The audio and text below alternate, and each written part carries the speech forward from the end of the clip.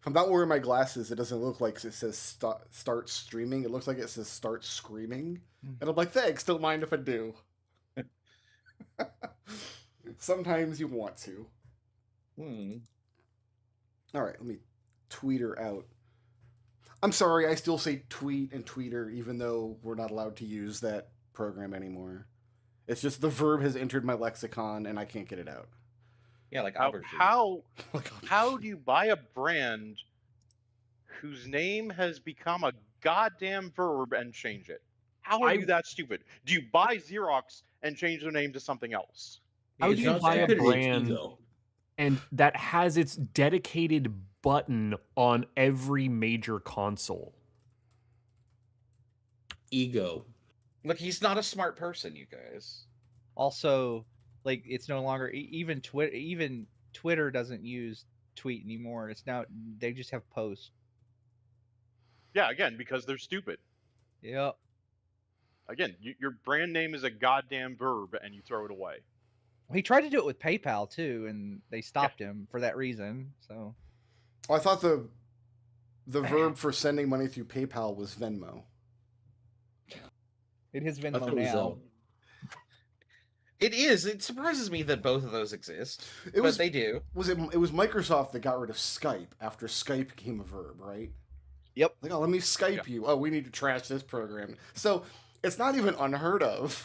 It's been done several times. Was aim a verb? Did you aim people?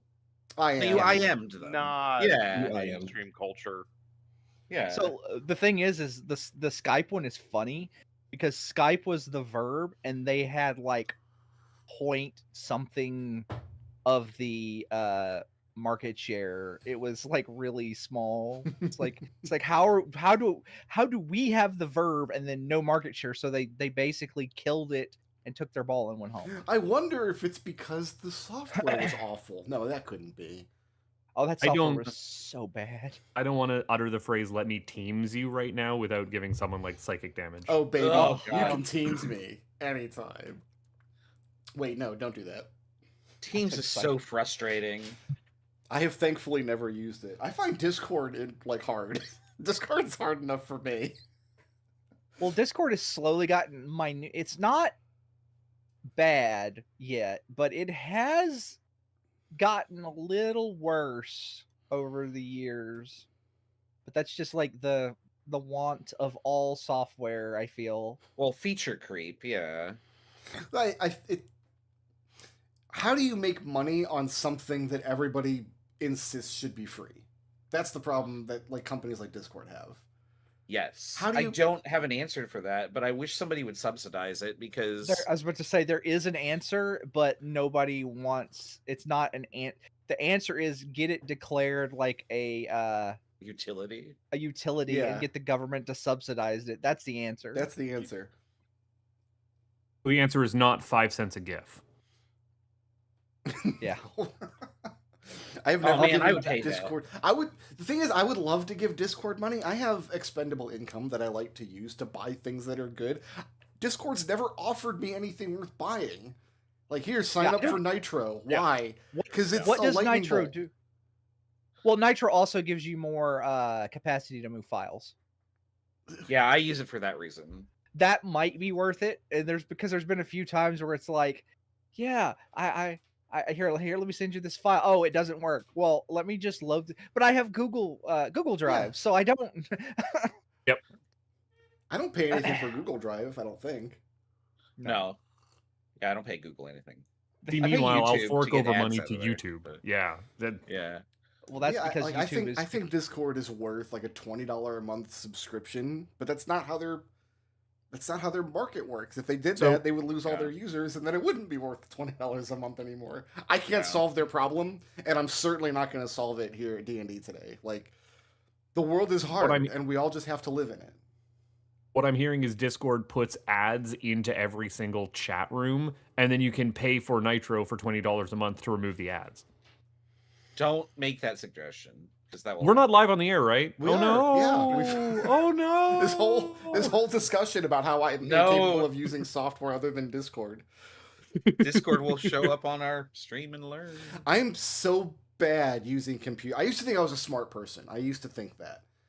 But I'm so bad at using computers. I don't realize like how tunnel visioned I get into my own workflow in computers until I have to change software and the new software does thing like 1% differently. Yeah. I spent 2 hours yesterday, not quite 2 hours, that's an exaggeration, but trying to figure out how to get the rectangular marquee tool in Affinity to where I could just drag the marching ants around without dragging the underlying image. And I'm like, this was so easy in Photoshop. How did they screw this up? I was so mad. Smoke coming out my ears, turning colors like aubergine purple. And it turns out like there's an option that I just didn't even think to look for because I was so Photoshop brained. That was my life yesterday. I get that angry when I do something with a computer and the UI doesn't react how I expect it to. Yeah. I get monstrously, inhumanly angry if a computer does something wrong with basic UI. So, the most angry I've ever seen people at my job was when we swapped. So the average age where I work is like 60 of the employees, Right? like older people. When they swapped to Windows 11 and they moved the start menu from the left to the center. Talk about pitchforks. I mean, I get that because I moved it back to the left, and like I've been putting it on the right this entire time. It took me an hour to figure out how to do that, and that was like the most angry hour of my life. These people they were like, the button's gone. Like, what do you do? Like, the button's gone. I'm like, no, it's in the center. Oh, why did they move it to the center? Yeah, just. You know what? I'm with them. I agree with them. I'm sorry. I agree with them too. I'm on team like, 60-year-old asshat. No, I agree with them too, because that's a change for no apparent reason. For no reason. Like, you've trained your users to do a thing a certain way for 30 years longer. Yeah. And then you just decide arbitrarily to change it. And at first you couldn't move it to the left. That was an option they added later. I mean, I love Affinity for what it is. I do. It's a great piece of software. I found out this past week because the reason I switched from Photoshop to Affinity is because there wasn't a way to buy Photoshop anymore. You had to subscribe to their service for $100 a month or whatever. And I just want to buy software and own it. And Affinity was like, buy our software and you'll own it, and it does everything Photoshop can do. And for the most part, it does. I think I spent $120 or something. But then last week, I needed to install Affinity Design in order to export PDFs. Affinity is free now. Apparently. Yeah, that's what I discovered. So where did my $120 go? I want it back if it's free. It went to help build the AI that you pay for as part of Affinity. Oh, okay. Got it. I'm not actually mad about that. Like, I get that stuff like that happens. It was just very funny. I had a moment where I'm like, cool, all this software is free now that I paid for. So, yeah, I guess Affinity got bought out by another company. And so this other company made the basic set of products free, but you can pay a subscription to have access to AI tools inside the products. Which I don't need. It just adds your name to the 10-minute long Patreon and Kickstarter credits. That's all it does. Well, now wait a minute. Isn't the in-painting tool an AI tool? Photoshop called it content-aware fill. I love content-aware filling. Isn't that an AI? Isn't that like AI generated? It's algorithmically generated. What's the difference? We don't know. Sure. Nobody knows. Exactly. Right? Nobody knows. Anyway, I found the in-painting tool in Affinity, and I love it. I use it constantly. Nothing's better for touching up D&D maps when I want to like take out a wall or something. Speaking of D&D maps, does anybody have a 100-word summary of all the trouble Spike got into last week? Yeah, I got conscripted. Join the army. That's a song, right? I'm not like hallucinating that. Well, in the Navy. Yeah, I guess that's the song. Oh, yeah, it's in the Navy. Yeah, not the Navy. Do we want to... Not a buffet is the exempt from this, but do we want to take one last look at this before I delete this table? What fun. Yo, this was a great table. Weren't we supposed to get a second game of this? Yeah, it just never coalesced. Yeah, no, that's fair. I genuinely didn't know what this was at first, and then I was like, the bridge was what gave it away. Raz repressed that memory. Nice. Well, Genevieve didn't play in it. I think I was like, who, Penelope or something? With the Genevieve token marker. What you got to do is you got to realize that you can't do a game about running a ball and put a monk on the field. Yeah, we can't have monk ball. Or we have to design have a brief summary ball, from last session. Each square is 150 feet. Yeah. Then you can play monk ball on it. Wait, is monk ball just super monkey ball without the monkey? No. You just put the monk in a ball. Not all monks are monkeys. Super monk ball? But I mean, they move as quickly as they would in super monkey ball, right? It depends Now on I if you're kind of going wish. downhill. Now I kind of wish I had rolled up a Hadazee so we could have made the monkey monk ball joke. Hadazee was not one of your options. Oh, it wasn't? No. Okay, never mind. Carry on. Yeah. I'm very happy that every time I go to Imgur to load up my map options, Sir Big Meat is there waiting for me. Just chilling in my Imgur. Just put him on your desktop, so when you minimize everything at the end, he'll just be like, good job. I have not changed my desktop since 2008. It's been the same picture of the Earth from outer space since 2008. I do that at work, too. My work computer's They got some good moon ones recently. Mm-hmm. I like the Earth better than the moon. I know I'm biased. I live there, but that's where I keep my stuff. Yeah, I was just about to make that. I mean, if you point the camera correctly, like, you could capture the Earth in any of the celestial planet body pictures. That celestial butte. Yeah. Yeah, see that blue pixel in the background of Jupiter? That's the Earth. That's where I keep all my stuff. Literally the pale blue dot. Yeah. That's what you've described. I'm aware. The pale blue dot might be the most profound human thought in history.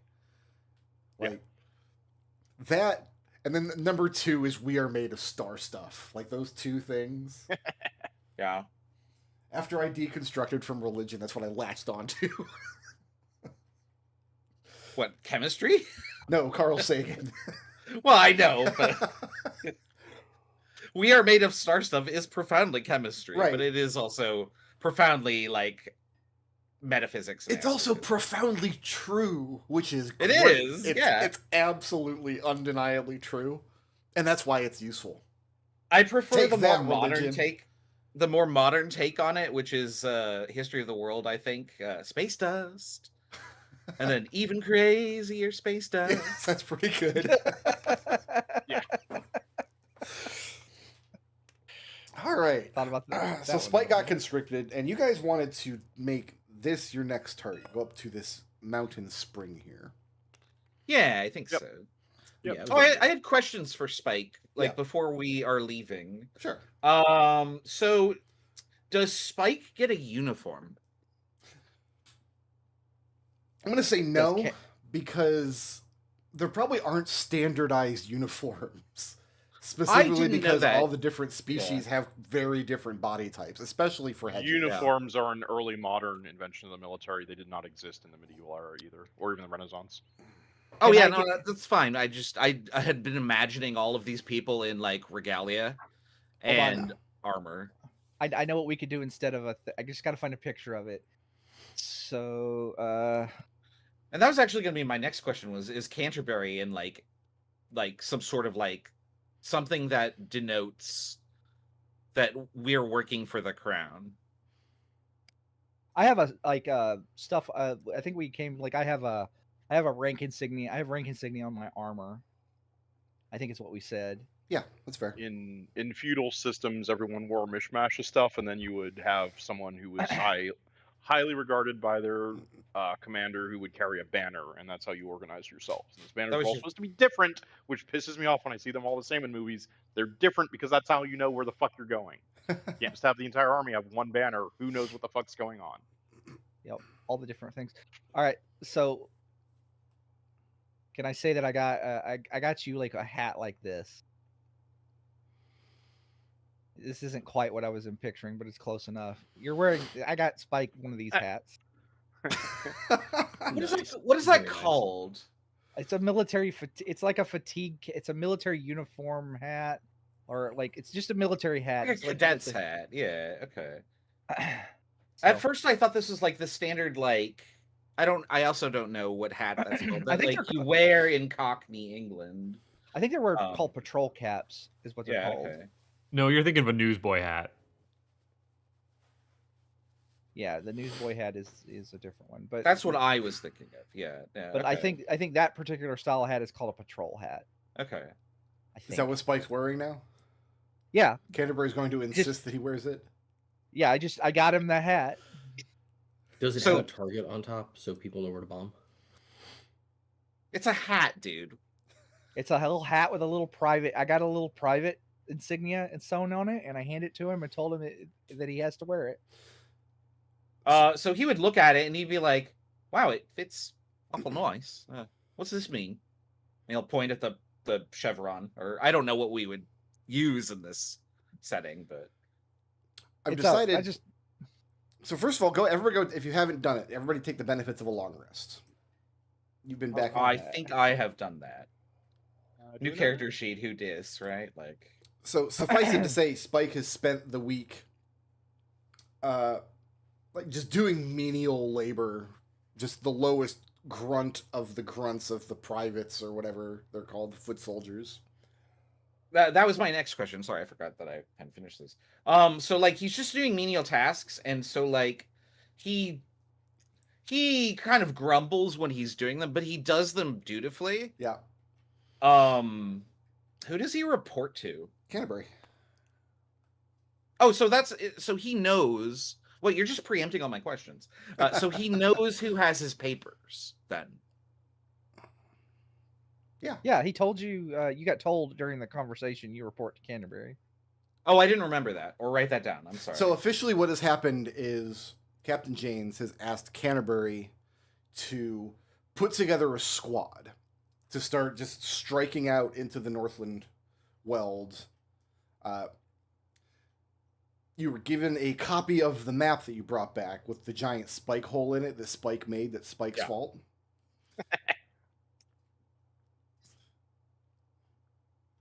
You guys have drawn all kinds of crazy stuff on this map. I love it. I love it. It's all orange, so we know who did it. I'm gonna try to. I do art good. Gonna try to keep on top of saving this table, but I know from the Pirates campaign that I do sometimes slip. Is everybody's mistakes inventory in a state that they like it to be in? And double check your inventory on the ox cart too. Oh, I didn't make the ox cart mover. Oh, okay. I was supposed to do that and I didn't. We're never getting an ox cart. Sorry. It took me like 5 weeks to finally make Boswick, but I got it done. Oh, it was more than 5 weeks. It was like half the campaign. And then you teased me on air by making it super low res. And then I swear it degraded over the course of the campaign each time he died. That wasn't on purpose. That was because I didn't know how to set the resample settings in Affinity yet. Yeah, well, I mean, it's over with, and like it was fine. But like, I remember at the time I was like, "Oh, that's just mean." No, this is not a crowbar anymore. This is a hooded thing. What I'm going to do is I'm going to roll a d4 to determine your starting weather at the start of a journey. I'm going to assume you guys are willing to set out in the top 4 weather conditions. Anything worse than that. I mean, if you roll hurricane, yeah, we're gonna stay. If we roll hurricane, there's gonna be like an entire session's worth of actions at the camp dealing with the hurricane. Yeah, I have actually played a game where I rolled the weather randomly and rolled 100, which was hurricane, and we all just kind of laughed because, like, what do you do? Oh, we're not going adventuring today, right? Like, one of the it might be 3E, but one of the D&Ds has a weather chart where if you roll double zeros, it's just a dragon. Dragons are weather. That's a weather. Yeah. Like a green dragon shows up. Well, they do create regional effects.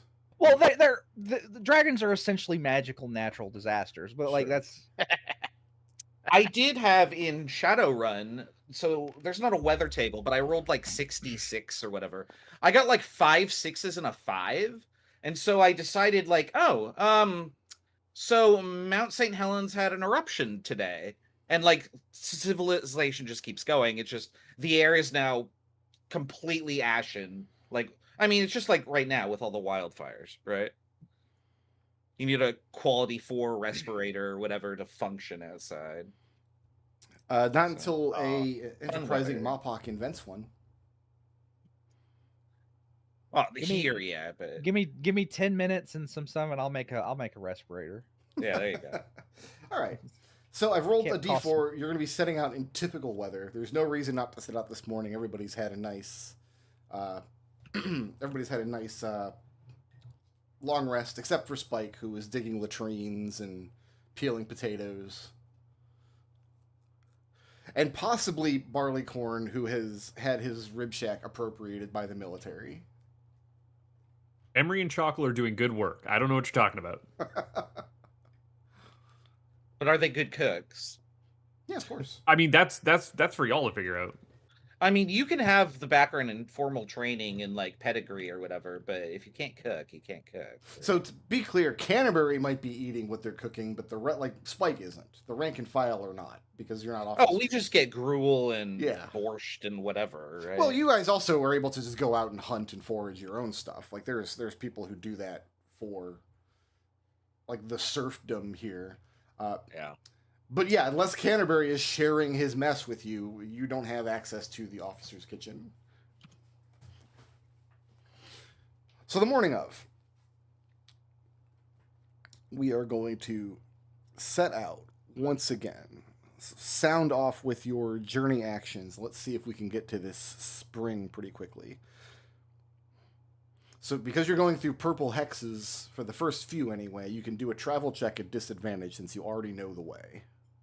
Or a travel check at advantage. I'm sorry. Yeah, I misspoke. Okay. I'll scout ahead. Keep watch. Okay.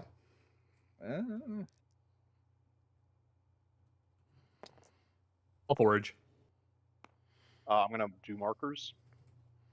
Markers are already done for, unless you get to the spring today. Markers are already done. Everything in purple has already been marked. Okay. Would you then leave... Do we realistically have a chance to get to the spring today? Can I do markers like tomorrow On the when return when we trip. leave? Yeah. Okay. Yeah, In absolutely. that case, I'll do crafting to make another healing potion. I mean, unless you guys want to go up north and around. I mean, depending on how good I roll. I don't think it like makes sense that we would take this as a path, though. Yeah, we maybe on the way back if we want to explore some more. Yeah. So go ahead and put your yellow marker on the spring since that's your destination. And Canterbury, what would you like as a journey action today? I'll just do the maintenance on the road. All right. You said I can roll that at advantage. Go ahead and make So- those checks and tell me what you're rolling. I want to make sure that we're all on the same page with journey actions now that we've done a few of them. So when Spike is on the road, he takes off his soldier's hat and puts it in his pack. Unless Canterbury unless Canterbury complains or notices. No, I don't care. Yeah. He doesn't want to muck it up, actually. He kind of likes the hat. It's an 18 on the travel check for scouting. Okay. 22 on Keep Watch. I Actually, successfully what is make the another spell? potion and do not degrade my materials die. Okay. We're on open plains. Yeah, I crushed it. Did a forage check, which was hunting with +4 on my 10 on dice. So I pass, and I'm now going to roll for what we actually collected. Okay. What is the difference between harsh and terrible weather? DC on the. Oh, I'm just curious, like, thematically. Yeah, the difference is +1. Oh, but I mean, like, terrible would be a thunderstorm. What would harsh weather be? In between a drizzle and like sheets of rain coming down. Be like it's raining difficult, but it's very windy. Yeah, that would be pretty harsh. Okay. I rolled general maintenance. I passed, and I did not lose a material die. I feel like 19. this isn't going to come into play in this campaign, obviously, but I feel like you can draw a line between 2 and 3, and everything under 2 is weather that you would notice inside of a car. Okay. All right. So you make a potion. For reference, I'm just going to be using the party sheet and putting potions in people's gear. Everyone should have a 1 square 4-item potion pouch. Yep. From now on, and I'm just going to use that to track that when you use them, and you'll just have a potion at the end of the just so Item Ooh. can manage it. Joffrey Looks does like I not got have me. a potion. Oh, he's adding a potion bag now. Okay. Let's see what's happening. Oh, I'm editing all the typos on our character sheet. Cool. And I'm just keeping track of like all of the cooked and foraged food in the barley corner on the party sheet. I told you If not to call it that. If you Can't want stop. these materials in the barley corner, like they're marked spike, but they're everybody's. Like, So your DC was 11. You hit an 18. So that's Yeah. 2 raises above your DC. That's 2 spots, right? It'd be It's 1 one plus spot 2. plus 1 per raise. So you Okay, So so 3 three. spots total. if you got an 18. Yeah. Which means you can get on that mountain, I think. Depends on whether we're going to call it a mountain or a river. Well, the DC Does would it be scout ahead is 18. for right, mountain. but the DC is 19 because you're at +1 from weather. So the DC is 19. You might have to camp at the base of the mountain and go up tomorrow. so here's a question: Yeah. if you transition from stuff that has been travel markered outside of that, how do you get advantage as long as you start in the markers? I think what we decided on is you can spend a raise to remove a hex or travel into a hex. He had 3 raises, so he gets 1 plus 3, so 4 No, total. Right. What Could do I- you what he's The benefit of like having these markers is we get advantage when traveling along them. Mhm. So if we were going to go along out of the boundary, how do you still get advantage? I think we'll just use whatever gets rolled and then see if it becomes a problem. Because I don't And really we foresee should it becoming a actually- problem. We should end much- on this plains here rather than in the river. Yeah. Generally, plains so are nicer. So I needed a DC to actually get to the mountain. Is that what you're saying? 19 Right. to It's gonna actually be get DC to the- 19 at the current weather to get into the mountains. Okay, so if we camp up here, do I need to roll 18 or 19 or whatever the weather is to get to the mountain tomorrow? Either that or we can zoom in and travel at the character level would also be acceptable. But for right now, let's go ahead and do camping actions. Who is finding the site? Canterbury. And who is setting the fire? I can set the fire, I guess. And I got a fire starter. Barleycorn, Vera, or Spike like to take a camping action tonight? I'm going to go ahead and make another potion. Okay. I'm actually going to forage again. I think these potions are going to start disappearing very quickly when actual combat starts. Yeah. That is a failure to make a potion. Is it? Yeah, I have a +7. What is the weight? So I have 3 materials weighs 4. Is that correct? You what? A bundle of I have 3 bundles of materials in the car that weigh 4. Each one should weigh 1, but then it's reduced by 1, right? Each So, bundle should be one- like 1 unit of space in the cart. Okay, I'm just gonna change this to 3. The way that we talked about it before was when we've got like these groups of materials in the cart, it was you just knock one off. Yeah, So it's one- whatever number you put in minus 1. That's how Minimum I've been 1. doing it, right? I've got four uncooked 4 veg in here, vegetables equal 3. Okay. and I've got 3 for the actual weight. why don't we Okay. say that? Can we like codify what how big a bundle? Can we just say a bundle is 4 items of a like? So like for ease from my brain, is that okay? Like if you're bundling uncooked meat and vegetables together, does that count as a bundle with your bundle rules, Brookroad? No. Okay, just Uncooked, wondering. uncooked veg takes 1 unit. Uncooked meat takes 1 unit. Unused materials takes 1 unit. It's there to disincentivize you from just carrying about hundreds of pounds of raw materials in the cart. We don't want to Minecraft Steve this. Okay. We have plenty of materials, it looks like. There are 3 materials left over. I gotta look at my actions. Items that weigh 1 do not get reduced. So, if I recall, That's correct. And Uh, Oh my goodness, I gotta find them. Where we is got it? Geoffrey still taking care of the box rolling off of veg dice. I take it. Yeah, actually, I had to roll that. That's why I'm trying to stock up on veg right now. So are Barleycorn, Vera, or Spike taking camp actions? I took a healing potion, but I failed. You failed. Okay. And I took forage again, and I succeeded. Okay. Does the failure impact the materials die at all? Yes, you still roll your materials die. I did roll it. I mean, it doesn't affect. It doesn't do anything special with the materials. No, it just means the potion wasn't usable. Okay. It was not up to your standards. Yep. I have high standards. Spike taking Gosh, a camp I don't know. action. I don't know what else I should do here because we have all these materials. Shit, where did we Just relax. go? Do we need something? You don't have to do anything. Nobody has set markers on this hex. You should Oh, I say didn't know I marker, could. Spike. I didn't know I could do that at night. Yeah, I'll try that. I mean, the worst I could do is fail. Can we do that at night, or can we only do that as like an all-day action? You can do that as a camp action. If you We do it as will a do camp it only in action, the you square only you're get the camping hex in, that you're right? camping. Yes. Yeah. But that's the only Otherwise, square. when I do it when we're traveling, I can get every hex along the way. Okay, it's explore, which I am proficient in. DC is 11 because you're in an open plains hex. Pass. I have 22. And we can add this current hex into your purple network. Okay, cool. On it. Yeah, that's something I'm happy to do. Good work, team. We get better reception now that it's in the purple network. You what? Yeah, you get 3 bars instead of 1. Nice. So yeah, Spike wanders off, Is out of the and campaign? then he comes back. Well, he wanders off to like scout out the place. We He never comes see back. him again. You never see him again. Is leaving markers at this point just we you just digging find his hat. latrines? Blowing in the wind. Yeah, on a post in the wind. He's Yep. deserted. Yep.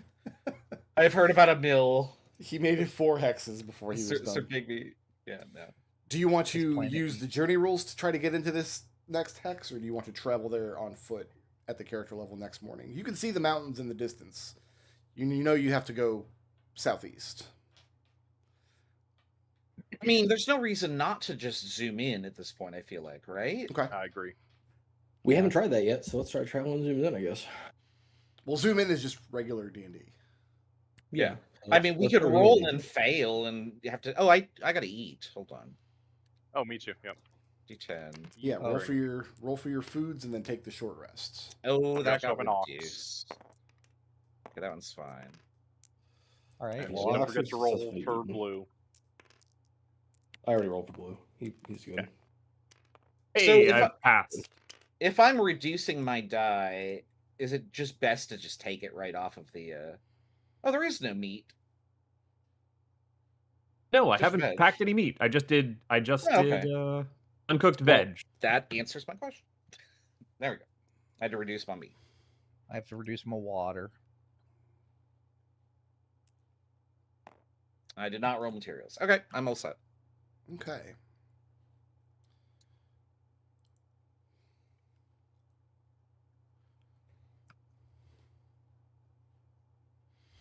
I need to save this table.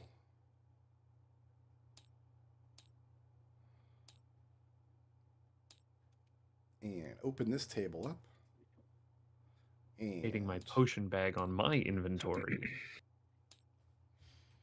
spend most of the next morning traveling through the foothills towards the mountain, trying to looking for a safe path up into the mountains. This map, by the way, brought to us by Kropox Battle Maps. Oh, I love this. This is gorgeous. Yeah, it looks pretty good. When you need battle maps, think Kropox. Nice. The battle maps of your dreams. Go ahead and stack yourselves up on either the north or south side of that edge. Oh, yeah. Are we doing up here? Okay. Like here. Is this what you mean? Sure. So this Probably is... my That's a lot more fun. Yeah, that's fine. This is the Are these 5 path foot square? that Geoffrey found going up into the mountains. You're beyond the point now where you could drive your wagon. So your wagon has been lashed up off screen and will be there safely upon your return. what's interesting about the way that the river winds through this section of terrain is that you lose track of it periodically. Like, it's flowing downhill and it keeps ducking down into these underground channels, these just like natural funnel systems, only to spring back up again a few hundred yards away. And this way you're able to follow the river as it's flowing down from the mountains. And this is one such of those openings that you've seen. So the river is flowing out of this water and then downstream where it kind of pulls up here. So the further east you go on this map, the further uphill you're going. So you're at the start of the climb here. When you see off in... That's not going to show up. Let's get a real color there, Brick Road. Off in the distance. Actually, let's just grab one of these. Would be useful. We're going to make it super orange. Yeah, orangish yellow. At this point, who's at the highest passive perception? I'm going to assume it's Geoffrey and be surprised if it's not. It's not, I think. I think it's not. Spike. Then what good 10. is Geoffrey? Why is he even here? Joffrey's 14. Does he shoot stuff? I have 15. Well, then it's up to Spike to decide whether or not he wants to reveal that he sees a faint trail of smoke emanating from the position of that marker. Well, pointing out to Vera. Okay. I mean, that just tell people that's like we're out in the wilderness. There's nobody here who wants to hurt you. Just make sure that everyone knows. Oh, well, I mean... You figured that out by now, but... No, yeah, I thought you might know what it was. Before I open my mouth and say, hey, look, there's smoke, obviously. It's only obvious to you. You're the only one who spotted it. It's a faint... well, there's a faint that's smoky Spike says what trail he coming up says. from behind the foliage.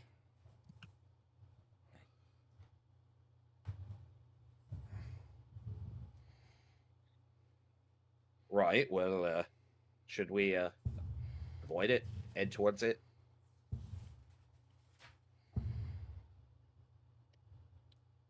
Canterbury's still just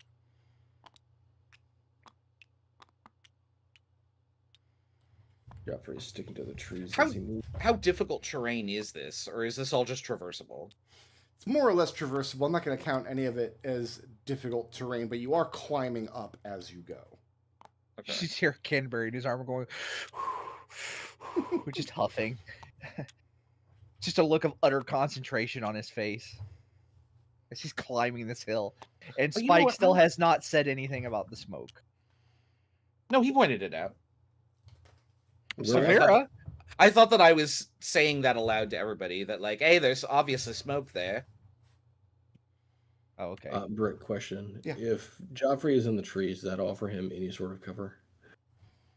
It depends on if you're like using the trees as cover or if you're climbing up into the branches to get a vantage point. It kind of depends on the situation. So typically, if he's in the trees, he's trying to use them for cover so that he can shoot/surprise. I'm not things going to and let sneak you up. make that a blanket assumption. If you want to hide in the trees, you must declare that you're hiding in the trees. Wait, Joffrey is hiding in the trees as he moves. Okay. That'll be good for another maybe 10 feet, but as you can see, you've got this rocky outcropping here with less and less foliage as you go up. Well, you know what they say: where there's smoke, there's burnt. Is that what they Is that say? what they say? Who the bloody hell says that? Can we see anything up there yet? Yeah, you can see the climb up to where the smoke was. Okay. Canterbury Let me do it. and Geoffrey, give me Yep. a perception check as you move around that corner there. Is there sound involved? There's not sound involved. I mean, there's always sound involved, but there's not sound involved. Does a 3 do it? Does It's not. an 18. 18. Geoffrey, as you're sneaking from bush to bush here, like these wouldn't actually be trees at this point. These are like bushes, more or less. As you're sneaking through the bushes, you see something else curious. there is a metal stake driven into the ground at your feet, and then a rope that coils downward, dangling into the water below. Hey, Captain. I think somebody's in the caves under us. Probably making a fire. That's what's causing the smoke. And Geoffrey points out the rope, too. Well, let me Can't hurt. climb up there and see. Wait here. Let me. I think I have a climb speed. Let me double check that. Da, da, da. Question for the folk. Have we made an enemy of fire recently? What? I mean, just there was remember, the butterfly. We cooked for a week. I assume fire is our friend again. Okay, I do have a climb speed of 20 feet. So I'm just gonna shimmy up here. When you get up here, you find this very narrow landing. You can see there's not much more than like maybe 15 feet or so here. What you find is a recently and badly stamped out, looks like a small cook fire. So the embers are still kind of flickering. It's still giving off a light trail of smoke. And then hidden back in these bushes over here, someone has a bedroll rolled up and stashed back into the bushes where they'll be out of sight. All right. Is there anything besides a bedroll? You'd have to drag the bedroll out and unroll it to see if there's anything inside of it. Is that what you do? Yeah. In the middle. I'm careful of it, but yeah. It's relatively damp because it's been raining on and off. It's been inclement weather. I hate a damp bedroll. In the center of the bedroll, you find a damaged copy of Our Candle in the Dark. Definitely has seen better days.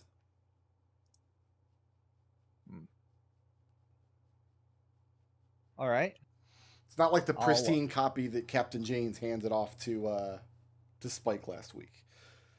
I'll flip through it real quick, look for any markings or anything like that, and then roll it back up and put it back up. Flipping Do through I the have book, a copy of this book? Yeah, Captain Janes gave you one. I didn't write this down. Okay. It's a 1-by-1 item. Flipping through the book, several of the pages inside are fire damaged. In a very peculiar, like somebody has done it deliberately. Like has poked the end of a burning pipe or something to it to like burn cigarette holes through some of the pages. Does it look like it was done specifically to like blot out certain words? Not particularly, but it doesn't look like a very particularly well-loved edition of this book.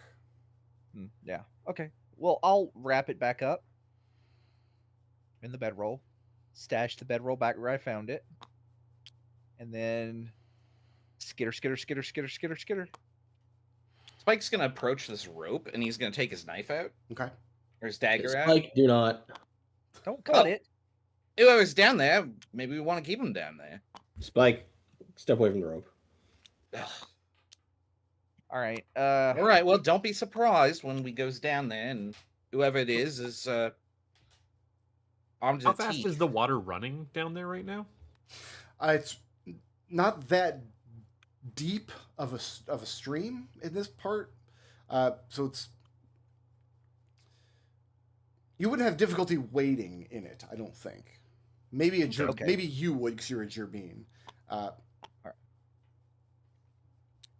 I reach over. I pick barley corn up. I was gonna and say put him uppies. on my. I put him on my hat. On my hat. Okay.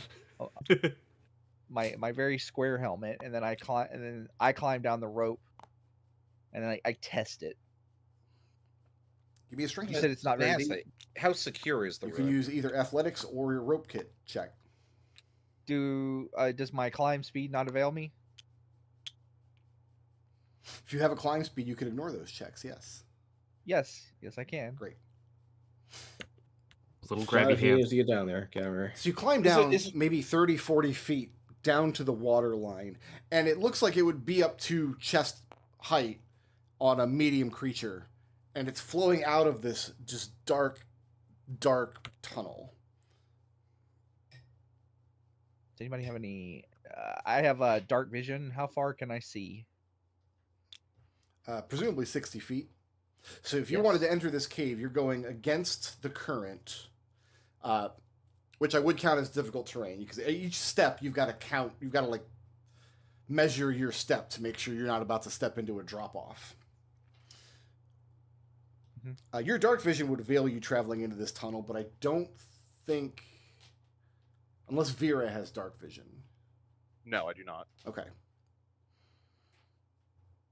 Spike, you want to go down there and protect Canterbury? There's the big rabbit with the big bow. Is use rope a dexterity tools check? It's going to be strength rope kit, or strength athletics, or have a climb speed. Well, I'm proficient in a rope kit, so So that would be good for you then. Yeah. I have. Oh, what is this? 13. Dex rope kit would be like if you're trying to lasso someone. If I'm trying to make the knot or something like that. 16. 16. Yeah, you're good. DC's only 12 I- to climb down this rope. It's not Yeah. super difficult. It would just be funny if somebody... And failing a rope kit check here doesn't sacrifice your own rope, because somebody else put it here. Yeah. Any way that I can like make knots in this? Like it's just a length of rope, right? I imagine it's already knotted every few feet, because somebody else has already climbed down it. Okay. As long as Actually, that's give me an done. intelligence rope kit check. Should I use the result I rolled or a new one? No, this is a new check. This is to notice Okay. something. 11. 11. Okay. It's No, 12, frustrating sorry. because it's 12. knotted, so it can be easily climbed down, but the knots aren't where you would put them, and they're a strange kind of knot to your eye. Like this is, to you, this looks like amateur hour. This is not This how is you shoddy would have done work, this. Yeah, he'll shout that out like shoddy work. This.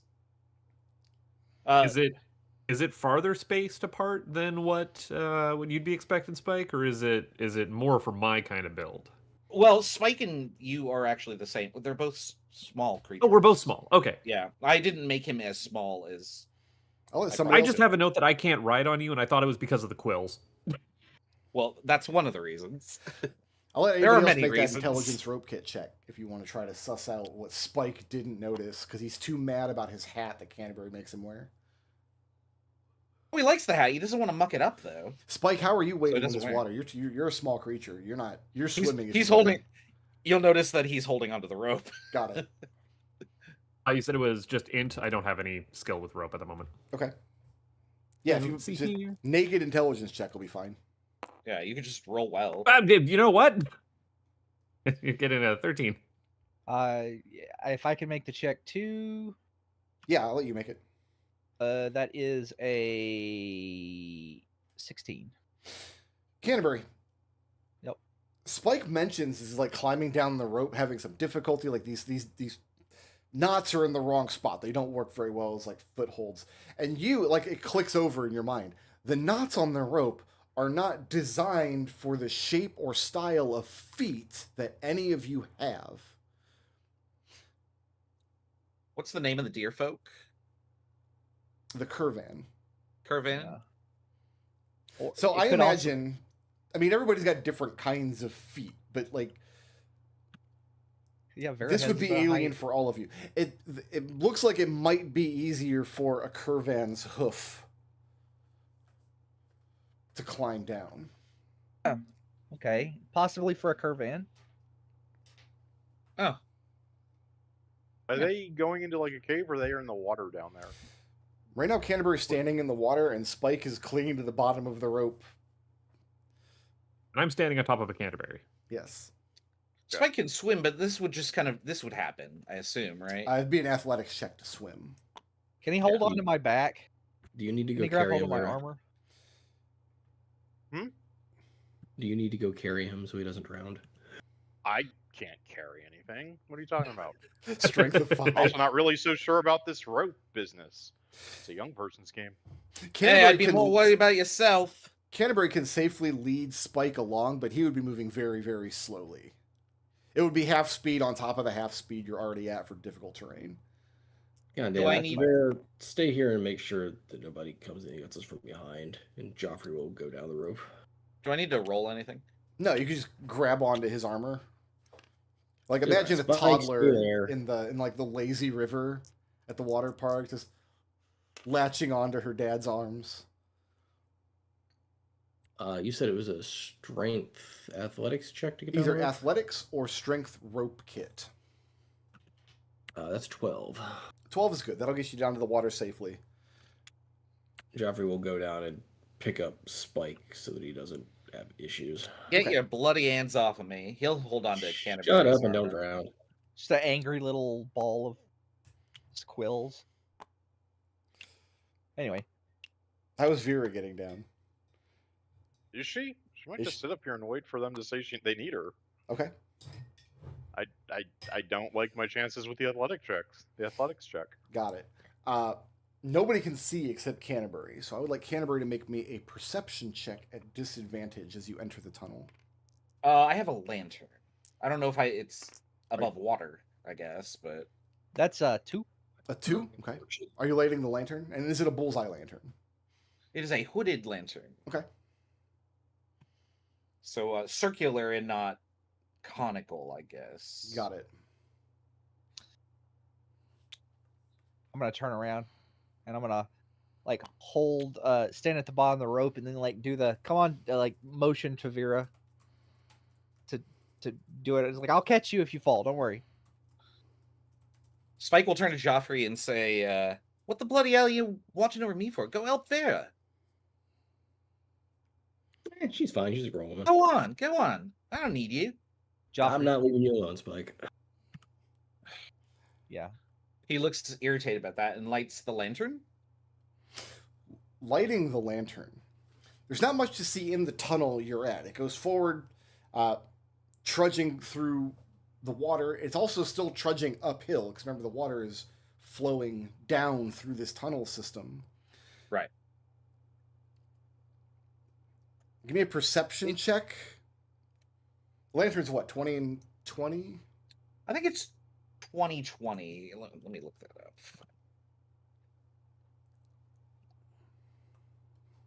30-30, actually. 30-30, okay. Yeah, okay, that's even better. Give me a perception Um, check. right. DC is... Actually, this would be an opposed. It won't be an opposed check, because you've got a lantern. I'm going to set the DC at 20. I have 22. Good. Yeah. Let me... Oh, I don't have my notes open. That's...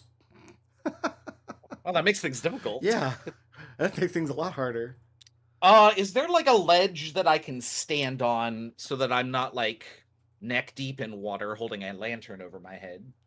No, there's not. If you're in the water at this point, you're holding on to Geoffrey. No, I'm holding on to Geoffrey. Then. Or you're swimming, which you can't do holding a lantern. I can't do that with a lantern. No. Can I lift Spike up and put him on my shoulders so he has better view? Only if Spike allows it. Begrudgingly, in this case, I think it would be necessary. Okay.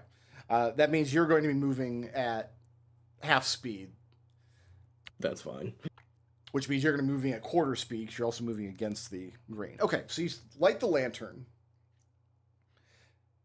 At the very, very edge of the lantern, where it's giving off dim light, you can see where the tunnel has a split in it, like a Y juncture. And that right at the space where the juncture is, there is a small rocky ledge. And before they can react, this is what your perception check was, your opposed check. Reacting to your lantern coming on, you see some kind of shadowy figure. It's impossible to make out. Its body silhouette is not recognizable to you in dim light, and it looks like it picks up a weapon, like it's knocking a bow. You've startled it, whatever it is. You won that perception check, So it's up to you how you want to proceed from here. You've got about a couple of seconds before you get shot. Spike dives into the water, holding onto his lantern. That'll douse the lantern. I'm aware. Yeah. Yeah. Give me a... But he will shout, shit! As if he saw something. Can Geoffrey also duck out of the water? Geoffrey didn't see it. All Geoffrey has to react to is Spike shouting shit. Yeah, that's what I'm saying. So can Geoffrey like duck out of the water? I mean, he's kind of pulled down when Spike jumps off anyway. Well, Spike is going down into the water, which douses the lantern. First of all, Geoffrey can't see anymore. Second of all, I need Spike to make a strength athletics check. Yeah. 19. Okay, so you can put yourself in whatever square you want to be in an area. You're not dragged downstream. Yeah, I'm like clinging to a wall, head above water. Okay. Here's what I was not able to find a good battle map for what I envisioned here. So this is the solution that I came up with. Is something like this. You see what I'm getting at here? So that's the fork, and then this is the where rocky he would outcropping be. about 30 feet away from your position. Okay. Is Is there anything we can stand on up to that? No. You are No. trudging through waist deep water. I'm going to put a figurine up here. It's a green figurine, but right now only Canterbury can see that. He can only see the rough shape of it. So, Canterbury, you can tell that this shape that was very briefly illuminated by Spike's lantern has taken up a defensive posture with a bow and arrow and is about to loose it. So Canterbury has an opportunity here to either eat the arrow or try to diffuse the situation with like a single word. I'll just yell, stop! In Canterbury's most commanding captain voice, he yells, stop. Do you want to call that an intimidation or persuasion check? Like, what is your tone? I'll call that... Stop because I'm the boss, or stop because it's not nice to shoot people? We'll go with persuasion. Okay, yeah, give me a charisma persuasion. It's actually the same roll either way. 15. 15? An arrow does not come forth. Instead, you hear this low, rumbly voice that Canterbury recognizes as like the voice of an injured man, speaking the tongue common to all folk. And it says, "We've nothing that you want. Turn around, go back, and there's no reason for violence." He goes, my name is, I am Captain Canterbury Chubb of the King's Expedition. We are here exploring these lands. Do you require assistance? No. You said we. Who's we?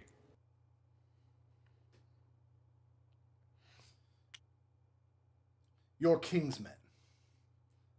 We're not. Must we fight now?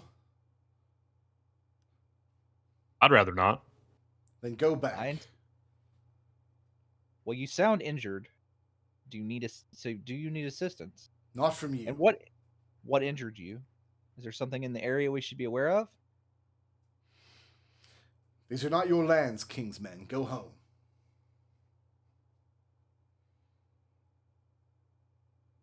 He goes, Well, now, whose lands are they?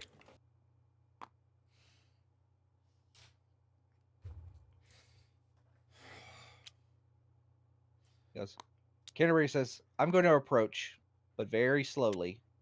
You say that out loud? Yeah. Be warned, do not shoot me. I am not approaching. I am simply on top of him. He's a passive observer, innocent bystander. Then yeah, let's put you there and roll some initiative.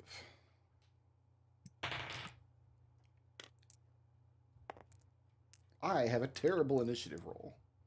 I also do. Hey, welcome to Terrible. Oh, That's pretty bad. that's pretty bad. no! Oh, that's better now. So the top of my order, you guys want to determine who is your initiative nerd while I refresh my drink for, it'll take 60 seconds. Need to picture. If Oh, you you can can only only have one one, picture. you go above, before or after. Going after. I'm just trying to get my... There we go. Now I'm zoomed in at an appropriate level. You can go before me so you can light a torch. Nope. I have 8 for initiative nerd. Who did it last week? Did we I have think you combat did it last week? week, right? We did. Yeah. I think I did it. Got an Oh, 18 on 17. initiative. On being the initiative person, not on my initiative roll. Buffface, roll a d20. Just tell us the number you get. The number that I get is a 4. Ooh. Ooh. But I with the- think you have won the I can absolutely do that. tell us whose turn it is job.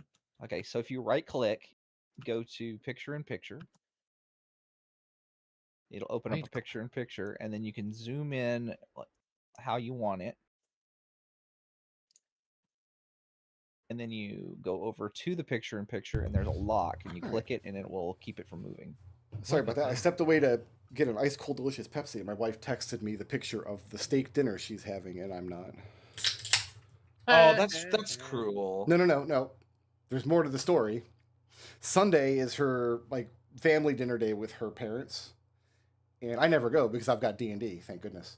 But she will sometimes send me a picture of the food because they are legendarily terrible cooks. This is a situation where she's like, look what they're making me eat. I'm probably bringing 5 guys on the way home. Is this medium? Is this well done steak? Is that He what we're likes a looking well done steak with ketchup. Yeah. Oh, yeah. Oh my goodness. These are people with no class. His favorite restaurant in the world is Outback Steakhouse, and he orders his steaks well done. Well, you can make that good. Just don't make it a steak. All right. Just I mean, grind at up least he the doesn't hamburger. order them congratulations. Rick, you The next step past well done. taste damage on me. You guys, Boo, boo. this is not, I Psychic sound swear damage. to God, this is not a joke. He has served us steamed hamburgers before. Mm. Where he started with don't believe you. uncooked raw beef, cooked them in a steamer. I don't even think he knows about the Why? steamed hams meme. I think he just bought a steamer and wanted to use it. I don't know. And how did that turn out for you, Why- Superintendent Chalmers? We stopped Why and got not food make- on the way home.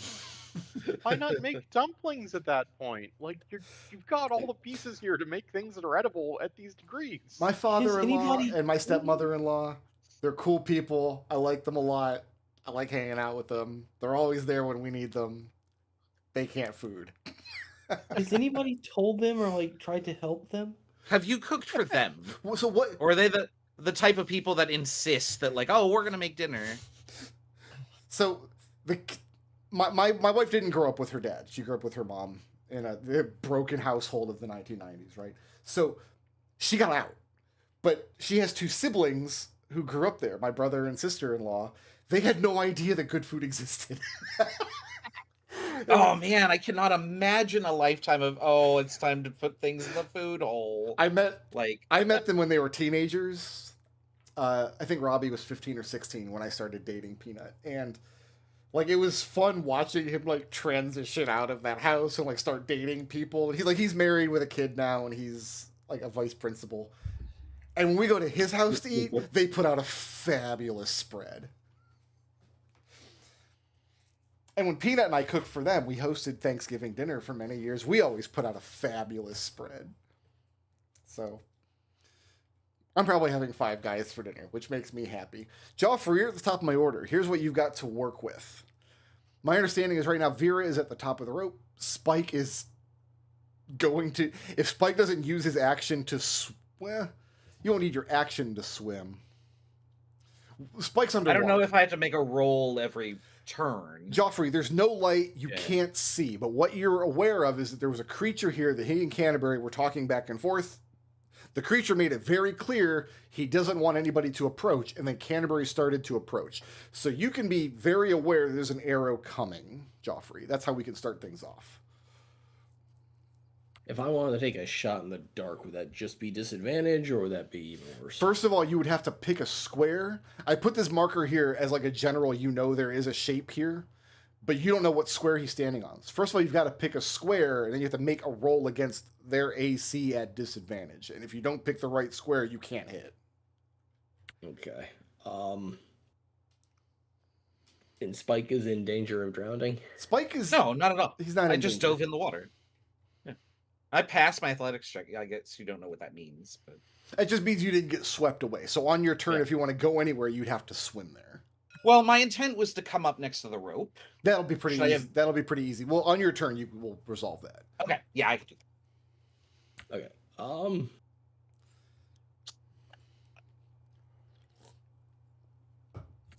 I guess the only thing I can really do is hold an action to shoot this thing if it becomes visible, or if Geoffrey becomes aware of where it's at. So you want to ready an action, and once you have a valid target, you want to loose. Yeah. That's fair enough. Who's next? That would be me. With Vera on deck. Uh, Now, you also can't see anything. I can't see where this guy is. Was I at least able to make out where this split in the cliffside is? I'll say there's a very rough shape of it, yes. Could I ready? And also, question. Yeah. It's half of my movement to get down off of Canterbury. Yes. What if I wanted to jump? It would be half your movement to dismount no matter how you dismount. You can jump a number of squares forward. With a running start, you can jump a number of squares forward equal to your strength. Or feet. There That's are rules for a worse. standing jump too. I don't Let's know see. them though, off the top of my head, and I don't know that I want to look them up quickly. I'm just looking to grab It's only gonna be like a whatever that 5-foot cliff jump. edge is 10 feet in front of me. So, Standing is half. so it's just half of it. Okay, so Yeah. on your turn, it's half your movement to dismount Canterbury. You can, from a standing jump, you can go a number of feet equal to half of your strength score. Always round down. Ah, damn it. Okay. What And this is is your a strength this is score? like a 6-foot jump because you want to make it to this square. My strength score. So half my movement would drop me down to 17 and a half, and then I would just have to end up doing strength, which is 13, so 6. So you could jump. You could make the jump. You You could can make just the jump. barely make Yeah, it. just so holding my action to, if I hear an arrow loosed from over in that direction, I just jump for the cliff. You're not going to hear an arrow loosed. He's gonna hear me get hit. Go, ugh. You might hear him get hit with an arrow, yeah. Or you might Yeah, be the sure. one getting hit. I can absolutely still hold off and see if Canterbury starts to canter. So what are you doing on your turn? You're going to ready an action in case if Canterbury gets hit, you're going to leap off towards the ground. Yep, that's the plan. Got it. Who's next? Me. It sounds like these idiot kids aren't really doing anything. Like nobody shot them yet. I'm gonna go ahead and give Spikes a words of lore as a bonus action, and I'm just gonna dodge. Does he have to be able to hear you for that to work? I believe so. 'Cause Can you he's not hear me underwater right now. Well, then I will just dodge. Okay. Who's next? Sorry, next would be Spike and Greenlee. So I'd with, like to come up. Canterbury on deck. I'd like to come up at the rope. Okay. And holding onto it. I'm gonna try and light my lantern again. Is that my action? I assume. And not just something I could do as an item interaction. Can you light a lantern that's been doused like that 1 minute later? I don't know the answer to this, but depends like, on the construction of the lantern. D&D is not physics. but the True. function of the lantern does not say it's restricted by dowsing or whatever in the item description. And I know Yeah, how Rick- you operate, sir. D&D is not physics. That is not a valid question. Yeah. So I will relight the lantern. I'm thinking about it. I'm thinking through it. Because I used to have one of these like old camping lanterns. We used to have it back in the day. And I'm thinking So like, I'm not allowed to apply physics, but when the lantern is involved. I told you at the beginning of the D&D is not traditional. campaign, sometimes when I arbitrate things like this, I like to arbitrate in the direction of the players, but for this campaign, I might arbitrate in the direction of like coherency of the setting instead. No, I understand. Can he grab a torch out of So, Joffrey's bag? it Here's like what I'll that? allow you to does- do. Yep. You can use your action this turn to fit a dry wick into the lantern. And then next turn you can use your action to light it. Can he use his action to grab a torch out of Joffrey's bag and light that? Yes. You could do that instead. Yeah, I'll do that instead because I don't have a problem with taking his shit without his permission. Excellent. Yeah, so I will snatch a torch. Is this going to be an adversarial relationship the whole campaign? Well, our alignments are almost opposite, and also Chris has a habit of every time we sit down next to each other at the table, his character hates mine with a visceral, like, for whatever reason. I still don't understand why Alistair hated Genevieve. I thought they were flirting. I thought they were flirting, honestly, with how rude he was to her. Now, it is a war crime for anybody to hate Genevieve, but I think it's just reasonable for everybody to hate Spike. No. I think this is the most justified he's been. But, like, it's old hat to me. So you're going to grab a torch out of Joffrey's bundle and light it. So you have some Yeah, and I'll light it. And then I'm going to hold onto the rope and hold the torch forward. I don't know what a torch is. Is it 20/20? I want to say 20/20 sounds right to me. 10, 15, 20. Okay, so you can at least perceive him. It is dim light, though. So I think it's still disadvantage. Okay, so he's in dim light. Now put him back in this square with his arrow knocked. About to 5, shoot 10, Canterbury. 15, 20. So does that activate Joffrey's held action? Yeah, if you want to shoot him.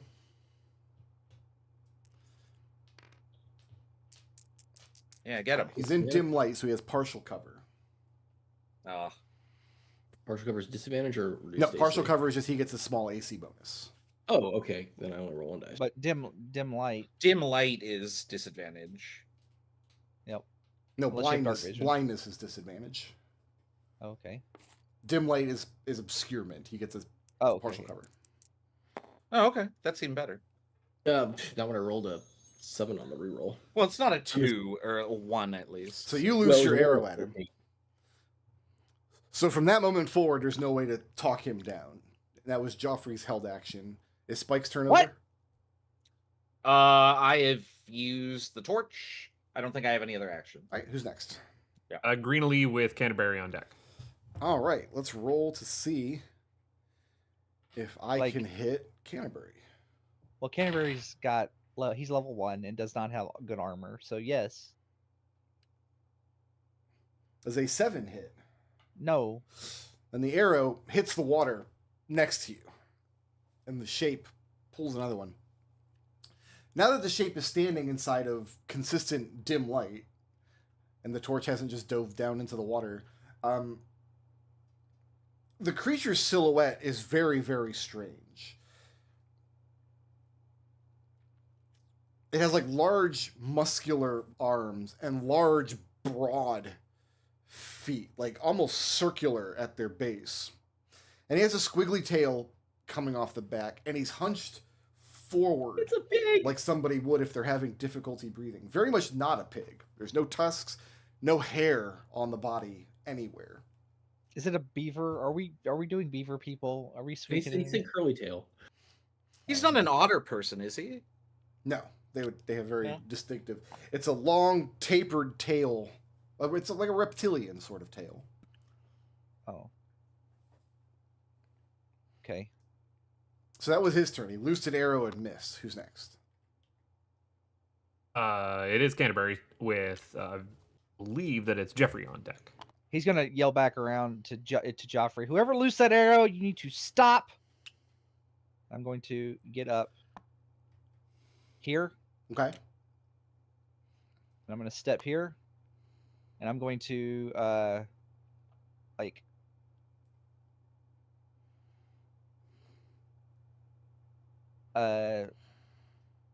pull out a potion. Okay. I'm going to offer it to him. No, he absolutely does not accept. He's very, very skeptical that anybody in this party has his best interests in mind. Don't mind them; they're dumb. You also see that he's eyeing to the side, where he's got a spear laying on the ground that he's going to be going for next time he gets in action. I'll look at him and say, if you go for that spear, you're going to regret it. I haven't drawn my weapon yet.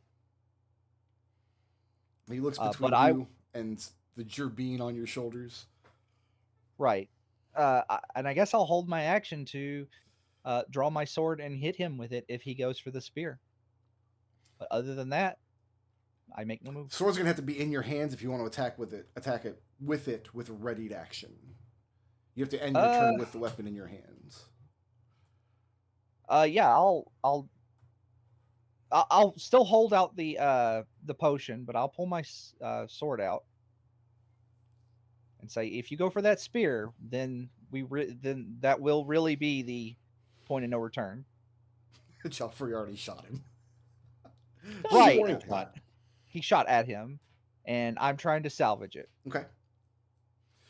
He goes, we can still talk. Give me a persuasion check at disadvantage. All right. Well, only make this... You said you're readying an action. If you're readying an action, you can't persuade him anything. Okay, I won't ready an action. Okay, so make me a persuasion check at disadvantage. Okay. At disadvantage, that's a 6. A 6. Yep. He tells you, you have me dead to rights, but I'll die on my feet. Who's next? That was going to be Geoffrey with Barleycorn on deck. Geoffrey is going to hold an action to where if Mr. Green goes for his weapon and tries to attack somebody... Oh, he's going to. You can be assured of that. Well, since I'm only level 1 and have shit for bonus actions, I'm fine just running the action until he actually does it. So if he attacks Canterbury with a spear, you're going to shoot him. If he goes... Canterbury said if he goes for the spear? He's going to. He's going to pick up the spear. You can be assured he's going to. Yeah, when he goes for the spear, then Canterbury... Or then Geoffrey will shoot. All right. Because he doesn't know if he's going to attack Canterbury or Barleycorn, so... Barleycorn next with Vera on deck. If you don't like the potion, would you like a little snack instead? And I can offer a little treat like I did for Big Meat, but I doubt it's going to work in this case. It worked once. Yeah, it did work once. Barleycorn special pulls a little pouch of snacks out from under his hat. That's got to be worth it. How often can you make those? Those can't be the same snacks because that was more than a week ago. No, they're new snacks. They're new because we had a long rest. Got it. Oh, did we get temp HP from that? You have to eat them. You can if you eat them, but you haven't eaten them. I have been keeping them. Okay. They're an item in my pack. Now, my next question is, do you have a tally on your character sheet that says number of times food has resolved combat? No, not yet. But you should. The creature looks at Barleycorn very skeptically. He says that if you mean to kill him, it will have to be bloodshed, that he'll have none of your poison. Absolutely not accepting food from strangers. Well, cooking ain't that bad. Who's next? Them's fighting words, for sure. Yeah, he insulted you.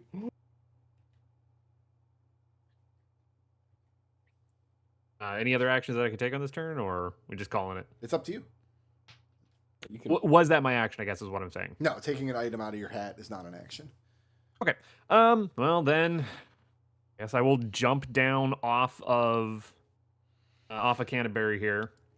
And you said his spear was here? Yeah. Can I kick it into the water? Yeah.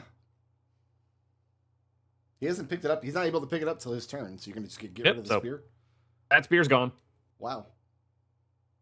Hey, we mean you no didn't harm. want my We're just going cooking. to kick your only possession into the water.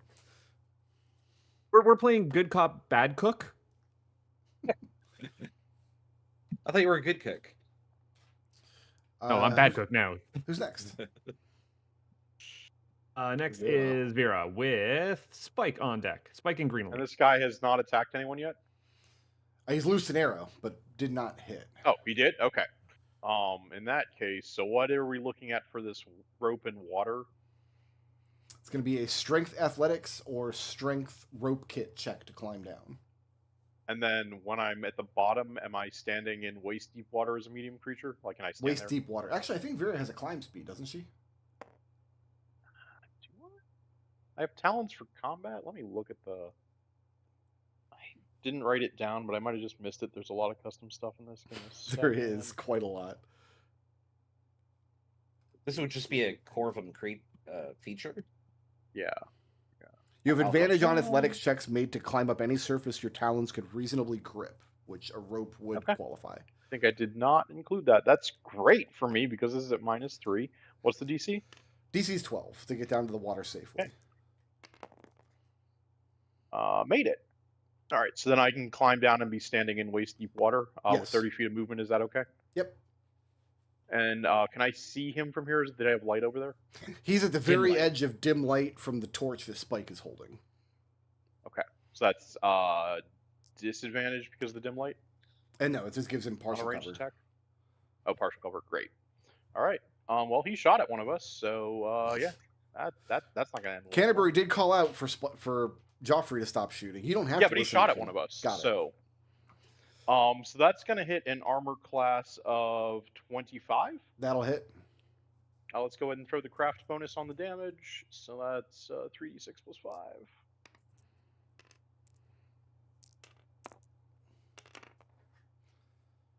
Go ahead and enjoy 14 points of piercing damage. Oof. Okay. Let me. The gang does a murder again. We tried He shot at really one of hard us. not to. That's all I Some of need. us tried really hard not to. There are literally 2 of my alignment ideal flaw I could call for this. But it Yeah, wasn't he Geoffrey takes the before. arrow in the chest, grunts in pain, stumbles backward, and collapses over onto his backside, clutching the arrow in his chest, breathing very hard. Canterbury, at this point, you can be reasonably assured he's not getting back up. Okay, I'm going to step forward. Yeah. Are we still on initiative? No, we can come off initiative. He can't get back up. All right. Nice shot, Vera. And I'm going to. I guess I'll tend his wounds. I'm gonna climb back out. Like I'm not dealing with that little crevasse. Good job. It's Vera. like- That's very well done. No, I don't. Ledge. That was Vera. So let's ask, Well, what let's happens ask when I get this. a 3 on my attempt to climb up the rope? You're trying to climb back up? Yeah. You just slip back into the water. Okay. So Spike and Vera are staying at the rope where Geoffrey is approaching. Well, I'm holding their only light source, and if I let go of the rope, the light goes out. Yes. So You Oh, become you the want me to lantern. carry- I could hand this to Vera and then approach, but otherwise I'm stuck here. Okay. Vera, your good cigarette job. gives off no light. Can What Geoffrey rewind and take the torch from Spike before he goes forward? Yeah, Spike the wants red to pump? give Geoffrey his own torch. Yeah, that's fine. As the light And approaches, then- we'll come back to Spike and Vera in just a second. As the light Yep. approaches, you get a better look at this creature as it's standing in bright light.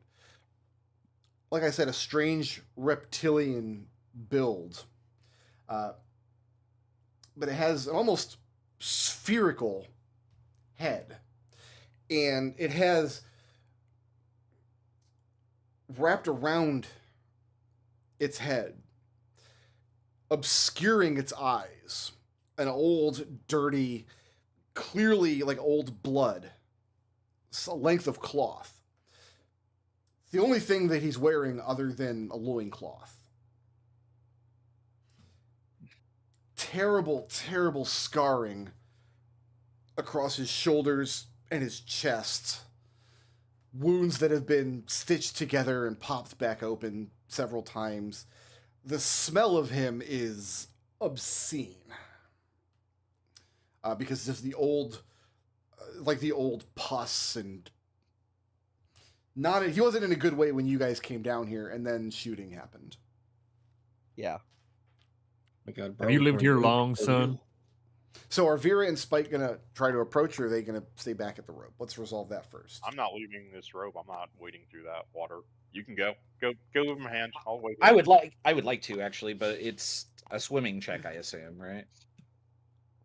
I'm not gonna impose a swimming check, but I mean it's hard work to swim against the current. So I will slowly get up here. Yeah. And then I'm less interested in this guy than I am in like his like what's in these directions? Nothing. There's a The river keeps going. There's a back wall here. There's just this little it's just elevated rocky spot, and the river is flowing from both directions on the other side. Okay, well, I'm gonna just peek around the corner. I'll relight my lantern and look.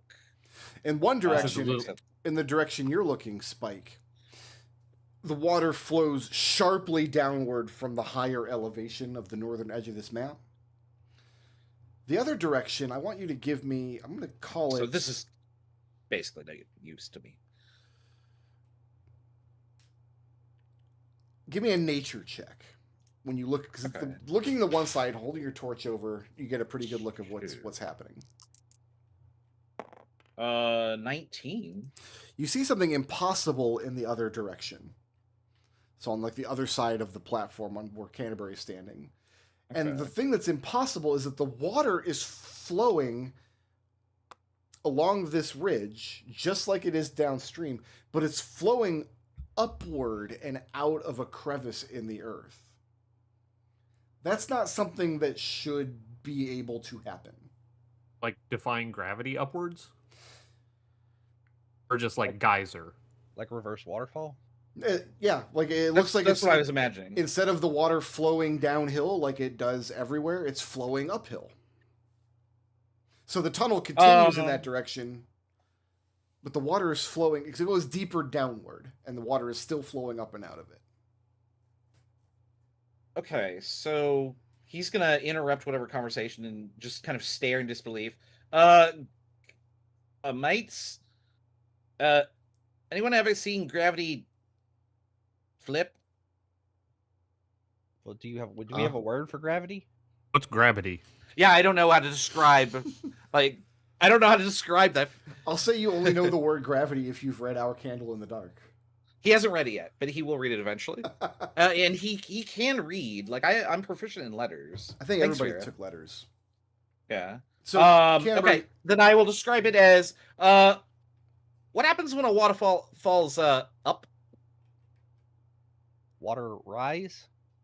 Water up a majigger? No, not what it's called. I mean, just look, and he points in the direction of the question mark that I have drawn on the map.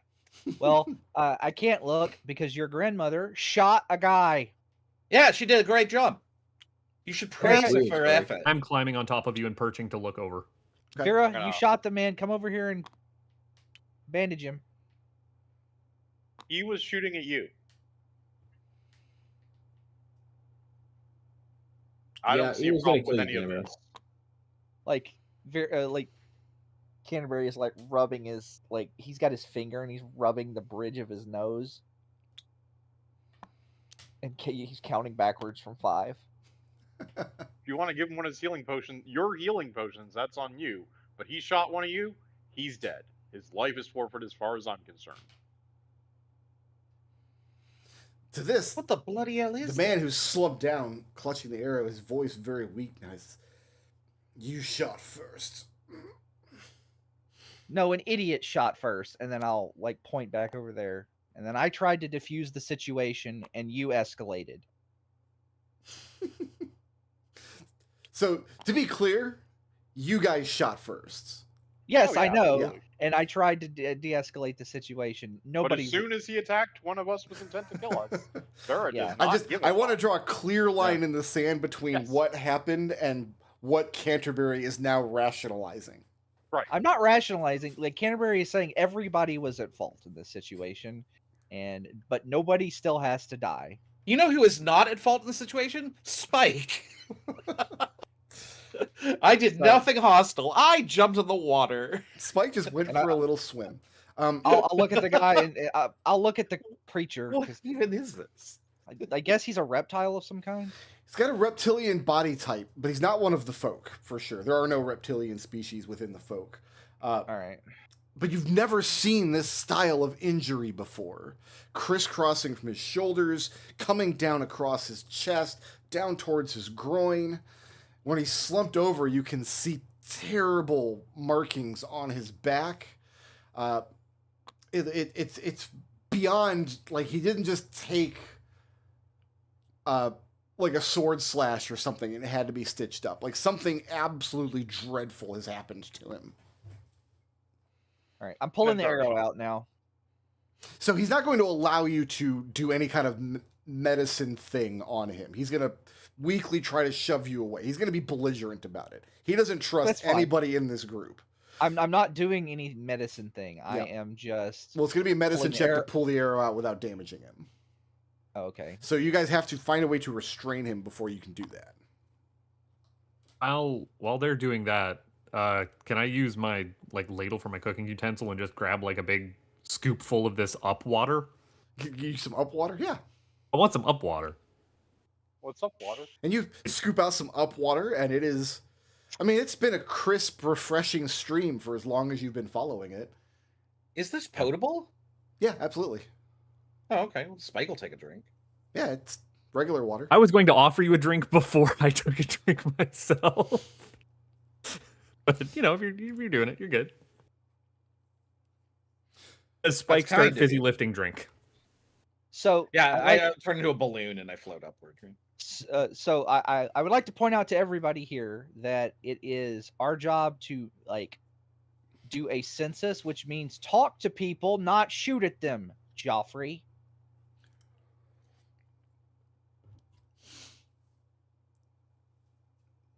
Canterbury's very frustrated with all of you because these two assholes are over here looking at a waterfall. Water rise.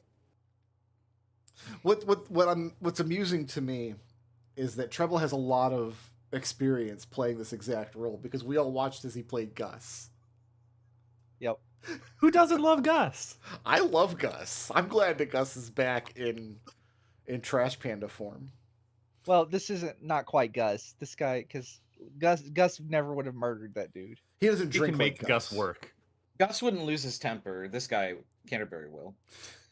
So yeah, if you want to remove the arrow from him, you're gonna have to restrain him or wait until he's unconscious, or render him unconscious. Right. Can I just punch him non-lethally until he's unconscious? Well, no. You'd only have to do it once, but I'll let you bonk him upside the head in order to knock him out. I'm happy to use that element of cartoon logic. Yeah, I'll bonk him upside the head. Okay. Knock him unconscious. Yeah, just give me a hit roll real quick. Because he is still at a non-allied target. That is a 15 to hit. Yeah, you just thump him with the butt of your, what do you have, an axe? No, I just thump him with the back of my gauntlets. Okay. I was just using my unarmed. I've been watching a lot of Lost content on YouTube lately, and every episode of Lost has somebody get knocked out from behind, and they don't see who did it. So you just get him on the bounce, and he slumps forward. Does anybody have a surgeon's kit? Do we? I do not. No. Then give me a medicine check at disadvantage to get this arrow out safely. Well, I don't have the skill. If you're going to do that, let me do it right. I'm assuming +7 is the highest medicine in the group. It's pretty high. +0. Oh, it's not even close. Yep. That is a... What, 8 + 8? So, 15. 15, okay. And you don't have a surgeon's kit. You rolled that at disadvantage? Yep. Okay. Vera, you managed to get the arrow out safely and bind up the resulting wound. The man's skin is very, very leathery. Very unlike anybody in this party. And he has no natural body hair. He has a reptilian appearance to him. You managed to get the arrow out safely. Joffrey's arrow that he fired. No, this was Vera's arrow. Vera's arrow. Joffrey Vera's missed. arrow. Does that mean she gets to recover the arrow? No. We're not doing arrow recovery this campaign because you have craft arrows instead. Well, I know, but we literally just got the arrow back. It's not in firing condition. It would have to be repaired. Oh, I tried. So now you're here with the unconscious reptile man and a water rise that your two small creatures are most interested in. So what's next? I'm trying to look at my feature. I have a travel feature that gets me like 10 gold leaves. Is this, I realize, is this considered travel, what we're doing? No, we're not right in a now? journey phase right now. You've zoomed in. Okay. Okay. That I would be need to useful do to that. remember for the trip home, though. Yeah.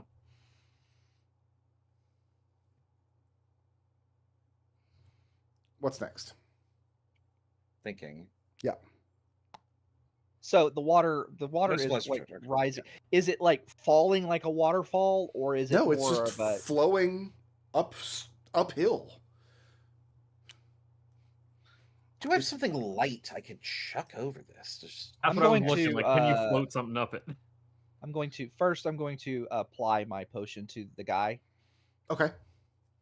So I'll mark that off. You Sure. can keep track of that however you want to keep track of that, Rick Road, and then. Now we're working under the assumption that these are non-magical potions. These are right. like healing poultices and stuff. So you're like packing the wound with this healing poultice. His breathing Question. seems to steady out. He's not going to die from the wound. Does anybody have any rope? What do you need? Tie him up, please. Don't mind if I do. Is that a user rope check? It is a rope kit check, yes. Okay. Dexterity? Either dexterity. Okay. Ooh, 24. Okay, make materials die check.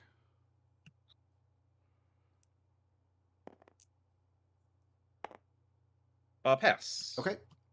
So you just The implication. there's really nowhere safe for you to like put bindings on him that's not going to cover over one of these wounds. I don't care about that. Got it. Can we bandage the wounds up before we do that? Many of them have already been bandaged and stitched.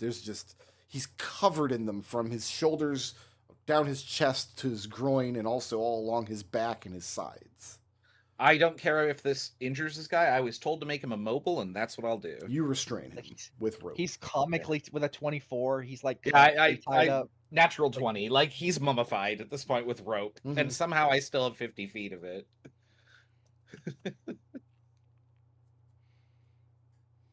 I have like a very specific like this. I do have a Aw. question. So Yeah. if I so on my character sheet I have 9 gold leaves. Can I have like made change at some point in the past so that I have a copper coin? that I I'm can- always happy to just make change however it needs to be made at the moment where it's relevant. Okay, so I could just do this. I'm gonna take a copper corn. I'm gonna throw it into the waterfall and see if it like floats up. Well, like I realize that the copper me- corn's pretty heavy. Metal coin Okay. is never going to float. But does it seem like it's arrested? Like its fall is slowed?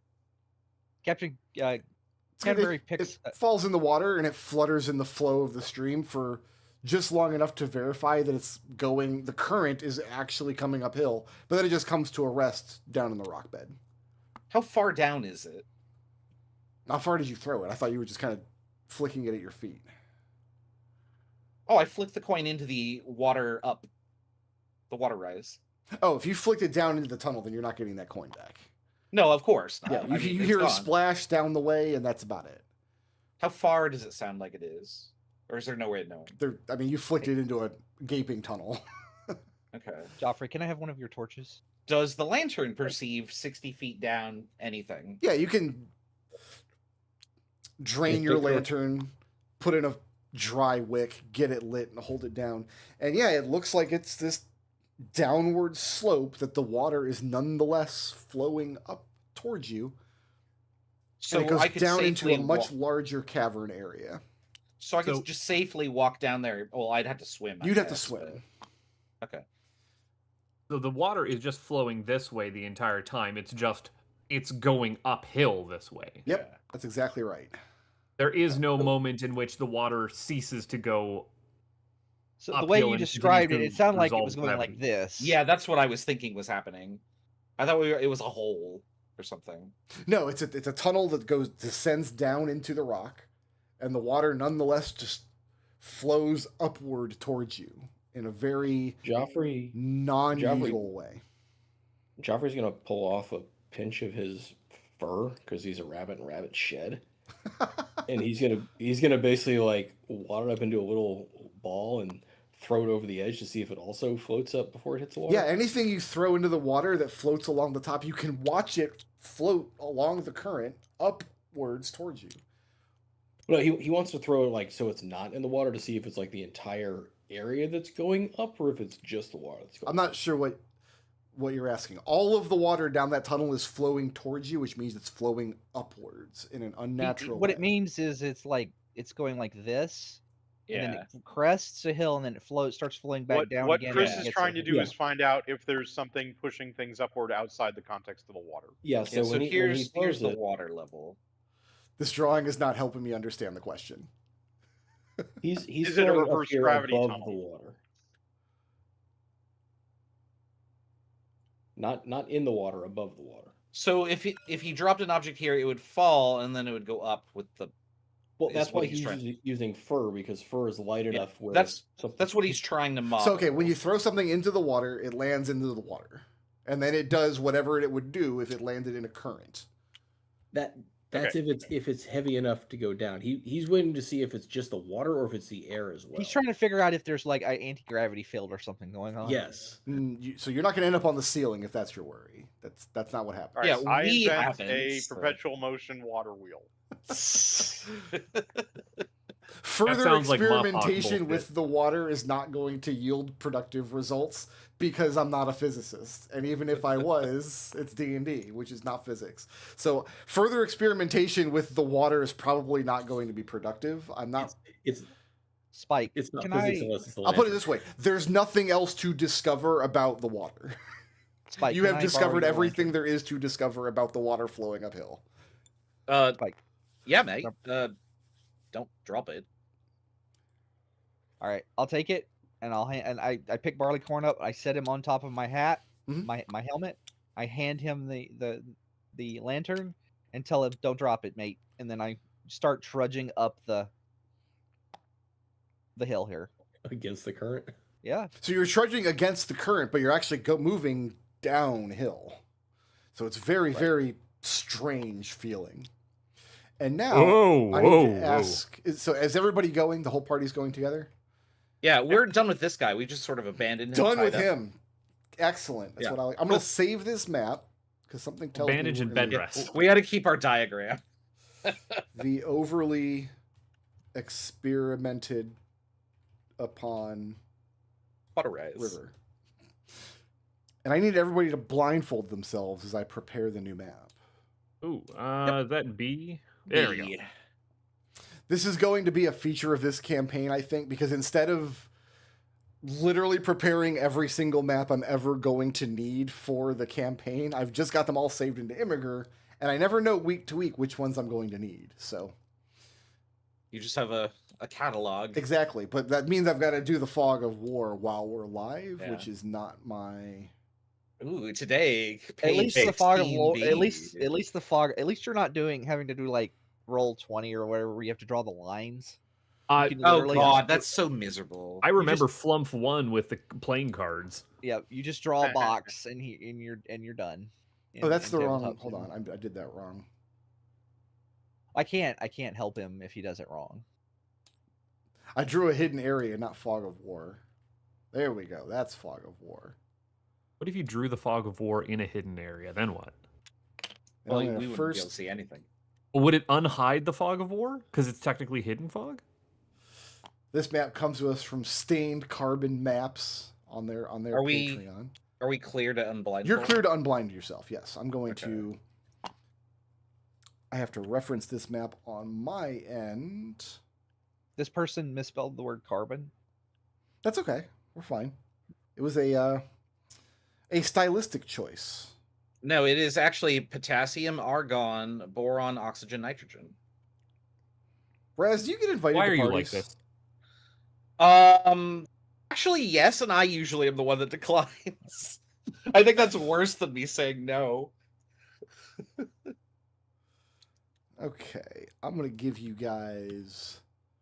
It's like, yes, but they're all sex parties. This is a new. Well, that's definitely true. Actually, I do go to. This is a new feeling for me too, because usually when I load in a map, I have the encounter already. Like I know what direction you guys are coming from. I don't have to make that decision. But because I'm in this new era of, well, I don't know what map I need from week to week. I also don't know what I need to show you on the maps.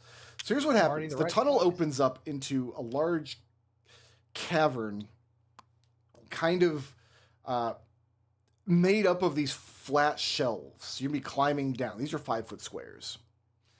I'm going to give you guys...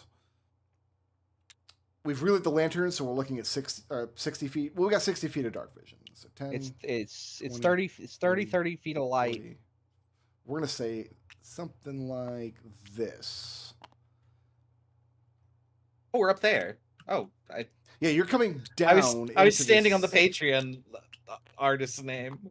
I was like, that's where we're entering. And it's very, very strange. It almost looks like a trick of the light. If you couldn't physically feel the water pushing against you as it's flowing up, you would think it's just a trick of the light. But some of these waterfalls are flowing up into this top basin from the pool below, and some are tumbling down into the pool below from the top basin. You have some reverse waterfalls. You guys managed to get out into this sequence of dry shelves as you go deeper and deeper into the cave. And I think appearing down into this cave would be an excellent place to take our break for 15 minutes. If you want to go ahead and get your coffee, get your bagel, let's reconvene at 4:20 before you fight what might be the most aggravating CR 1/8 monster I've ever seen. Why do you do this to us? Most of them are, actually. They're all pretty bad. They have 1 hit point, they do 1 damage, and they have an AC of 24. What do you mean, what do I do? What do I do what to you? Run D&D? I like D&D, but I hate the part where I gotta fight monsters. The DM made us fight a guy. Let's reconvene in 15 minutes. Go ahead and heat up your pizza or whatever you gotta do.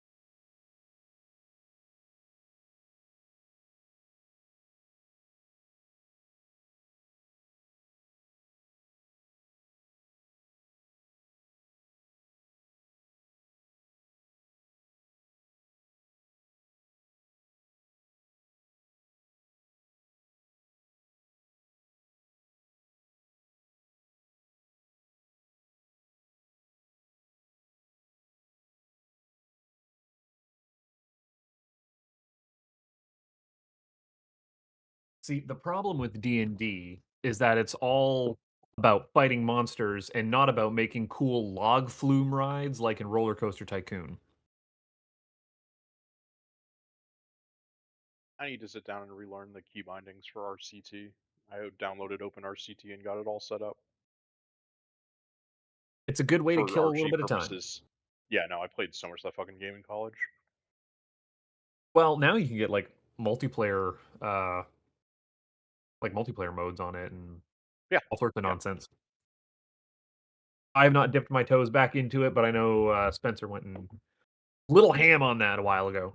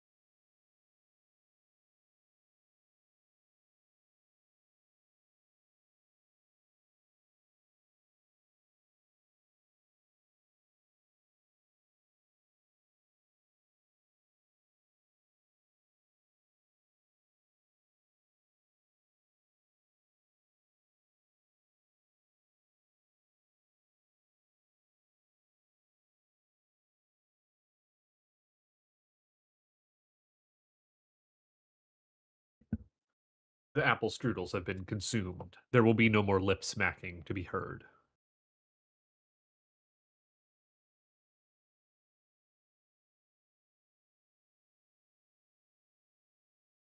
Hmm.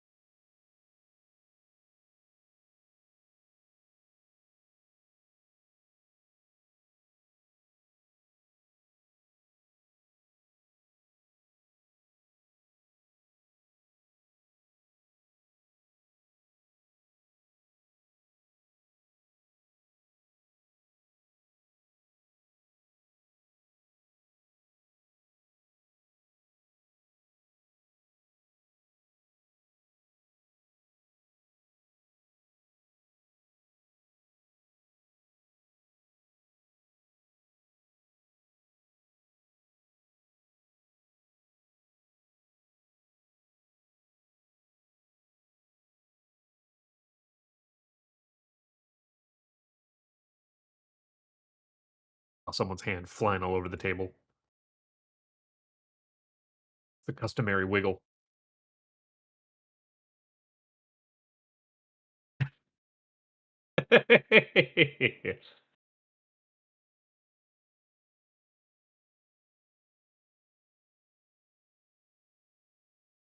we got to send your pokey over here.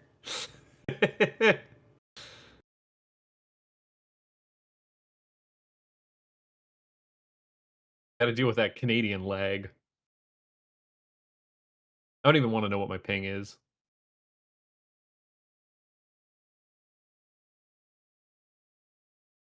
Don't worry, when you guys become the 51st state, you'll have good ping. I doubt I'll ever have good ping.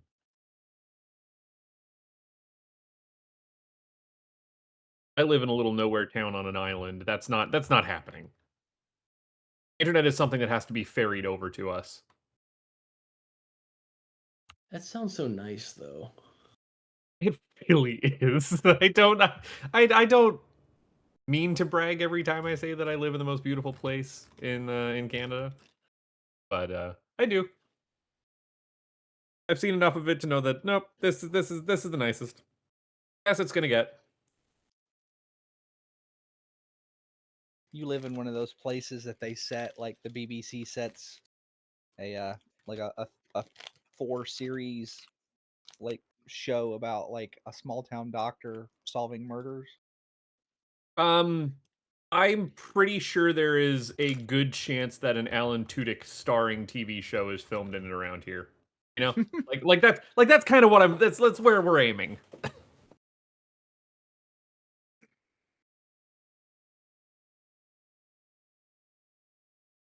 Actually, it was hilarious because, for as much of a dork as I am, I never really got into Star Trek or anything like that. And so I was like, fuck it, I'm gonna sit down and I'm gonna watch Battlestar Galactica. I need to do that. Just knock it off the bucket list. I like first episode, I'm like, that is not a spaceship, that is a BC ferries. Shut the fuck up. I know what deck you're on. You didn't even bother taking off the little plexiglass holder for where the like bathroom sign is. I see that. You can't slip that by me. You are going to Vancouver right now, nerds.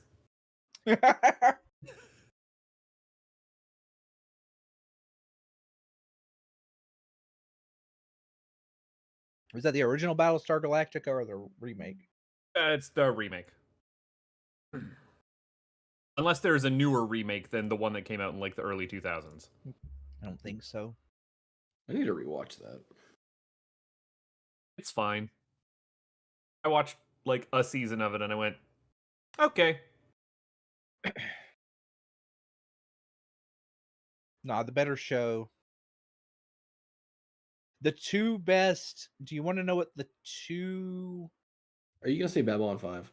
No, I've actually never watched Babylon 5. Although everybody that I know that has watched that show, insists it's the best. Like I Star have not Trek show. actually seen it either. But no, the if you want to watch I in order, I can tell you the three best Star Trek shows. Depending on what like you want. Do you want like politics, or do you want like exploring unknown space? If you want exploring unknown space, then one of the best shows is probably the best Star Trek show is Strange New Worlds. Fucking love that show. What's the worst Star Trek show? That series. There's no, it's not. Okay, all right. Well, you know what? I took a shot in the dark. It is an animated series, but it's not the one you're talking about. There was a newer animated series that's CGI, and it's like about Captain Janeway like mentoring a bunch of recruits. That actually sounds good. I like Janeway. It's not because it's like a small.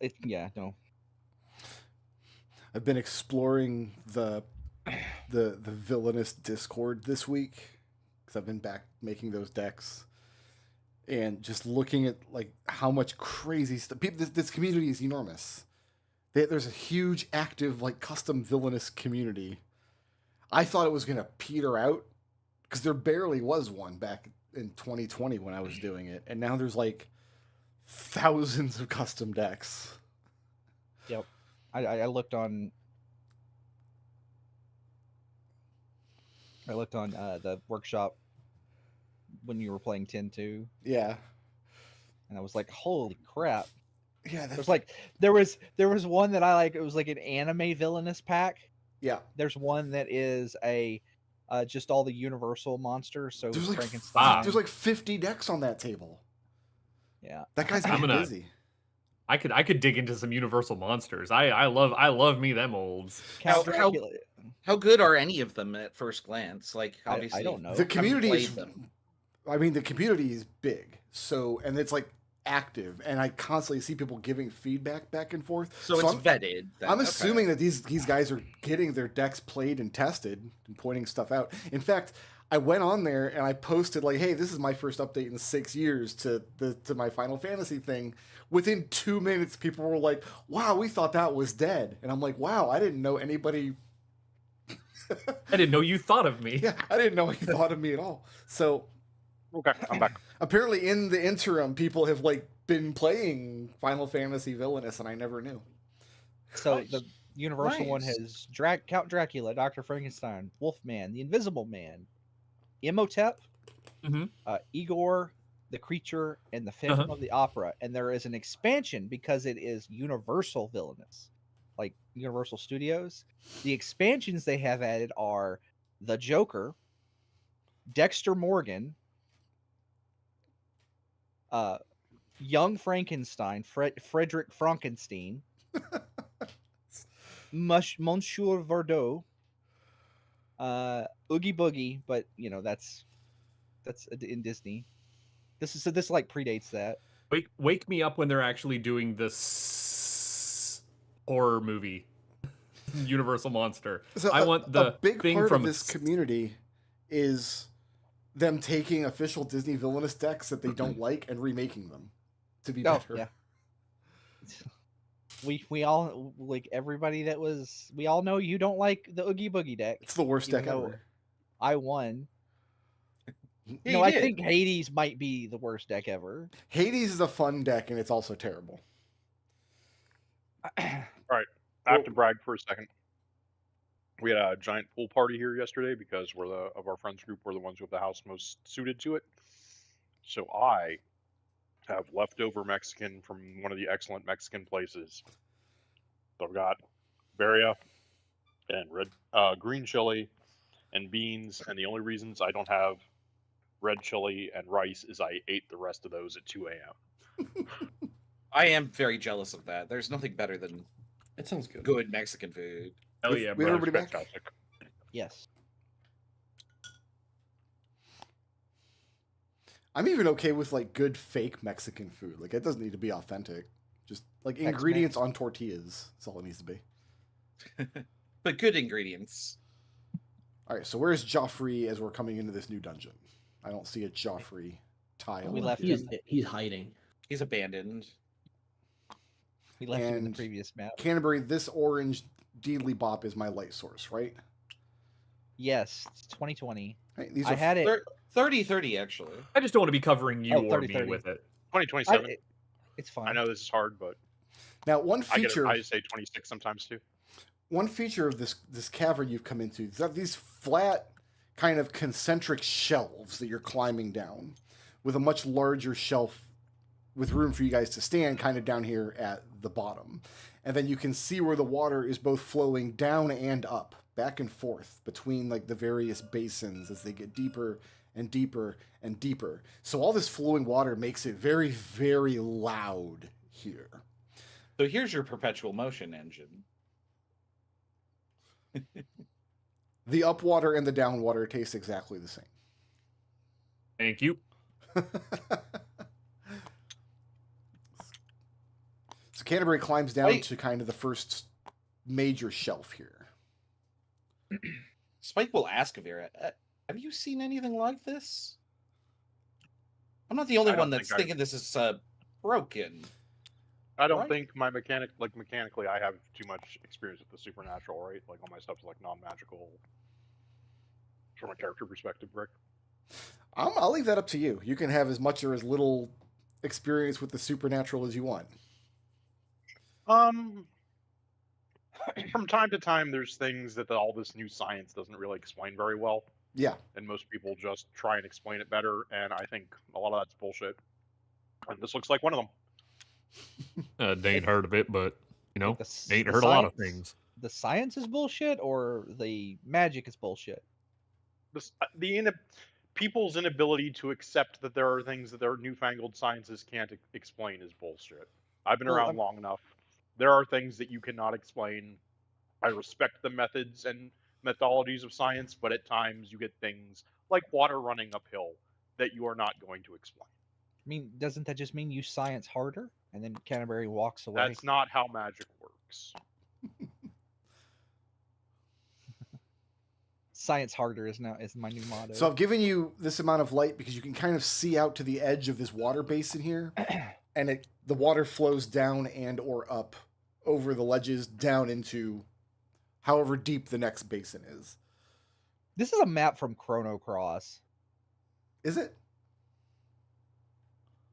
I don't think so. Yeah. I think No, I mean, like this. I mean, like thematically, this idea. feels like a Yeah. map from Chrono Cross. this is a with the- stained carbon map. I get it. I okay, never mind. Joke rescinded. How deep is this water? Not very deep at all. Again, if you were to wade out into this, it would be about waist deep. And I'm not going to say that the water is motionless, but it's not flowing a particular direction because it's being fed from above and below at different places. You can also see underneath this basin here that was filled with water from above. This might have been where you guys actually came from. So there's like a cavity casting a shadow underneath here with water dripping down from the ceiling. I mean, you got to look behind every waterfall, right? Yeah. Just don't go chasing waterfalls.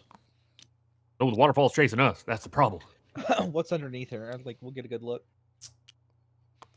Let me go to. Probably corn. You better stick to the rivers and the lakes that you're used to. Buttface does not know that song. He has no idea. He doesn't get the reference. I know. Dan and I couldn't believe it. Is it an elixir, silk web, and a fire fang? Looking underneath the It's like an cavity, X potion. it's extremely remarkable. It looks like a natural formation, but whatever, like you can't imagine how it could have naturally formed this way. There's nothing, like over enough time, you feel like the water should have caused these weird shelf basins to collapse, and they haven't.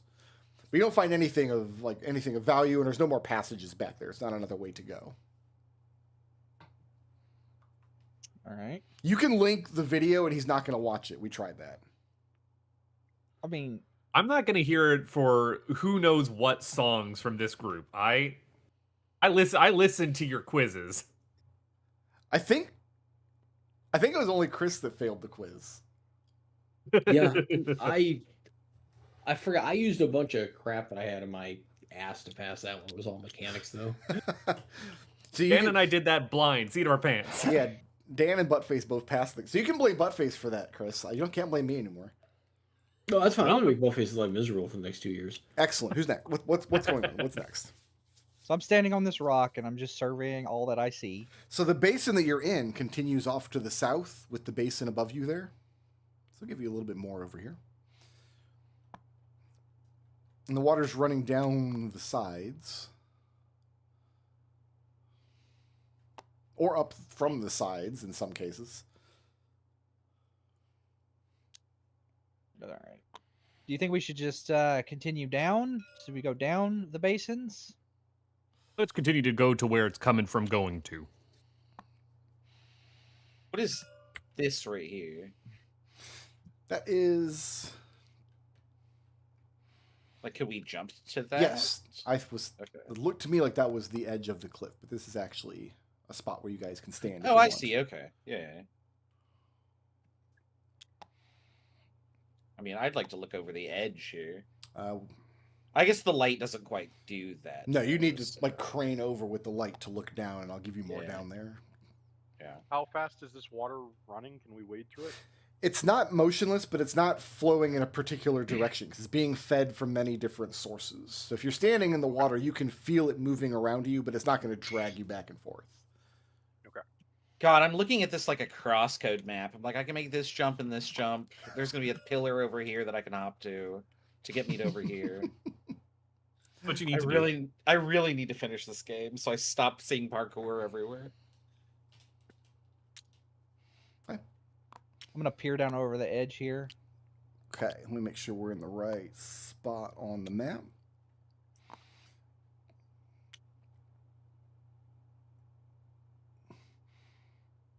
You can see several of the basins below you. So water's flowing down into this basin and then down into this one. Spike is standing at the top of this pillar that you could climb down about 2 layers and get down here. There's just no rhyme or reason to how this place is built or where the water is going to or coming from. Now, it occurs to me we never did figure out where that mysterious stranger got all of their injuries. Well, we would have been able to talk to them, but somebody shot him with an arrow. I do not know why you are elucidating this fact to me. I do not understand. And you are welcome.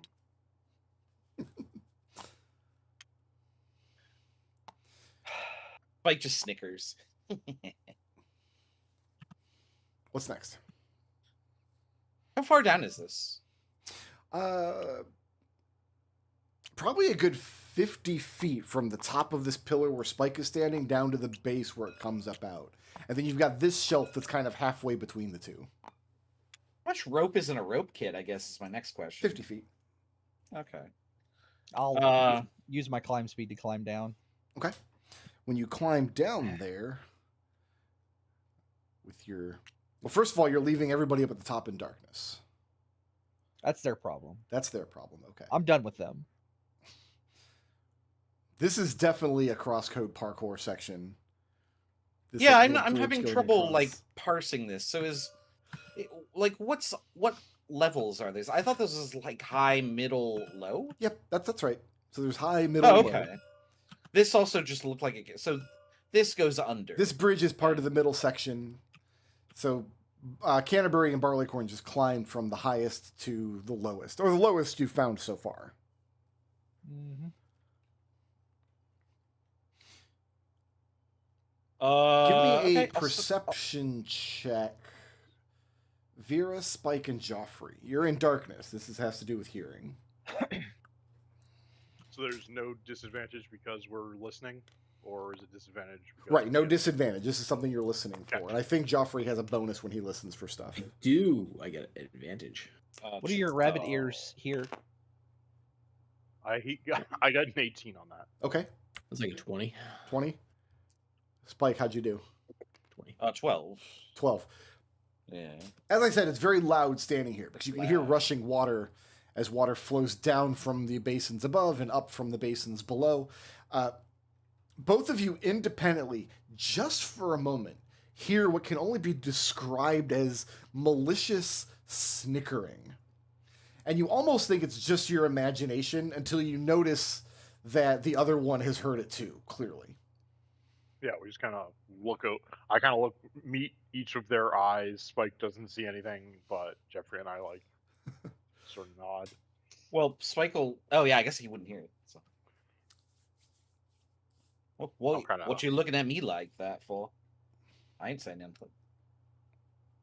Do I You get got trouble. a direction or anything? You don't. It's echoey. It kind of sounds like it's reverberating from all around you. Anytime you think you hear it from over here, crane your neck in that direction for a better listen, and now the next time it's behind you.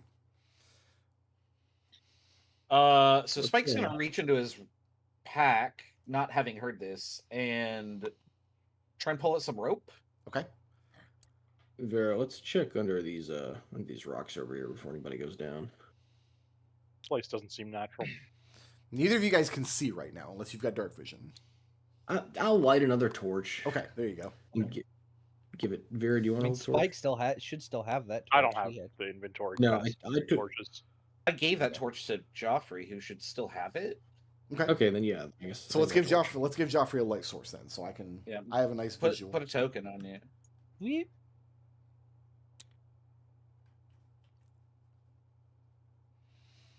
Vera, you seem competent. When somebody shoots me, make sure you shoot them back. When you light up that torch, Oh, dearie, you don't have to ask me. we're gonna use orange for this. The moment you light up the torch, you notice. I'm gonna shrink these down a little bit. Two strange bulges in the water that splash back down as soon as your torch is lit. Get on the rock. I give a loud whistle down the cliff. Okay. Spike behind you. He'll spin about, stash the rope. You can't see the creatures anymore, but they were definitely there. Something poking up out of the water, engaging in malicious snickering, and then ducking back down as soon as the light is struck. He'll draw his bow and train it on the water. Okay. At the whistle, Canterbury looks up. Watch out, Canterbury. We got things in the water. All right. What's next?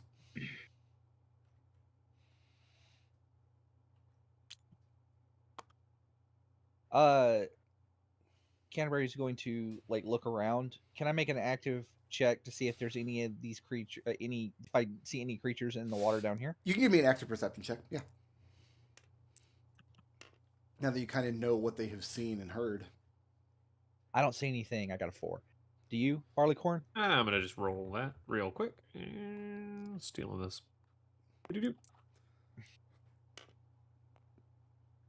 15 plus. I guess 16.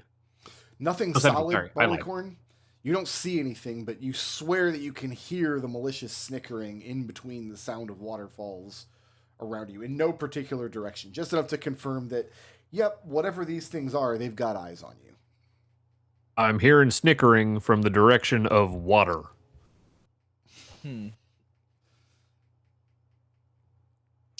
I am going to call out and for them to show themselves so that we can. Is the correct term parlay? Can we talk? Call out to parlay. Yeah. No response. You hear the reverberation of your own echo disappear into the cave. Hey, Spike says to Geoffrey, why not step in the water?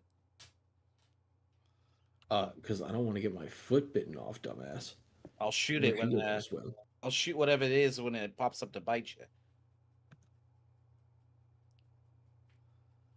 You got any meat you want to throw in there? Can I have one of those? I didn't hear what you said.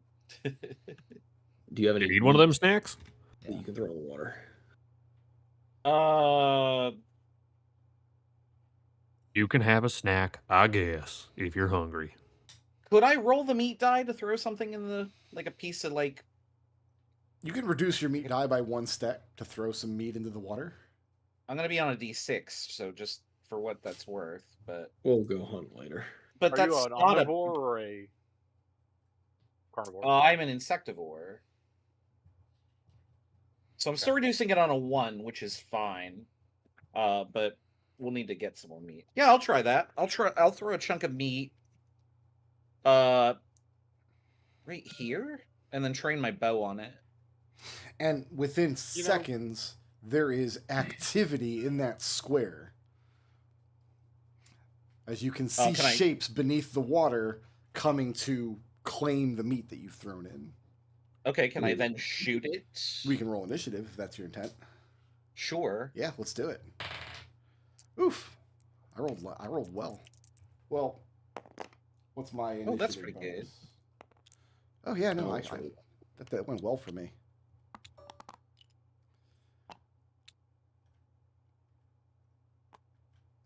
And you threw it into this square here? Yeah, do you want me to draw on it? Yeah, go ahead and just... You're not going to reclaim that meat at any point, but... No, it's just... It's soggy now. Yeah, we don't want wet, mushy meat. Gross. You ever had soggy meat? Yeah, it's called steamed hams. All right, so you throw the meat in the water, and you're going to go draw your bow, right? Yeah. There's some activity in this square. One of the shapes... What's my movement here? I'm in a weird book that I don't use that often.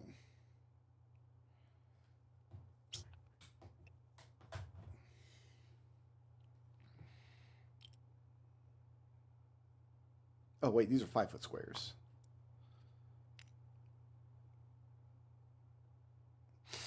One of the shapes goes around behind the other side of this little rock. One of them goes around behind this waterfall. So you lose track of where they are, but you know where they went. It was no secret where they went with the meat. That was their turn. Who's next? That'd be Spike with Canterbury on deck.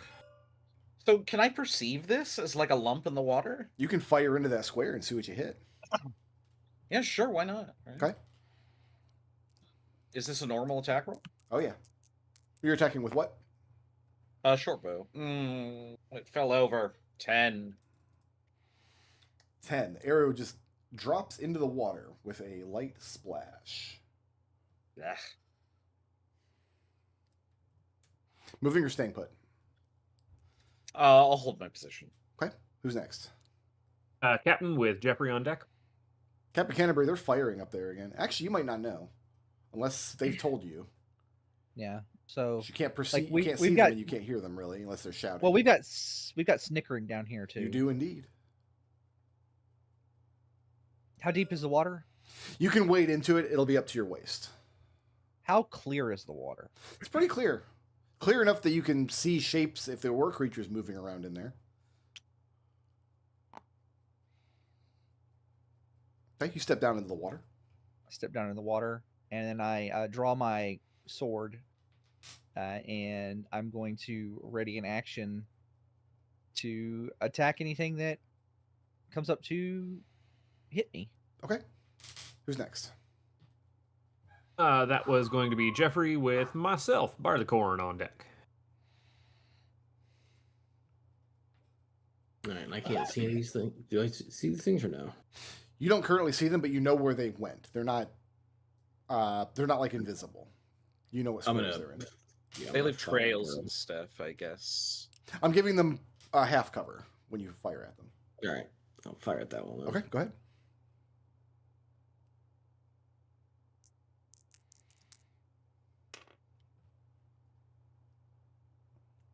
24. 24 will hit.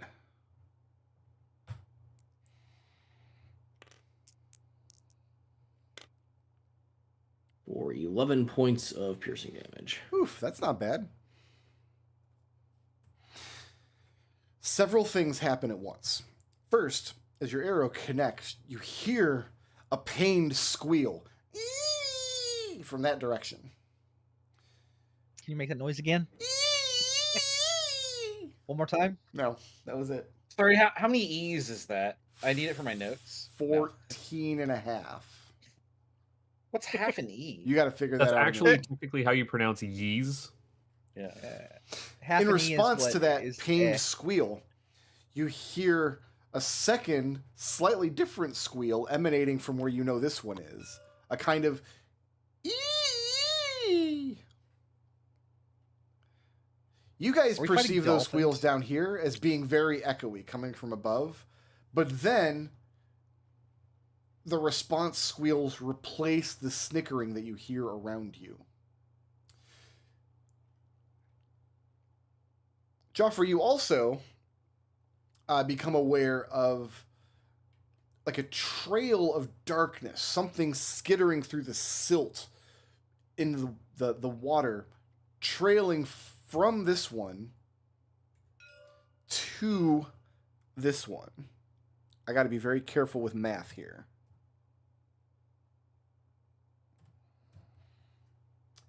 Geoffrey, moving or staying put?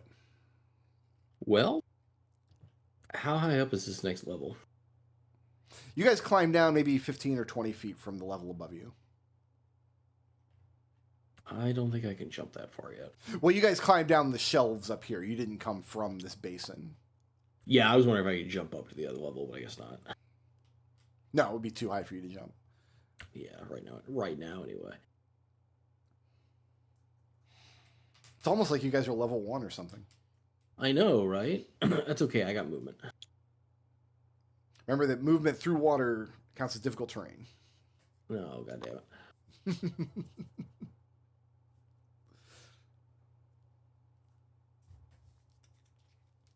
I think I can jump 10 feet.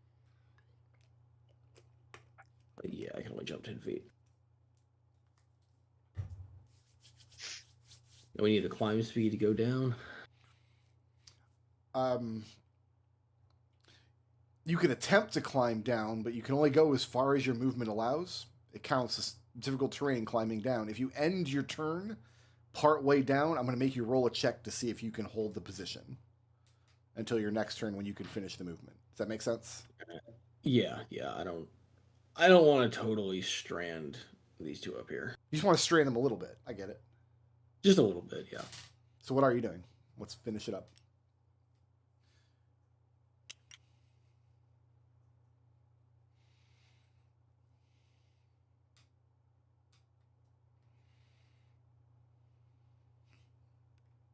I can't math. Take a deep breath. Count the squares. Each one's 5 foot. I know. Well, it's yeah. I'm trying to. I don't think I can get to where I want to go. Is a problem. All right. If I jump, I think I can make it to there. Yeah, your bonus action to jump. Yeah. You can do that. That's fine. That jumping does not count as part of. It doesn't count against your movement for the turn. That's a little bit extra that you get. All right. Who's next? That will be Barleycorn with Vera on deck. Barleycorn is readying an action to shoot the first quivering mound that goes either P, he, or E Mm-hmm. with a bow and quiver. Got it. Wait, with your quiver, Or you mean a bow and arrow. Yeah, not from my quiver. Okay, with your quiver. Okay, who's next? That was Vera, and then we're back on to Orange Deedlees. All right, so I can take a shot at this. Yeah, you sure can. Great. I'm just giving it half that cover. hits a 9 on armor class. 9 does not hit. And then as a bonus action, I will give Spike a Rhymes of Lore. That's a D6 right now. Okay. Who's next? That was going to be Orange Deedlees with Spike on deck. Let's resolve Barleycorn's. You're not going to be able to see this one because it's above you.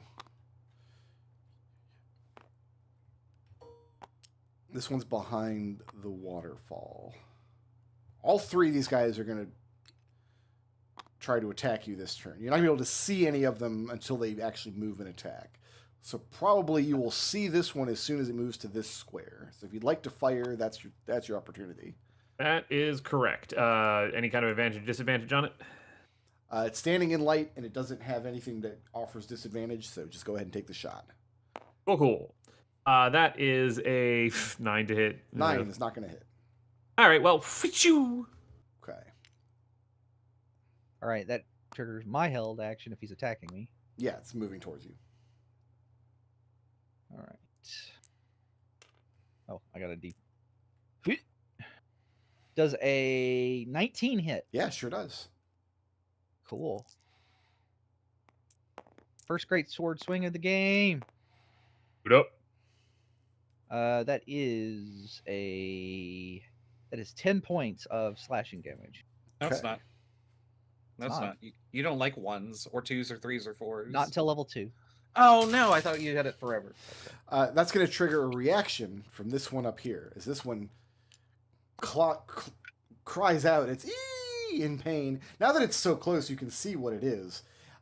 It looks like a tiny, like imagine a trout, but with little tiny arms and legs, and a mouth full of razor sharp teeth. Like it's got a mouth more like a lamprey eel.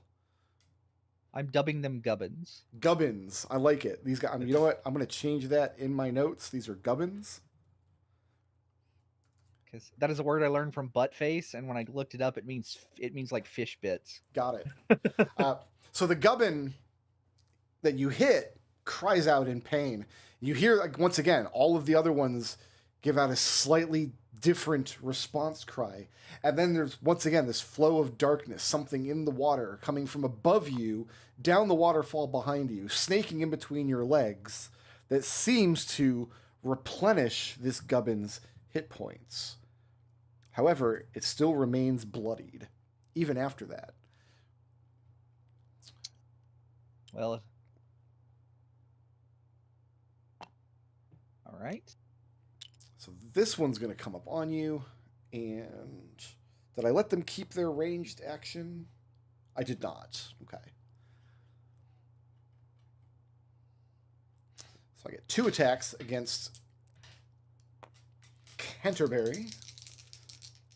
Sometimes you're the fisherman, sometimes you're the bait. The fisherman's up there on your shoulders. Canterbury, I have a 10 to hit. No, I have a 17 to hit. that does hit.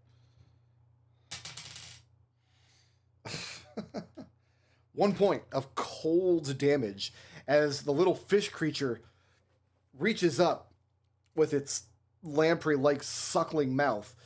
You step back from the first one only to step into the second, and where it latches on and takes a bite out of your side, it feels ice cold. Like so cold that it burns, just the touch of this creature. And now I got some guys up top here. So let's give one to Geoffrey. Let's give one to Vera. Oh, these are tiny creatures, so it takes 4 of them to fill a square, which is why they're kind of standing in the corner. Geoffrey, how we doing? I've got an 18 to hit you. That does hit. And I've got a 21 to hit Vera. Yes. Geoffrey, we're looking at 3 points of cold damage from the Gubbin's bite. Vera, we're looking at 1 point of cold damage from the Gubbin bite. Okay. This Gubbin does not get an action. Are these natural or unnatural creatures? These are definitely unnatural creatures. How many fish have we seen with legs? It should have taken more damage then. Oh well, for next time. Oh, well. I see it. Just I'm aware that you probably don't. I normally don't say the keyword of whatever monster type the enemies are, but that Warden ability is meant to work on anything that's not a humanoid or a beast, essentially. These are right, both. but these are fish, and they are both, aren't they? Well, they would be monstrosities. D&D 5e is actually pretty consistent about what gets labeled a beast and what gets labeled a humanoid and what gets labeled a monstrosity. It's pretty good. Yeah, I'm just saying, pretty good. Yeah. Appearance-wise, they're both. Basically, you're gonna be fighting a lot of folk and a lot of animals throughout the campaign, but like these are neither. These are definitely monsters. All right, that was my Gubbin turn. Who's next? It is now Spike with Canterbury on deck. I'm gonna switch to my short sword and stab. Yeah. This poor guy. Oh, he's also bloodied, by the way. You can see this one is bloodied now that it's climbed up out of the water. I have 17 to hit. That'll hit. Ooh, sneak attack.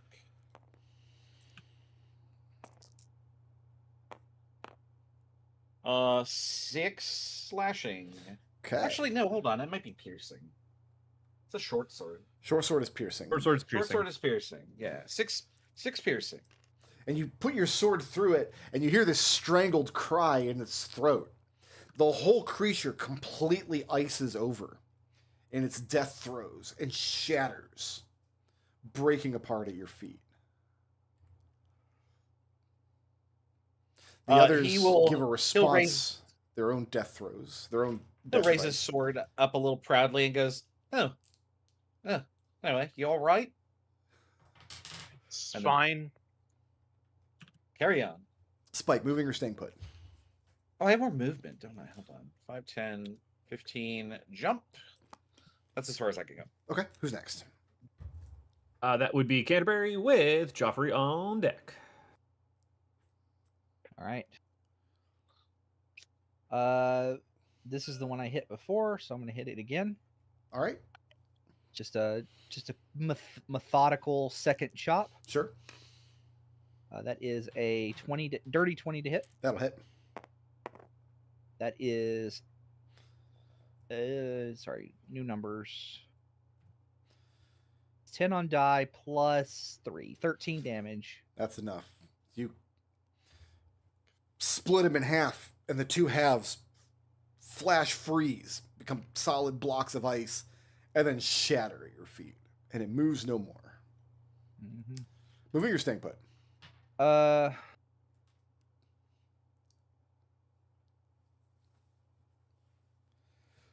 don't think I have anything else I should do right now. Actually, I'm going to double check.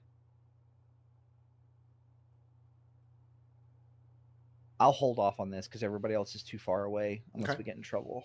So I'm good. Thank you. Who's next? That was going to be Geoffrey with Barleycorn on deck. Geoffrey, you are in the thing's threat range. You can't fire at it unless you want to roll a disadvantage. Or, hear me out. Yeah. I can hop away. You can, absolutely. Don't forget Yeah. you only can do that a number of times equal to your proficiency bonus. That's right. It's worth it. You've already done it once today. Yep, I can do it twice. Oh yeah, proficiency bonus is 2 at level 1. That doesn't... Yeah. Let me just verify. That doesn't trigger... I don't think No. it does. I The don't whole think so point is either. to avoid opportunity attacks. Yeah. See, I've been on both sides of this equation because Treble ran that game. And we had to fight that Yep. rabbit asshole, and then I was also That's playing the just rabbit ass. Jackrabbit. Yeah. Herringon might low key be like one of my favorite published races. I really like the Herringon. I like the design of them a lot. Rabbits are cool. Actually, Spike, you're attacking with normal weapons, right? Well, I'm using a short sword right now. Okay, yeah, then he'll hop towards you. Okay, that's a bonus action, I believe. Yeah. Yeah, it's bonus action. So then he's going to attack. I don't think we need this anymore. Square. Physics are weird on this table. That's a 22. 22 will hit.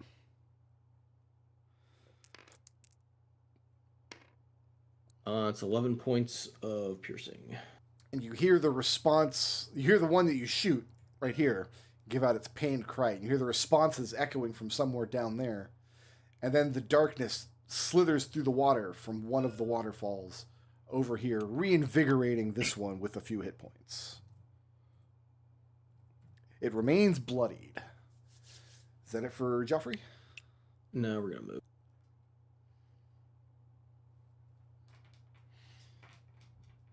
Come over here and protect Vera. Okay. Who's next? That would be Barleycorn, again with Vera on deck. Barley, buddy. And you'd attacked this one here, right, Canterbury? No, I killed the one. Oh, you'd killed it completely.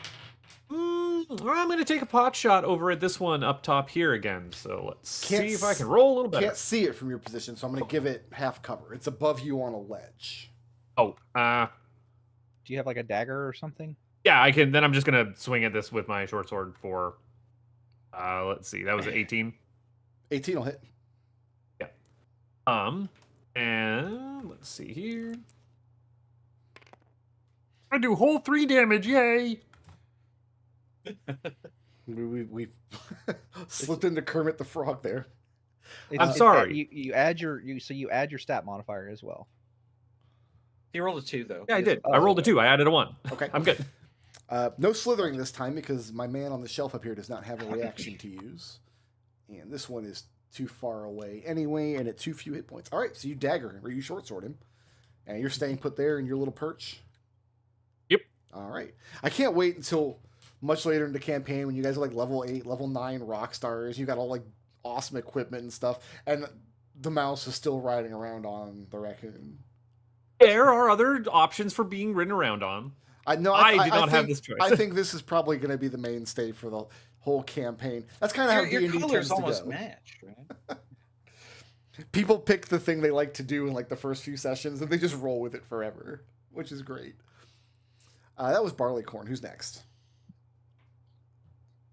Next is going to be Vera, and then it's going to be Orange Deedleys. Vera.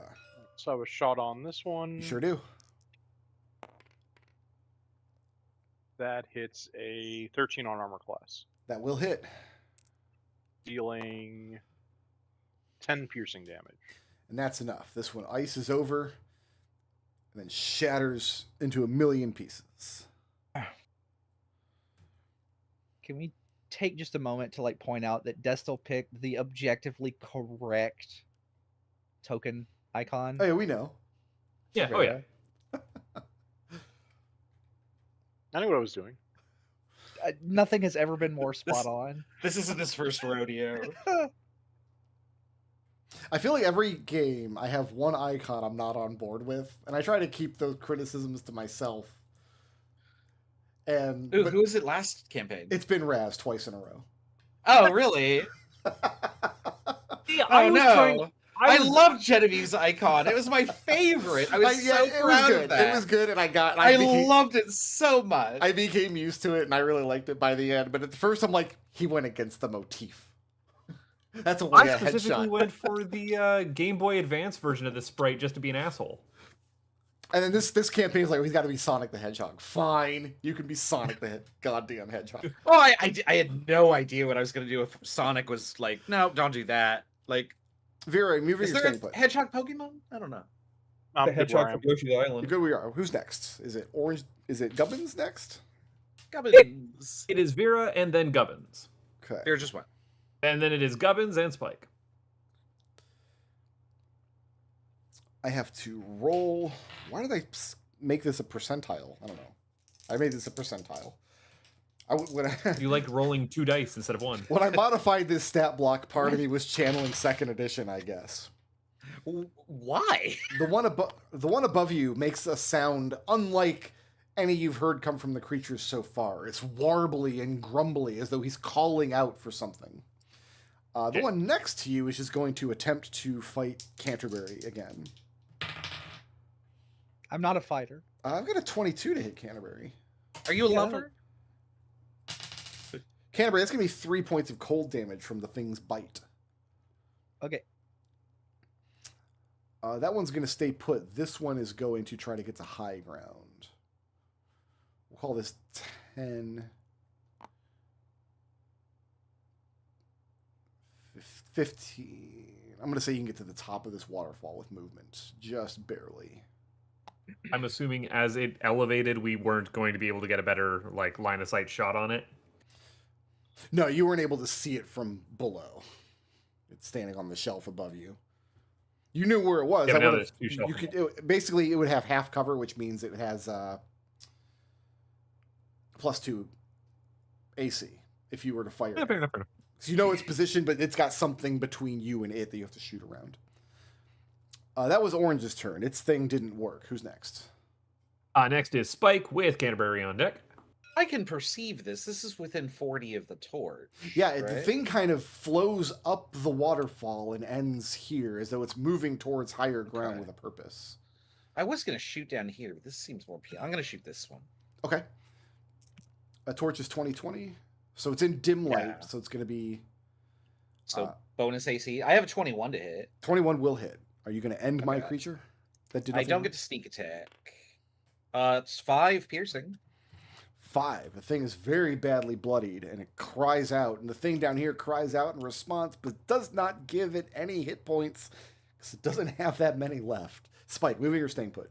Hop. We'll stand over here. Okay, stand right at the dangerous ledge. Who's next? Yeah, I love the danger ledge. That's going to be Canterbury with Geoffrey on deck. Canterbury. Are you going to end it? Mm-hmm.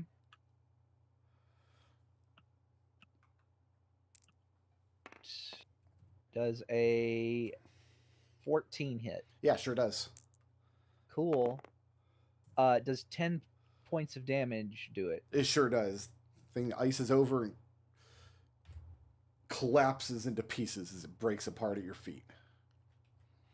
Well, Barleycorn, the water seems to respect only 2 things: patience and a sharp blade. That's It was very samurai of you to say that. What's that next? thing, out of character, that thing like drained heat. It was like unnaturally cold when it wounded us. Yes, its bite. It has sharp teeth, but it's the cold that was doing the damage. Was that at all consistent with the wounds we saw on the reptile person? No, not at all. There's got to be something else down here. I think they're just old battle wounds. Joffrey's next, right? Geoffrey, you going to finish off my last creature that has literally 1 hit point? We're gonna try. I saw a conversation online where a player got really upset when he found out that his DM didn't just kill monsters if they had 1 hit point left. He's like, what's the No, point? they have hit points. What's the There's point? a- The hit point. Does a 13 hit? Yeah, sure does. Can you do less than 1 damage? No. Fantastic. Then it's going to freeze over and break apart. You can still go ahead and roll your damage if you want to. It does. It takes 8 points of damage. Oh, that was enough. Yeah. There's a fun mechanic on the 4E assassin where, like, at a certain level, if the thing has 5 hit points left after you damage it, it just dies, and that scales as they level. That's a neat ability. I'd never seen one like that before. Yeah, it's like finishing things off. Like, it's actually really thematically good. That's actually really good because it counters those arguments of like, well, what is? There is two no hit argument. points? It has a hit point left. It's not dead. Yeah, exactly. Right. Well, you can Yeah, make Yeah, You 20 can make max that hit points argument. at 21. So the things you can make that argument only if you allow players to be killed if they have 1 hit point left. the things stop moving, but it's not. I mean, it doesn't go quiet because you're still in this loud, echoey waterfall cave. But you no longer hear the mischievous cackling around you. Can I examine the corpse, the one that died next to me? There's no corpse. When you killed They it, like melted. Yeah. it flash froze into like a solid block, and then it shattered apart. So you've got these little clumps of ice and frost at your feet that are quickly melting away. Spike will. gonna- Spike is going to shout down and say, "Oh, anything down there? Shoot!" No, I killed them all with my sword. Oh, right then. And he goes, "Damn." Joffrey is exploring underneath this area. Yeah, there's nothing. I mean, other than it just being a spectacular locale, like seeing a cave like this, is splendiferous because it's clearly not natural. But there's nothing of value and there's no passages back there. What about going south? Depends on how far south you want to go. Are you going alone? I'm going to go to the edge of the darkness by myself. There is no edge of darkness. You're holding a torch. Yeah, so reveal what's around me, please. Give me a second here. I want to make sure I'm getting the right... You want things occluded by walls? Area Skitter. You climbing back up?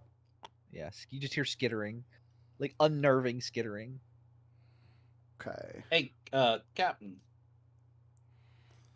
Yes, Private? Spike's gonna point out. Don't call me that. Spike's gonna point over there. Think we can get down to that level from that ledge over there? Probably. Let's see what's down there first. Yeah, I'm just filling the dead air.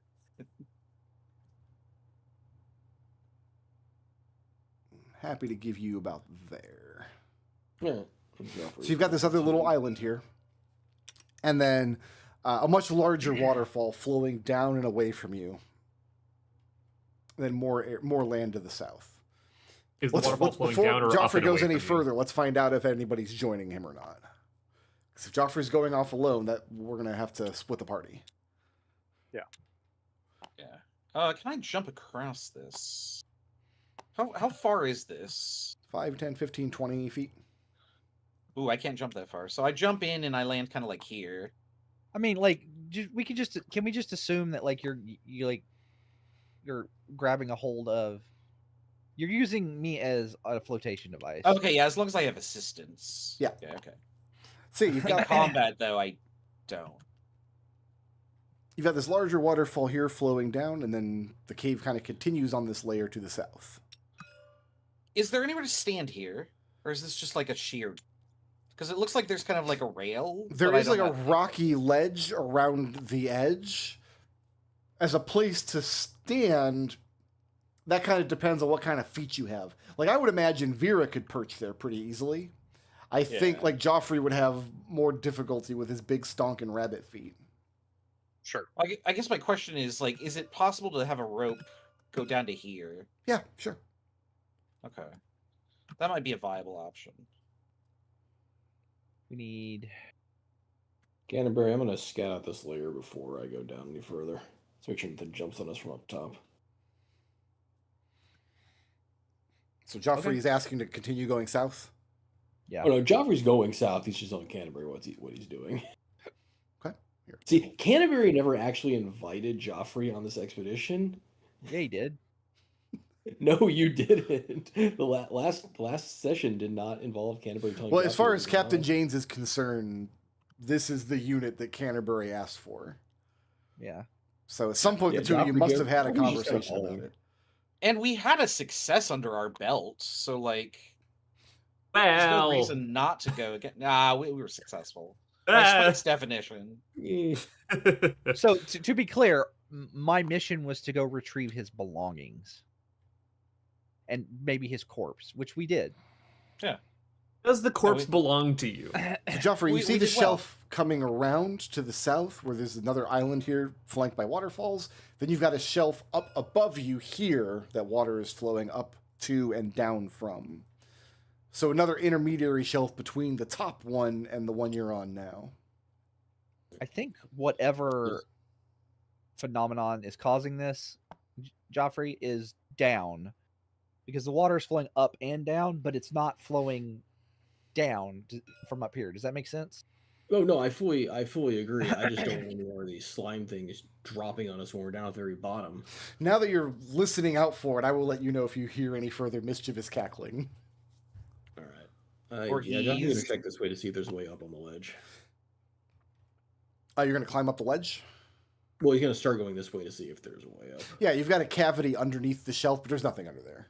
Nothing of interest. Who's got the lantern? Can you shine it down off of this where Spike is? Right now, Barleycorn and Geoffrey are carrying lanterns. Or no, Joffrey's carrying a torch. Can I get the captain to stand here and then Barleycorn to point the lantern down there? Can do. Yeah, let's see what's. if there's like something down here, like a ledge. Hey, this looks promising. This map is like aggressively cool.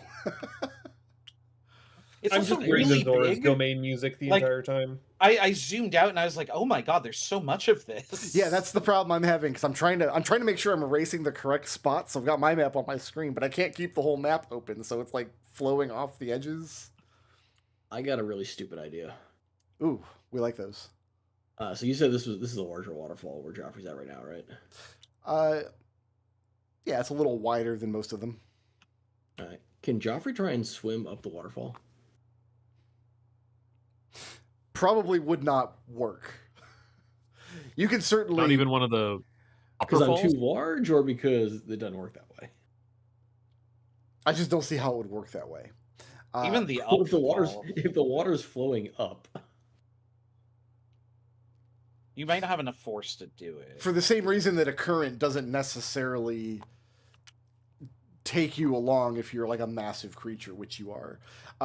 yeah, I'll say this. So I'm large. So Barleycorn, come here. With some engineering, with some ingenious Mopok engineering, you might be able to design a system where it's easy to carry like a basin or a basket up, but you're still fighting against gravity. The flow of the water moving up is not stronger than the force of gravity holding you down. Okay, so even Barleycorn or Spike wouldn't be able to get up. Correct. You just have to climb up along the ledges. Okay. Unless you're playing 3rd edition D&D, and then a DC 30 athletics check allows you to swim up waterfalls. That's ridiculous. That's why we don't play 3rd edition D&D. So my question is, so I'm trying to do this by perspective. So like Yeah. waterfalls are falling like a few spaces away. Can I get a rope from here to here? Like it's going down, but Yeah, my rope would be going from this level to this level. Is my intent. I don't see why not. Okay. You'd have to first. first physically get down here so you get somebody to attach the rope on either side. And then I was going to touch the. It's because this should be straight down because these waterfalls are falling straight down, right? Oh, I see what you're saying. Yeah. Yeah, so I was going to tie it that's fine. here and then we just climb down. Just go ahead and give me a rope kit check. Yeah, let me And try this. roll your materials die. I have a 20 on the rope kit. And I pass the materials. Okay. So you have that rope leading down. I see what you're saying now. Yeah, the perspective when you're zoomed in far enough to make sense of the character icons. The Well, I perspective kinda was suits like, you. there's nothing like on top of anything, and then I realized, well, the waterfalls aren't doing that either. So. Canterbury, you're not watching your Okay. 6. Do you not remember what just happened 5 minutes ago? Hey, he's busy climbing down a rope, you jackass. Yeah, There's so we can get attacked from behind again. That's what you're doing. You're watching my 6, aren't you? I'm only not staying here watching you. Got to check out the rest of this area first. So let me ask this: is it Geoffrey's intention to split from the party and go off on his own? If no one's gonna follow him around, so Geoffrey wants to kind of. I want a yes or no answer to the question. If it's yes, Then yes. we're going to. Okay, let's go ahead and resolve what happens with Geoffrey first. So where's Geoffrey going? Generally checking out. She's trying to find where the edges of this crater are. Okay.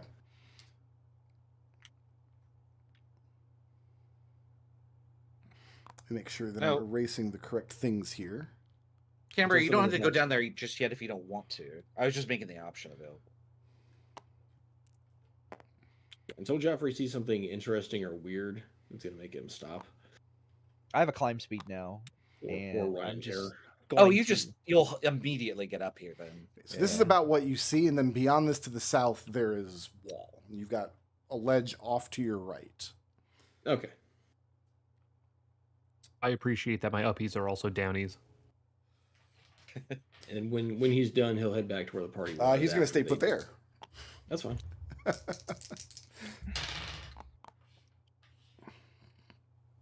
Geoffrey, give me a strength saving throw. Kodo, you're in danger. Yeah, you're in danger. 13? 13? Okay. You feel something grab at your leg. Something slimy. that snakes up. Like, does Geoffrey wear boots? I guess this is a pertinent question. It's up to you. No, he does not. I guess it doesn't make sense for Haragon to wear Honest- boots because they have to kind of like feel reverberations through the ground through their Yeah, he's got feet. like ankle protectors, but nothing on his bottom. So you feel like this slimy slithering between your toes and up around your ankles and tries to grab hold and pull you under. You manage to not go under. Geoffrey, watch your six. Now you're too far away to tell Geoffrey Damn anything. He's just muttering that aloud. Damn it. Whatever you guys are doing, we're going to come back to you guys in a second here, but Geoffrey wanted to be on his own for this. What's next? Yeah. He found something, so he's going to go back the other way. You can't. You've got something wrapped around your leg holding you in place. Okay, can I break free? I tried to break the grapple, so it's going to be an athletics or acrobatics check. Strength, Maybe athletics, or dex. acrobatics? Strength athletics or dex acrobatics? Dex Or acrobatics. Wow, I can't roll for shit. That's 13? 13? Did you Yeah. roll dex or strength? Dex. So you managed to slip your foot out from under it. How far can you move in one turn? Keep in mind the water is difficult terrain. Be 15 feet. Okay, so move yourself 15 feet, wherever you want to end up. Unless I can also dash. There's some ground you can end up on. You could end up here. Yeah, or over there. Actually, I think this is a ledge on your level here. Kind of hard to tell, but I think that ledge is That on looks- your level. That looks right. Yeah, that looks like it's up there. I think that's on this level, yeah. So you get up Fairly ledular. onto the land, and you can see where your foot is covered with this kind of dark, aggressive slime. What's Geoffrey's next move? Geoffrey is going to make his way back to the group. If he can. Okay, so Geoffrey's going to stay put there. Meanwhile, while Geoffrey's off having his slime adventure, what's happening up here? Are we trying to get everybody down this rope? I just put the rope there as an option for later. Got it. Well, Canterbury's already climbed down it, looks like. Yeah. Listen, you put a rope, Canterbury's gonna climb it. Okay. Sweet. I can bait the captain What's easily. what's down here? Like, what can I see down here? Let me give that area to you. It's just more cave in this direction, and you can crane your torch over the edge to see down below you. Let me check my map real quick. Canterbury. Mhm. And Barleycorn. I gotta remember, where Canterbury Yep. somewhere, Barleycorn is also there. Generally. Can I please have a perception check from both of you? This involves eyesight. Let's take a look. Oh, a 4. I almost rolled a 19. Got to tab That's how back in. these dice work. Ooh, that's a 4 feel. 4, okay. So you guys safely get down to this ledge, and you're there for a few seconds before you confirm that there's no malicious cackling around you. We're kind of watching. I'm distracted by the movement of the light up there and the frantic whatever the hell's going on. I think the only person who could see what Joffrey's doing is probably Vera, if she's paying attention down there. Yeah, no, I was planning to like move to here so I can keep an eye on both groups. So Vera, you probably then see as they're getting this rope attached and figuring out whether or not they want to climb down. Barleycorn and Canterbury are examining the area below them, and that's when you see Joffrey scramble up out of the water. I give a loud whistle again. Canterbury will skitter. Okay. There. Are you Olimar from like Pikmin? You blow the whistle and then we all come running. Are we Seems to be. Pikmin? What's next? What happened? What? I yell across very loudly.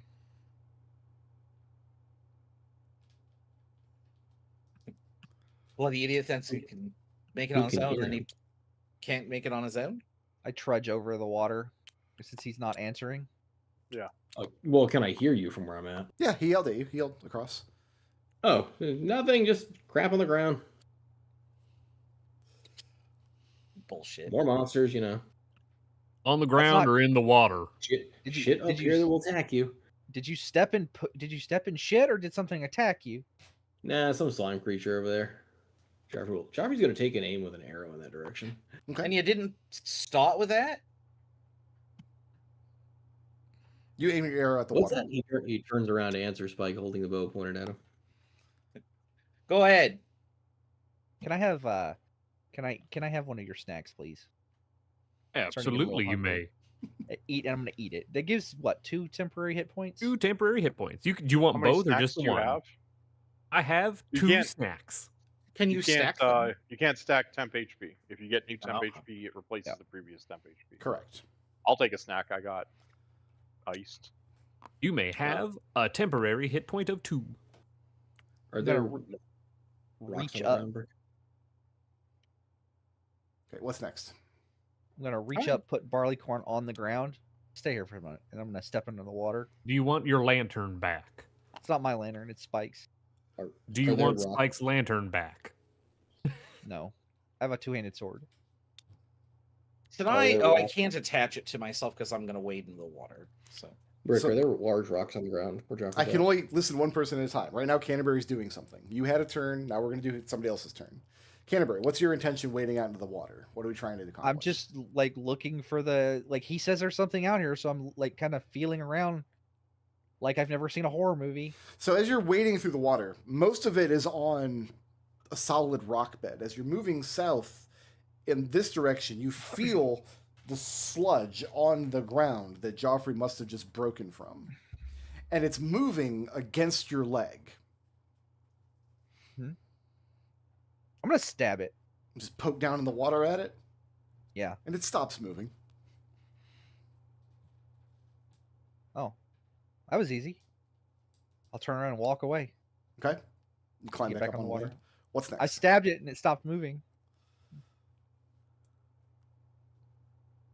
Geoffrey, why did you not stab it? I'm going to walk back over this way and... Thank you. Recollect your mouse. Yeah. This is the easiest way to keep the lantern dry. It's very effective. Question though, while I'm thinking about it, can I do the Twilight Princess thing and have the lantern attached to the hip?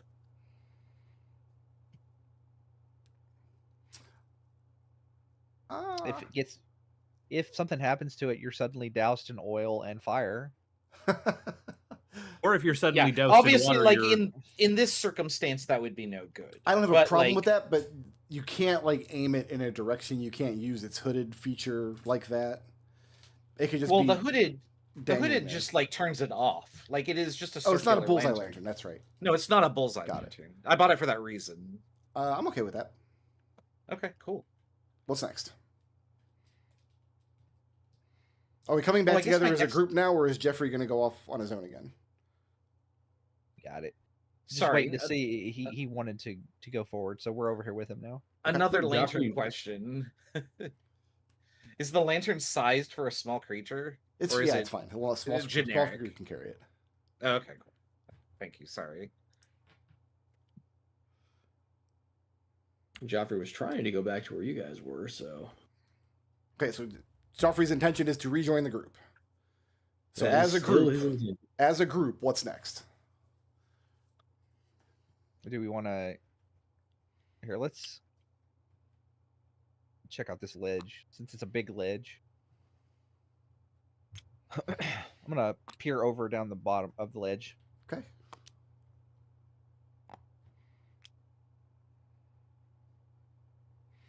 You got this. Oh, I think I gave you a little too much there. Just trying to give one level at a time as you crane down over. What is this doing?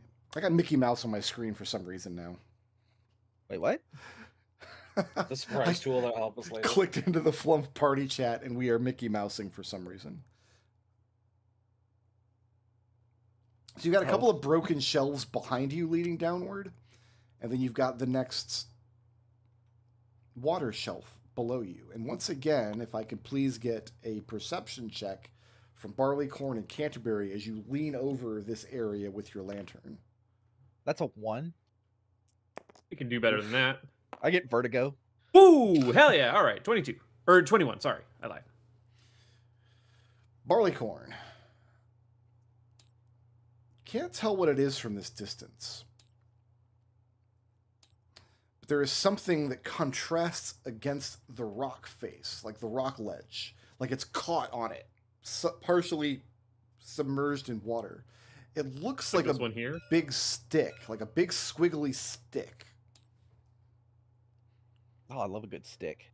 And it's hard to spot unless Canterbury cranes the lantern out down in that one direction. But it's definitely not part of the rock face, and it's hard to tell what it is from this distance. Could be a stick, Hey. it could be a length of bone. Vera, you're the sharpshooter, eh? Do you see that Yeah, but- stick down there? Yeah.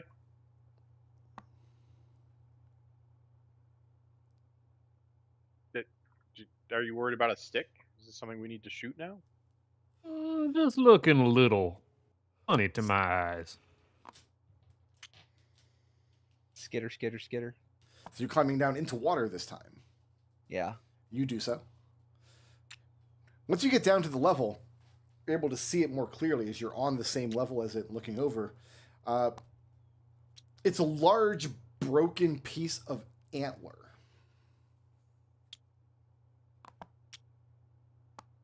Is this like? I'm actually having a hard time parsing this little spot. I guess the edge is something like this. Something like Yeah, that looks Yep, that that's- looks right. to that's how me. I'm reading it. Okay. Okay. So I'm going to kind of step onto the. I'm assuming there's not much room to step on this dry land, but I'm gonna grab the. I'm gonna walk over here. It's antler. It's an antler. Okay, you reach down, and it takes a minute for you to dislodge it from the rock here. It looks like it was carried here by the water and became lodged. It's been here a while. Then I'll yell up to the group on the top there. We got the stick part of the meat. I'll hold on to it for now. Okay. It's in my hand. It's going to be a 1-by-1 item Right. It's currently in my hand. in your hand. Got it. As opposed to your two-handed sword. Yeah, but that's sheathed in on my back. Okay. Because I just skittered down a wall, What's next? and I cannot stress this enough. Skittered. So I just want to know, is your general form of locomotion skittering, or do you only skitter when you're going vertically? I'm only skittering when I'm climbing. My general locomotion is best described as tuba noises. Ah, trundle. Got it. It comes to my attention that when you describe it as skittering, have you guys heard of Jimothy yet? Yeah. Okay, I Just making already sure. posted Jimothy. just making sure. Jimothy is my backup character. Yeah. I'm terrified of y'all's backup characters. What's next? I'll come back up with the antler Okay. and skitter back up. And who's the closest thing we have to a doctor? Me. Probably Vera. Hey What- Vera, can you and I'll hand Vera the. Even without being trained in medicine, it's either an antler from a caravan or a deer. One of the two. Either the actual animal or the folk version of the humanoid of the animal. Is there no reliable way to tell the difference? Without it being attached, I mean. Obviously, if it's That I will attached. have a... Let's do a nature check. Obviously, if it's attached. And, I'm going to it's say pretty- either nature or observance. Solves a lot, doesn't it? my What is nat- observance? What skill is that? Observance is the recent history and traditions and such of the folk. Oh, it's history, basically. Okay. I'm pretty okay on that. Should I try or? Yeah, go ahead. I've got a +0. I have just Got a a 2. +7. +7, So that comes to a 13. 13. Vera, looking at the antler, you're pretty sure it belongs to a caravan because there are parts of it where you can see bits of flecked paint where it had been colored. And deer don't do that primarily because they don't have opposable thumbs. But some Sure. traditions of Kirvan will color their antlers like that. Okay. Well, wherever it's been down there long enough to get lodged. Or up there, if it flowed up the water from lower. Oh, you're right. I don't like this cave, Vera. I told you, magic. It's all science is just eventually going to. Magic and science don't really work together, and eventually one or the other becomes bullshit. I was like, it's all bullshit then. All right, we're gonna go back down there. Can you guys cover us with your bows? Oh, you want us to go down? Or wait up here? There's a rope over here that this all connects, so we could get down there. If you I'm want. liking your vantage up here just as much as down on our level. So you guys are going to Right, offer then. cover from there? Yeah, hold the light up, then. Head down. We have We'll keep our bows drawn. Right. Just- So let's stand over let's here. meet back up over here. But like I'll come down from the bottom, and you guys can cover me from your. So you want to reconvene don't- over here? Yeah, it's probably for the best. Okay. Okay, so now we're all gonna go this way then. Yeah. Okay. And I'll kind of. Are you going to lower that? I'll come around like. Yeah. Oh, is there a place I can do this without making an athletics check? Oh, I need to roll for this. Yeah, you're right. It's going to be either athletics or a rope kit check to climb down the rope. Can What I? is this what is is if I strength, move right? from here to here? Okay. that drop?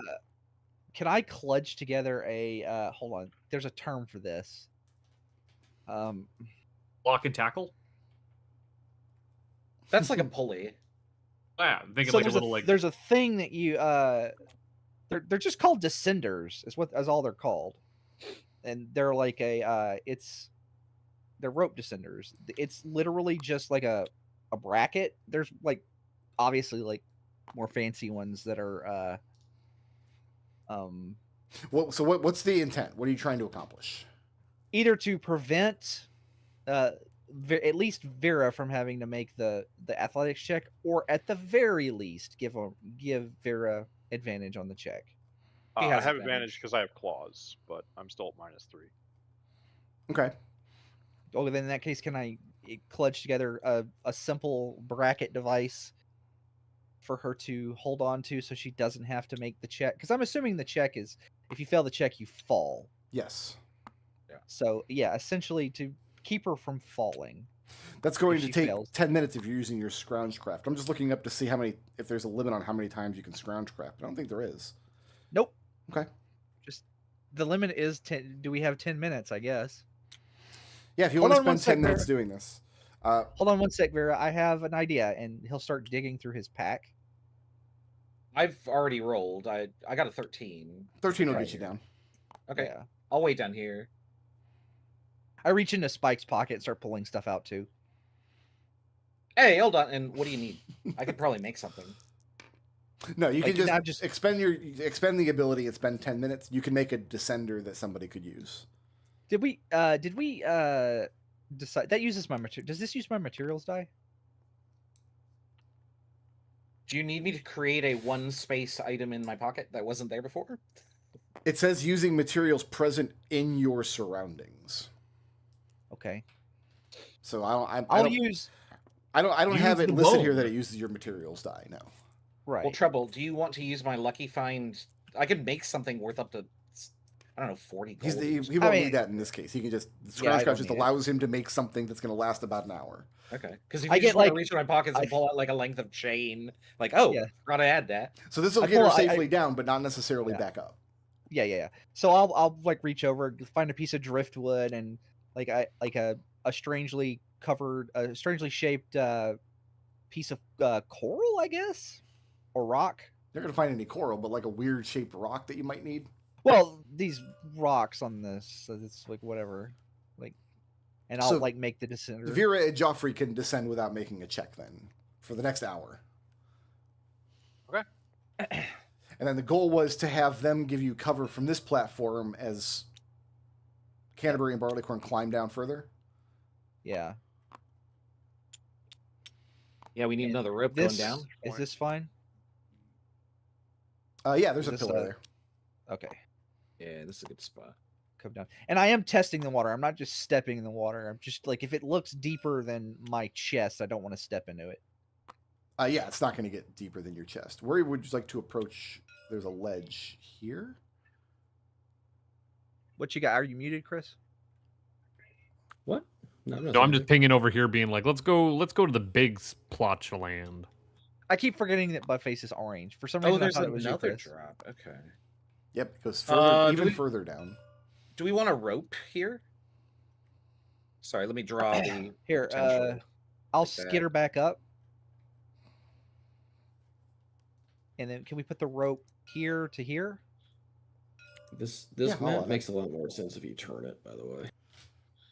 It does from Oops, hold on, that wasn't the right.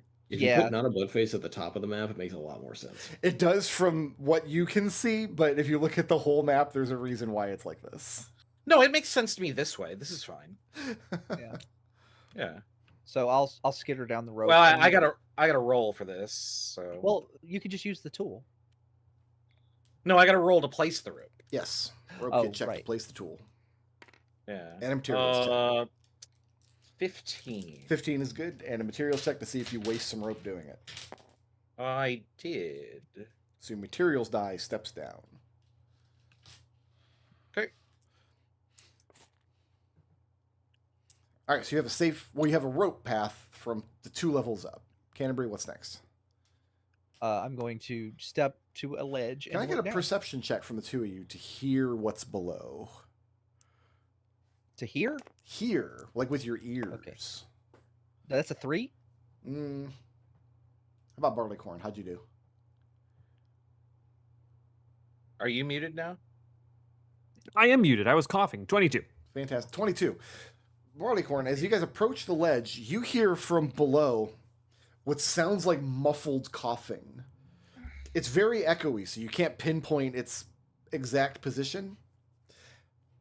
But like, imagine like somebody's like coughing into a cloth or inside of their shirt to try to keep the noise down. Barely legible over the sound of the water. And when you crane your torch down to see what's interesting, there's another ledge and some more waterfalls and a giant fucking face. Oh. That's fine. Why, hello there. A face that looks like none of the folk you've ever seen. You don't know any folk that have a face like this with a flat snout and like full fatty lips and So round kissable. pupils. Very kissable. bizarre to look upon.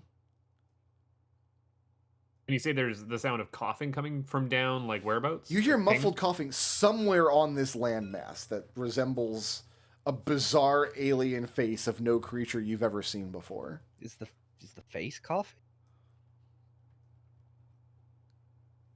Do not be ridiculous. Hello down there. Could you use a lozenge or perhaps a tissue? This might be pertinent, and I'm going to assume you're speaking common folk unless you tell me otherwise. But what language would you... This would be common folk, yes. I only speak folk and Gerbine. You hear Can we see that from here? Are we too far away?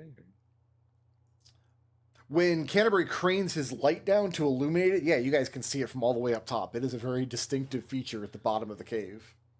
Is this Ruby here? It sure is. This delectable looking red. Spike gets dollar signs in his eyes and looks at Vera. You can't tell if it's a gemstone from this height. It could be any form of red rock. It could be a piece of red metal. It could be something laying there that's unidentified. But when Barleycorn calls down, you get a response back in common folk that calls up, "Be you friend or foe?" What do you mean you no harm? I be Barleycorn. We're explorers. I've fallen and I think my leg is snapped. Did Oh. you see my friend on the way in? your friend, like I'll describe the gentleman that, yeah, we shot, but I won't say we shot him. You don't. Okay. You don't mention that you shot him or tied him up. I'm going to work on that assumption. Is that safe to Yes. say? Okay. Yes. Do we mention that we patched him up? Yeah, I'll talk about like I'll describe his general like look, like, because he, lizard skin, I'm just strange saying, do we tail, wanna- bulbous head, I think was the description you gave us. Do we want to lead that we patched up some of his injuries best we could? Yeah.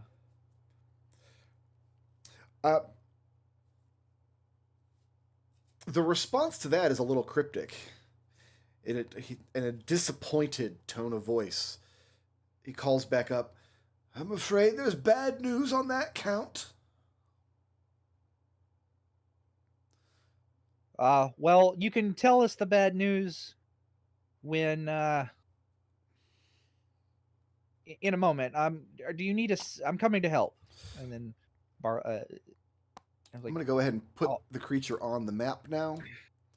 Kind of There's somebody climbs injured out down here. from a little hidey hole that he had tucked himself into before he was aware that you were friend or foe. But yeah, there's a male curvin down here with a broken antler, and you can see he's tried to put a splint on his leg.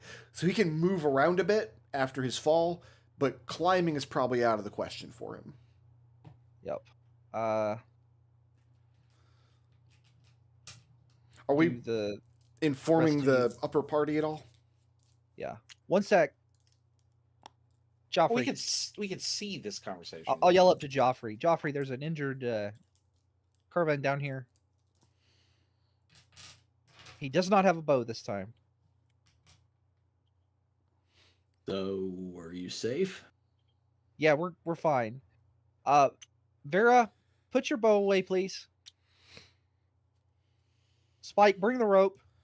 Yeah, I'll happily sling my bow over my back. Does the descender work across multiple levels? Do I need to make a check here?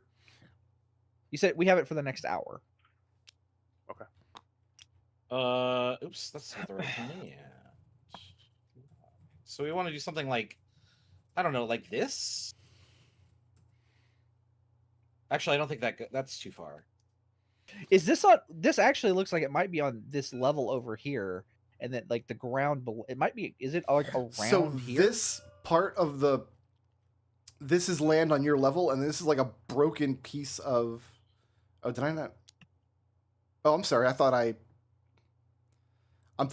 erased that for you. No, you've got like a broken piece of rock that connects the two levels. It looks precarious, and the slope is a little unnerving, but it does look walkable.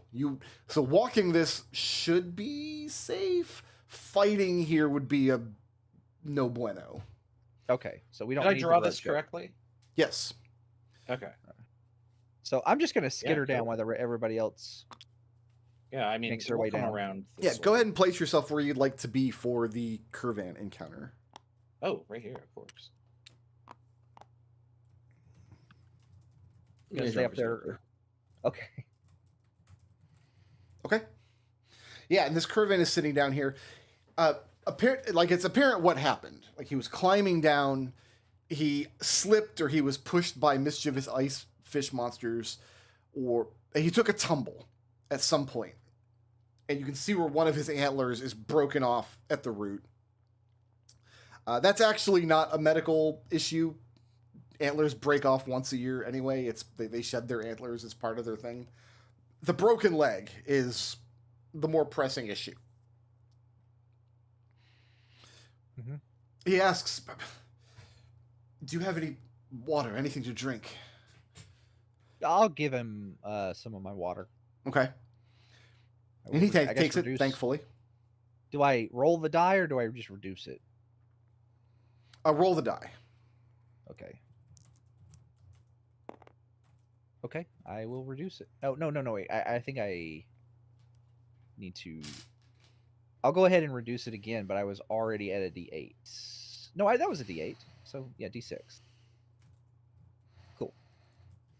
Can you just top off your water with the water around here? It's pretty potable, right? You can, but for some reason, the Curvan has been unwilling to drink it. He's Probably parched. because That it's is up. interesting. It's up water. So Is you it you high in, offered like, him a drink from calcium? your skin, and then you turn around to fill it from the water behind you. Yeah, I'll do that. And his eyes go wide, and he spits out the water that you've given him. What? Says, you can't drink this. What's wrong with it? It's Yeah. It's from beneath. It's from under. I don't know how to explain this to King's folk. It's dangerous. You can't imbibe it. Have you been No. drinking it this whole time? No. Spike clams up a bit. He had a sip earlier. I mean, No, we haven't drank it. Barleycorn had some out of a ladle. Yeah, Spike. I put some in a ladle and then I offered it to Spike. I did not drink it. Okay. No, That was that interaction. I'll hand him my water again. No, it's from the river. Well, actually, this is the water we brought with us on our expedition. And I'll look at him a little sour as he wasted my water. He considers for a long moment before he nods and he accepts another drink. All right, I don't reduce my die this time. Okay. What's this about the water? What makes it dangerous? Yeah. It's Father Earth's water, and nobody has a claim to it other than he. Taking it. Oh, is that it? Yes, that's it. I thought it was like poisonous or something. Spike, you want to give me an investigation check? I noticed that you're standing very close to the gem. Oh yeah, of course I am. Just edging closer. It Starting is a to- Jolly Rancher. 8. An 8? Yeah. It's hard and shiny like metal, but it catches the light, as you can see it. This very reflective red, and it's embedded down into the stone structure of this alien-looking face. It's humongous, right? That's at least 10 feet. A 10-foot tall red. It's a big stone. The Curvan offers the water skin and hands it back up. Says, "I'm Fenric." I am Captain Canterbury Chubb of the King's Expedition. And you see he makes a flinching face when you mention you're with the King's Expedition, but he does not respond. Well, we're here exploring the lands. Trying to meet new peoples. I take it. How did you come? Met my friend Koro. He stayed behind. It's difficult for him to move in his condition. Is Koro the? Because he said bad news about that. He nods. When I just says, "We came here seeking." And he motions over where Spike is standing. There's supposed to be healing energies in the embedded metal here. It said if one was able to touch it and fill their heart with reverence for Father Earth, that their physical maladies would be healed. Obviously, motions to his still broken leg. It obviously is not that easy if it works at all. So you came down here seeking relief for the injuries that were on him? Injuries is a way of putting it mildly. He didn't tell you about any of this. No, he was not very forthcoming or trustworthy or trusting of us. He tells you He that is- he nods and he agrees that the Turtles are a reclusive and mysterious peoples. They are very tight with their secrets. So, And none of Uh, you know what a turtle is. yeah. Can I get the guy's name? I got Koro, but I don't know this person's. The caravan with the broken leg is Fenric, name. and his turtle friend, who you guys shot, tied He's all up, and tied up abandoned, right now. Yeah. is Koro. He was fine. He was unconscious. He'll be unconscious for a little while. He's fine. Let Are him you sleep it saying off. that to Fenric? No, No, I'm of saying course it to you. Okay. Does that work? Uh, If you say something to the DM, does he have to believe it? I don't have to He has believe to make a anything. roll. You have to tell me if you're a cop, Brick Road. Fenric asks if you're able to get him back up to Koro. If you can get him back outside, he can tend to his leg better. At his camp, he has medicinal supplies. All right. All right. So, question: Yeah. if I am encumbered by another person, like Mhm. a medium-sized creature, can I still use my climb speed, but just move at half speed, like normal? I would make you make checks. If you're going to climb the pillar without any kind of aid while carrying this caravan, but he's a big dude. We're talking, he's over 7 feet. So Yeah. I wanted to use Scroungecraft to make kind of like a baby Bjorn, to put him in like a harness and put him on my back. If you use Where I have my Scroungecraft hands to make free. a makeshift harness, first of all, it's not going to look very stable. You're going to have to instill in him some trust. Mhm. You'd also have to disassemble your descender. Well, I mean, we're ascending, so that's fine. Okay. But yeah, you could make a harness or something to. As long as you Vera, have hand 2 me- people at the top of the rope, I wouldn't even require a check. I don't think. Yeah. 2 people Hey, can Vera, hoist him up. hold on. Give me that for a sec, Sure. and I'll take it. I'll disassemble it and like find some vines and stuff and make a like I said, it's like a baby Bjorn. Yeah. And I put it on my back and it says, "All right, load him up." You get to the end of it takes about 10 minutes. And you get to the end of the 10 minutes, and Fenric's ears snap up first, and then several of the other ones standing on there hear it. The malicious snickering from somewhere off on this side of the pool. Fenric, yeah, I'm gonna try to give you this whole pool. Actually, is this above you or is this the same level?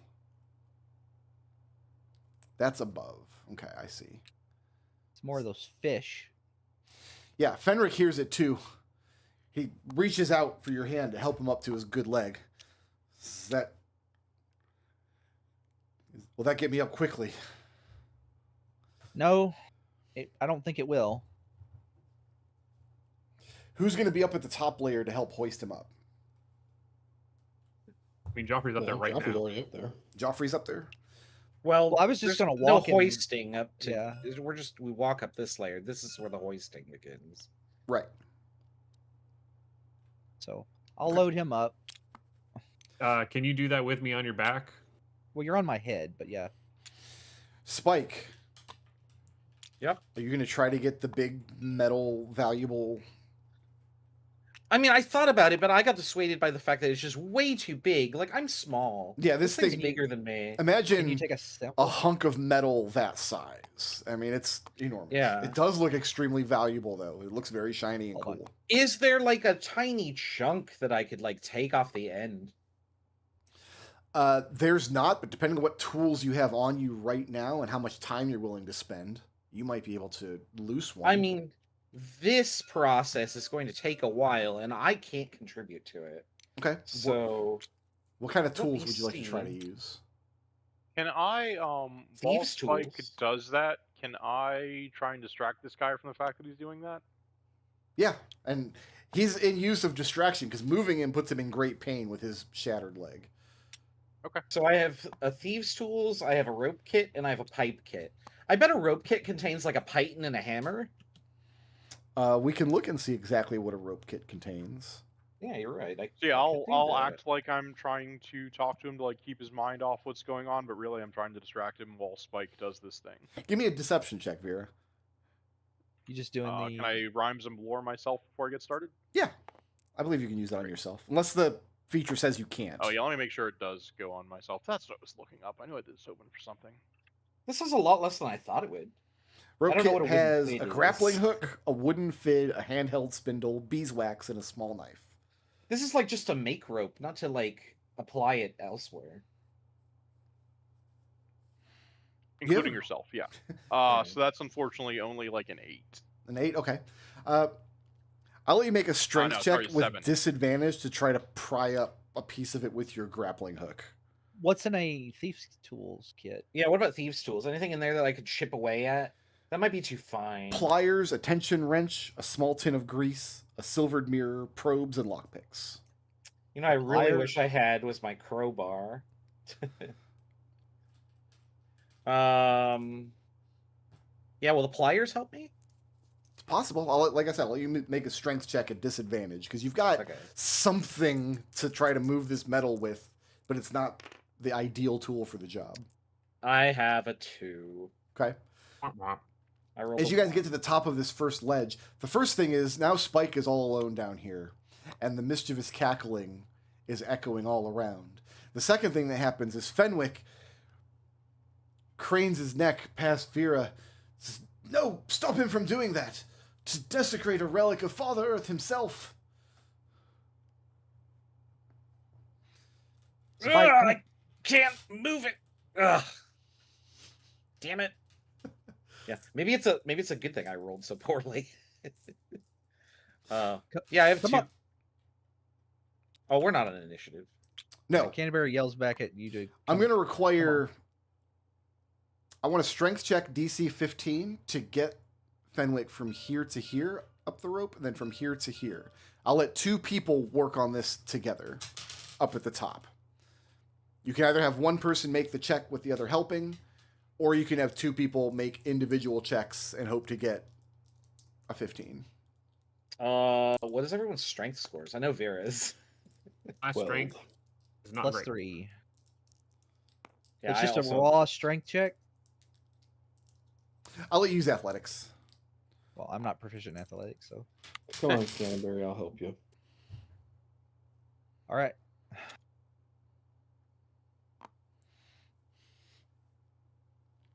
So it's strength athletics. 18.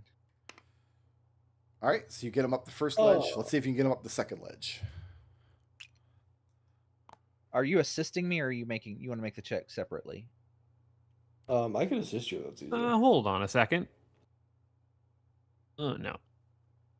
Never mind. Do not listen to me. So we got an 18 to get him up to the first ledge. Let's get him up the second now. I can give a hand. Would this consider doing like a help action with this? Yeah. Yeah. If I take team tactics, help action in addition grants an advantage to an ally Oh, you get a and can additional also grant 1d4. Yeah, that would apply here. Okay, I'm going to. So is Geoffrey or That's correct, Canterbury Nicholas. making the second check? I'm making it. Okay. Geoffrey, Canterbury Geoffrey, watch Spike and Vera's back while I'm carrying him up, please. Yeah, we should What's be up, together. I just Ramon? don't know if Destel's moved his token. Yeah, no, I was trying to distract the guy, so I'd Yeah. be climbing up with you. I have to I make did. the checks I every didn't know time if the you go I by. didn't know if the 2 of you wanted to try again to get the. Oh yeah, rock. we have to climb up here. No, I'll one try. I rolled a 1, so no good. I will That's, bring a crowbar back. That's a 4 on climbing up the rope. Somebody can assist you from the top with a DC 12 strength check. That's Yeah, something we got Geoffrey that. can do alone if he wants. I got a 15. You Not say a that like 15. everyone does. 13. Did you add your +4 or plus Yeah, I did. 1d4? Okay, shit. Yeah, I did. I rolled an 8. It's plus 3, plus 2. That's fine. Oh, nice. Okay. 13. So I failed. Okay, so Canterbury is up at the top of the rope, hoisting up Fenwick. Yes. And failed the check. So Fenwick falls back down in a painful slump. And the Scroungecraft device that you built to try to hold him breaks. And he seethes out as he lands on his, tries to twist to land on his good leg. And I've applied damage to him. He doesn't have infinite hit points. All right. Is this a ledge that Spike goes all the way down visibly, here? Spike visibly. What was grimaces at Geoffrey's that. question? I can't tell on the map. Does this ledge go down or just straight out? Looks like it goes down and curves around. This ledge, which one? The one that we're on. This ledge right here. I was assuming because this pillar's right here. This is Yeah, like but a it's like- series of shelves that kind of leads to the southern wall. Can we climb up like this? Let me look at the big map.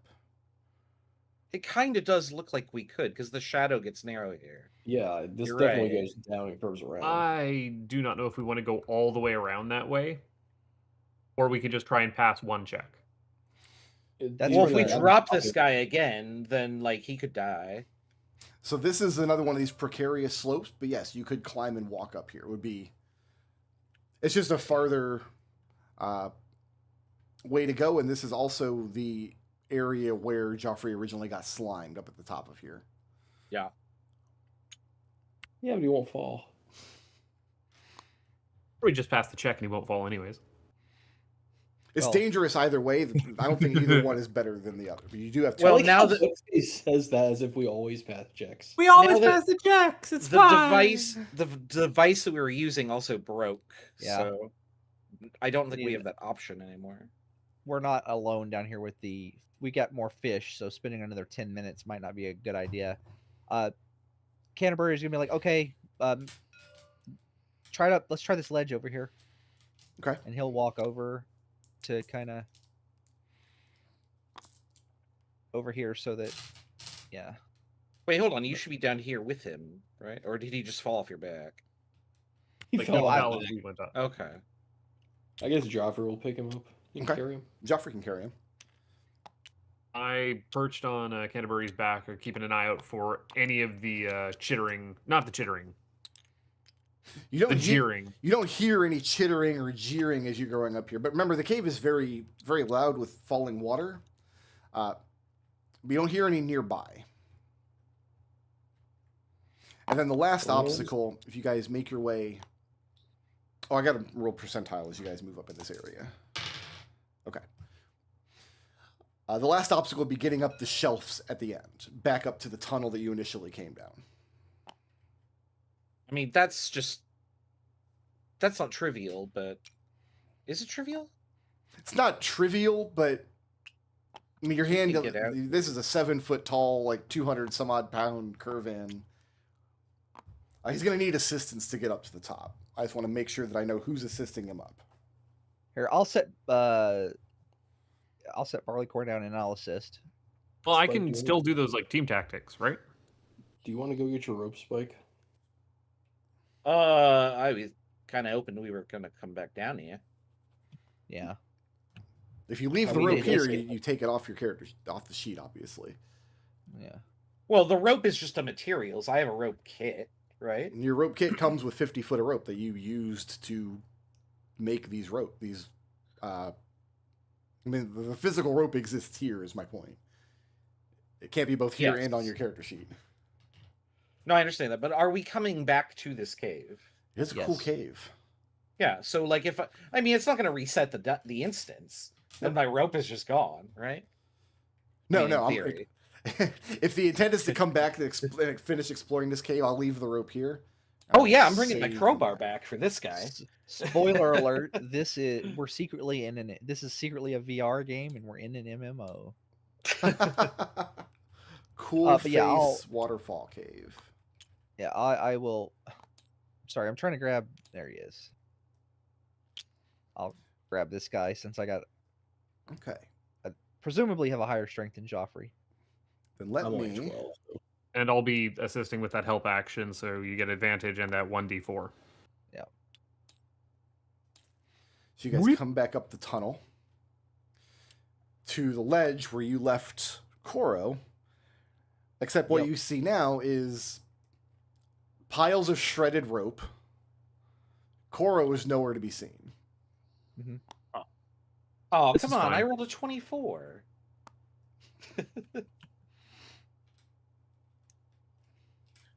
I mean, he's probably up here. So if this anything. Koro rope got here hit with the secret of the is ooze. not salvageable. Whoever used their rope here no longer has it. He is shredded it to pieces. We're gonna have to start making more rope now. I don't know how to model that. I thought that was my materials die. That's what I've been rolling when I've been using rope. Should I have been tracking a number instead? No, you don't need to be tracking any number. Just you don't have the rope anymore. He's ruined it. It's not useful. So when you go to Right, but when how you go do to I craft model materials during a journey action, you can make 2 feet of rope at a time. Yes, but I don't know how to say, okay, I need 25 feet of rope or 8 feet of rope or whatever if I'm not modeling a number. What I get what he's saying. He's saying you said he has 50 feet of rope on his character sheet, Right.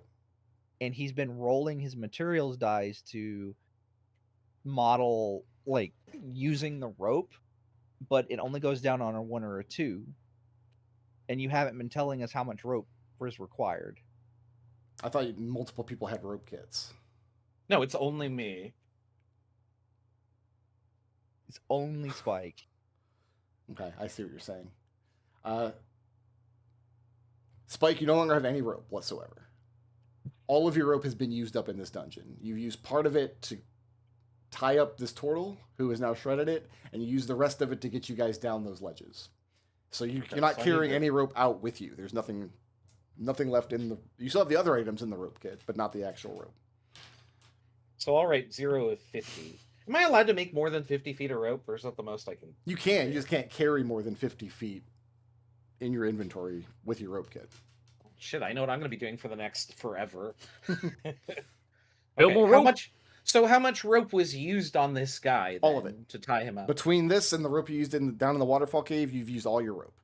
No, I'm aware. But if I were to retrieve the rope in the waterfall cave later, how much would I get? 40? I don't know. I don't know either. I thought 2 people had. You're no help to me. Okay, here's what I thought happened. Because my perception of what happens at the table is as important as yours, as much as I realize. I thought you had used your rope kit to tie this guy up, and then somebody else used theirs to create the rope ladders that you were using in the dungeon. I didn't know you only had one rope kit, or else I would not have allowed you to do that.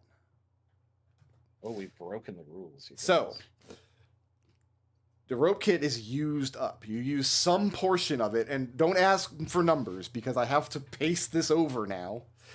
You've used some portion of the rope to tie up the turtle, and you used the rest of it to create 2 rope ladders down those ledges in the waterfall cave. The exact number of what was used and where is not and cannot be relevant. Right now, on your character sheet, 0 feet of rope. You can recover some amount if you go down to the cave to get it, but that already hasn't happened. We're going back to the cave to explore it later. That's my understanding of the situation. Yeah, I just wanted to know how much could I potentially recover. And there's just not going to be an answer to that question right now if we're going back to the cave later. Okay. Yeah, that's fine. When Fenric sees the shreds of rope that were left here, once again he becomes restless. At this point, as you guys are coming up and out of the tunnel, he's limping along on 1 foot while somebody, I think Geoffrey, is supporting his weight. When he sees all the rope there, he gives this like angry look and starts glaring back and forth between the rest of you, looking for an explanation. I'll tell him. It's like, we had a misunderstanding. He goes, your friend drew a bow on us, and we had a misunderstanding. He took an arrow, but we treated his wounds. And you didn't think to tell me this before now, that you assaulted my companion. And he tries to wrestle free from Geoffrey. Oh, Geoffrey will let him go so he falls on his ass. That's exactly what happens. He tries to step away from Geoffrey, tumbles forward, catches the edge of the ledge. So let's actually go ahead and I'll load him in here. You do realize that if we actually meant you harm, we could have just left you down there? You say that you shot my companion, and now you question whether you meant me harm? I told you there was I told you there was a misunderstanding, and we treated his wounds. Oro did shoot at us. I mean, make a deception check, Barleycorn. Koro did shoot at you. Yes, deception. Yeah. Koro did shoot at you, but Geoffrey shot first. Can I help him? Because I was going to try and do the same thing. No need. I got 19 on die. Fine, don't worry about it. You did great. Well, what's your result? Add your charisma. 21. Okay. Yeah. He clambers up onto the ledge, out of breath, and kind of puts his back against the wall. So he's trying to collect his thoughts and decide what needs to happen, what he's going to do next. Like, he's in a very sharp state of disarray at the moment.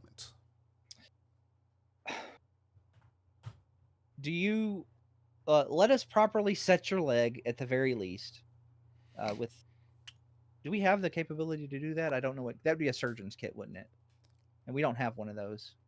Can I do it at medicine with disadvantage? You can. He said he had medical supplies back at his camp. Okay, let's get you I'm back not to your. proficient with that kit. How does that relevant? We have this problem. You would make a. Are you proficient in medicine? Yes. You just make a medicine check. Okay.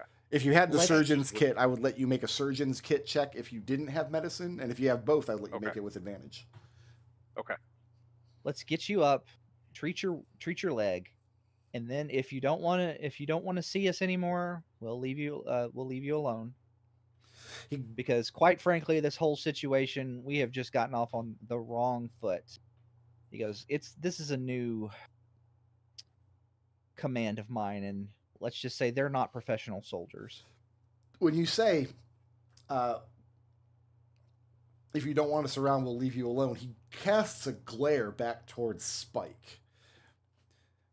The one Says, "What person who about hasn't that said one?" anything. You were trying to pry that gemstone loose down in the cave, and he caught you doing it. Oh, boo-hoo. I get the sense that you guys don't want me to stand my ground on my NPCs, but like, y'all did some shit to these NPCs. I'm aware. All Yeah, right, I'm- look, mate. Like, we busted our asses, and yours, admittedly, trying to get you all the way up here. I think we let bygones be bygones, or you can shut your fucking face. Language spike. Yeah, he doesn't. Wait, you ain't the boss of me. I You're am. so- yeah, control. your- Canterbury says, control "I yourself. am." Shut Yeah. your fucking face. Who did you say Wait, that? you- to? Language, wait, you? Geoffrey.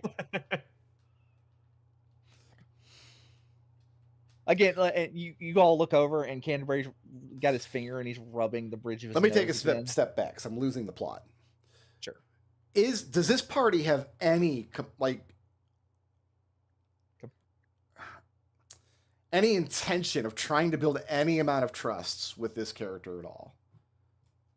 I mean, I'm I mean, trying. I mean, I am also no. trying. No, Oh, you were. we have helped him, and all he has been is resilient and angry. He's been pretty we good. have- No, no. To be clear, Raz, like I explained, you shot his friend, and then you tried to steal that gemstone, and he caught you.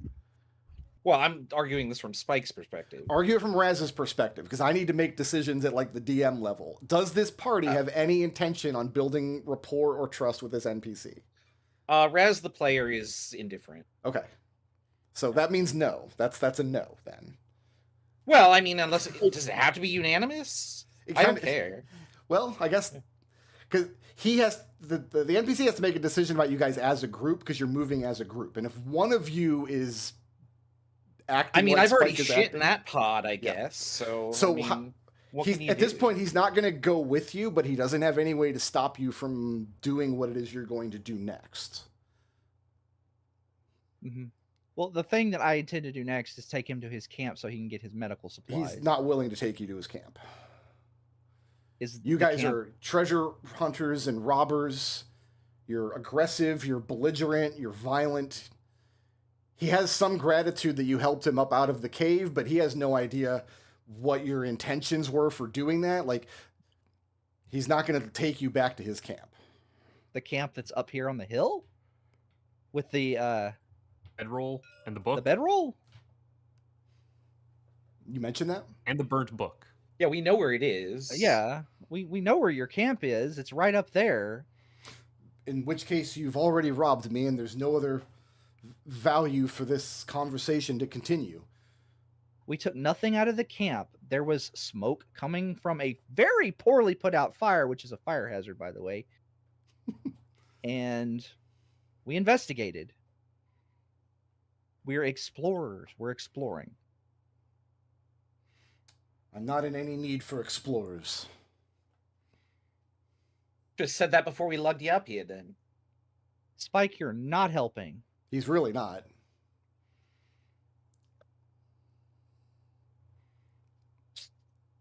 So what's next? So trust with this NPC is demolished. He's not going to trust anything you guys say. He's not going to go with you, and he's not going to take you anywhere that he knows. He's worried about his friend. He's worried about his own injury, But his guard is up. At the very least, Yeah. Will you let can I at least carry you up to the camp? Because you're not going to be able to get up there yourself. He tells you that he'll manage, and he does not require any more assistance from you or any king's men for that matter. What does it take to get up to the camp? Is it like a climbing check, or? It's not really a check involved because it's probably a difficult climb, but it's not so difficult that it requires like an athletics check. Okay. It would be they're hard with a broken leg, though. Well, it's fine. While they're having this argument, Geoffrey is just going to go up to the camp and look for the medical supplies. So when Geoffrey disappears out of the cave, so I want Treble to answer this question, and I want everybody else to be quiet. How do you want this encounter to end, Treble?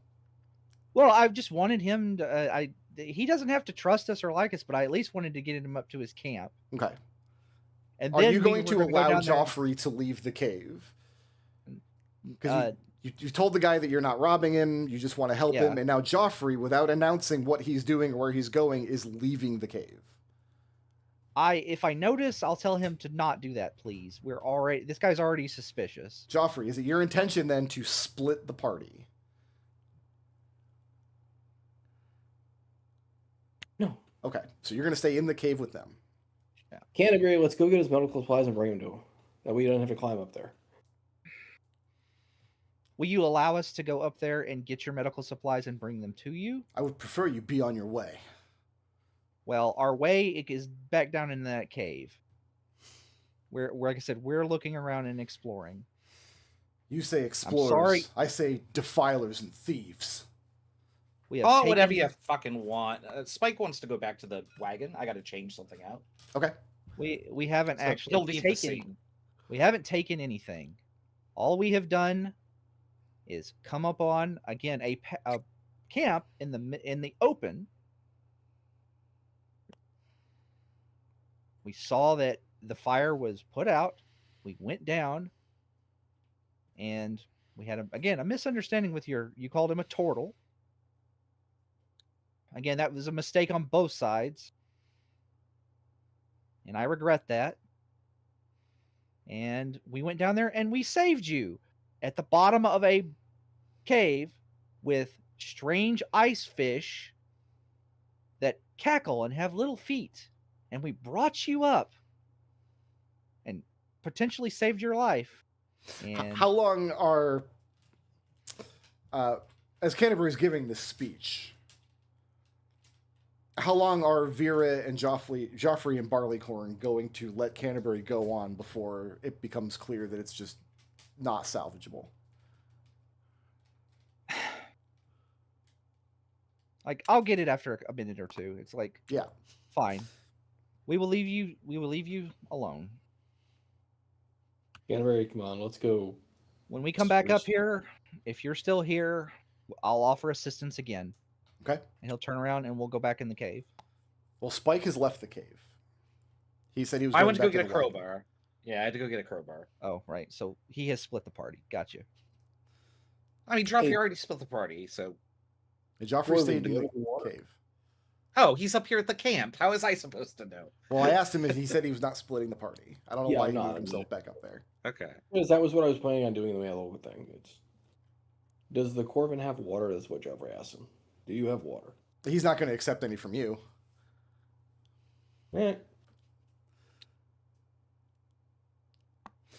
Canterbury, do you want to go restock from the cart before we go back in there? No, I'm fine. Okay. Spike, your intention is just to go back to the wagon. Yeah, nobody stopped me. Get a crowbar and come back. Yeah, I'm going to trade out Let's call that like an hour round trip. Climbing all the way down the hills to where you left the wagon tied up. And then climbing all the way back up. I had something I could swap out to... My inventory is full, you guys. It sucks. Are you guys waiting for Spike to return? Yeah. Okay. Let's go ahead and take the benefits of a short rest as you guys are, the four of you up in the cave. are I thought a waiting an short hour. rest took like a... Yeah, are you sure Oh, about you're that? right. Oh my god, I was in their last campaign for a second. Of a no rest. Thanks for keeping me. I was gonna say sorry. Take the Yeah. benefits of absolutely nothing. a breather. Got him. I got him. They're on my sheet Yeah. now. Got him. Spike All comes right. back with a crowbar, and I'm picturing him just like slapping it into an open palm over and over again. Yeah, he has the biggest shit-eating grin on his face. He says, "Now we'll try it." Question for Do it. Spike: Do is that a not let crowbar or is Spike. that just a regular bar that Vera owns? Yes. Okay. No. I actually think this is his own. Okay, Yeah, I don't think I came with a crowbar. I'm going to save this map. Might have. Or my inventory. Is that crowbar? that's surely a Corvum drinking establishment, right? Is the crowbar? I mean, Unless it's in. No, I don't think any of my toolkits would come with a don't crowbar. ever let Nourishim hear that. God, no. Does he watch these streams? I don't have think, instant I don't think regret. so, but you can't. Nourishim will come up with like 18 permutations of it, and they'll all be fantastic and awful. All right. So the Spike's intention then, this will be the last question for the session. Spike's intention then is to climb back down to the giant alien face and then pry this thing loose. Is that correct? He's gonna make no illusions of grandeur that he could carry the whole thing. Yeah. But he's gonna sure try and like get a piece of it. Okay. Yeah, I like Canterbury like definitely wants. So there's two things that Canterbury does want for this.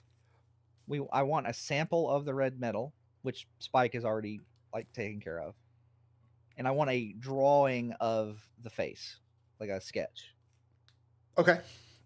Anybody with writing supplies would be able to do that, providing that it's illuminated and providing the thing is not covered with icy fish. Yeah, we have a torch and stuff, so that should be trivial, right? Yep. So let's do this. Go ahead and place yourselves on the shelf area where you'd like to start the next encounter at the start of next session.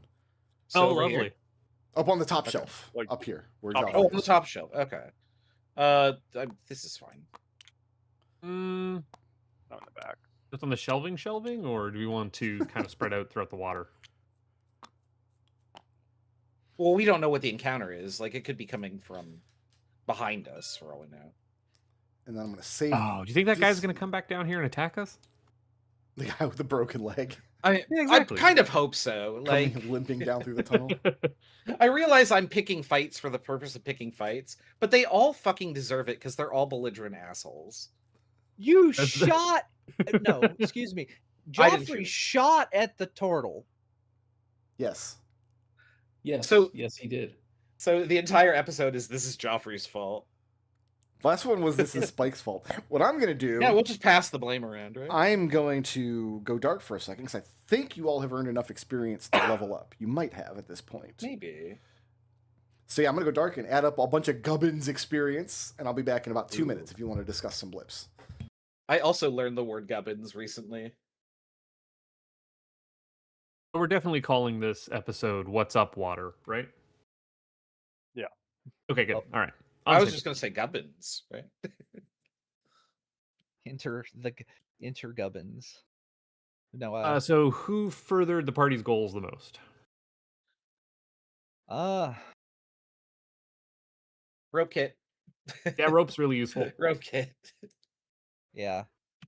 Now we cheesed getting the amount of rope we did here, but like, fuck it. Well, it to was, be it good, was to be needed. fair, I didn't know mechanically how it would work, and neither did Brookride apparently. So we're it's fine. we're figuring it out as we go. Yeah. Who Is- was badass this session? Do I just have this in the wrong order? I want to give that to Destel for continuously being just the coldest motherfucker in the party. Oh, it like It's a Zero- challenge. 0 to you're done with that bow is pretty good. There are two settings on that bow: not fired and dead. Killer. Yeah, pretty much. I mean, I've been just burning my craft slot basically every time I fire it because in character, every time I fire it, it's made sense. Yeah. Well, Um, every who's time in you tandem fire- with Call, them? we call it the problem solver. Oh, we just skipped creative. Okay. I had Uh, one you know for one of those. I'm doing these off the dome. I don't have the list in front of That's me. why, because you went down my list, but you skipped one, and I was like, "Am I out of order?" Because No, I had it I'm in the just- wrong order the entire last game, and I had to fix it at some point. Nope, I'm just firing off the dome. Yeah, who had a most creative solution to something? Trouble for his redneck engineering. Oh, the baby Bjorn, which I had to look up what that was. Someone's not watching Game Changer. Well, no, I'm not actually. I can't find that on YouTube, unfortunately. See, Treble? See, I know where you're coming from. He was intangible. That one is Chris. For just, I want to give him that for like no diplomacy. Like, Canterbury is very upset with all of you except Barleycorn. Geoffrey's very about to fucking we get shot in ball. the face. Actually, he's not upset with Vera because Vera doesn't shoot first. No. Vera shoots. I mean, unless last someone's to obviously end it. already become a problem in a non-violent way. Right. He's okay. He is okay with that. He does not like the shooting first part. That's the difference Vera between doesn't shoot Vera and first 'cause she's low on San. initiative. San shoots first, Vera shoots once. Yeah. Yeah, that's about right. Son shoots first, second, third, fourth, fifth, There we sixth, go. seventh, eighth, ninth, and 10th. That's correct. Yeah, and then he action surges and does it 30 more times. Okay, who wants some? Oh, I added experience wrong. Oh God, I can't math. It's okay. Mathing's hard. I It's know. Not like we're playing a math game, right? I increased the amount of experience these little critters give because I gave them the ability to call for help to get adds into the fight. It just never happened. I only had a Not yet, chance to really anyway. roll it once. All right, so it's gonna be 60 points of experience for everybody. 6-0. That's for 5 gubbins and for. I gave you some experience from Koro as well, because you were technically fighting him, and you definitely won the fight. Hey, I can level up. Okay. Oh, how much? I'm sorry, I spaced out for a sec. 6-0. Okay. Is it that a 200 or full level up? 300 to the level? 300. How are you getting 300 there? Or you spent a bunch of blips, eh? I'm at 220, and then I have at least 4 blips. Right now, 28 everybody's blips sitting in on there. 6 blips except Canterbury, And I who's have sitting 6. on 5. I have 6 in my bank, so. You're at Joffrey, 220? tell me I have about your 109. blips. Rabbit boy. My blips are wonderful, and they're amazing. They're the best blips ever. So for alignment, lawful neutral, strong protect the weak. That'd be firing a quote warning shot to try and protect Canterbury from the folk with a bow aimed at him. You're going to try to claim your alignment blip, the strong shall protect the weak, by firing at an injured, frightened NPC who was being approached after he called out that he did not want to be approached? An injured, frightened NPC with a bow pointed right at Canterbury's face. Yes. I am not going to allow that blip. Absolutely not. In that instance, the turtle was not the weak. Or the turtle was weaker than Canterbury. Yeah. He called out that he did not want to be approached. Canterbury continued to approach. He readied his bow, and they were still discussing back and forth. Joffrey's the one who shot. Yeah, that's not the strong shall protect the weak. You can claim it for some other action this session, but I don't think it applies there. And I don't push back against blips very often, but that just doesn't seem right to me. Give me a second to think about that one then. All right, we'll move on to Canterbury first. Canterbury had things to say. We're gonna take chaotic neutral, lie, cheat, or steal. All that matters is winning for his technically correct interpretation of what happened with the turtle to get the Curvin out of the cave. Because I knew it was probably going to turn sour when he figured out like what happened up there, but I still didn't want to like leave him in the cave. Okay. Which leads me to my flaw. I can't lose anyone else for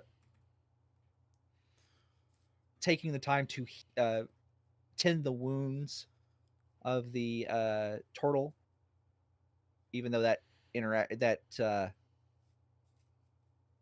whole interaction went very sour. Yep. Okay.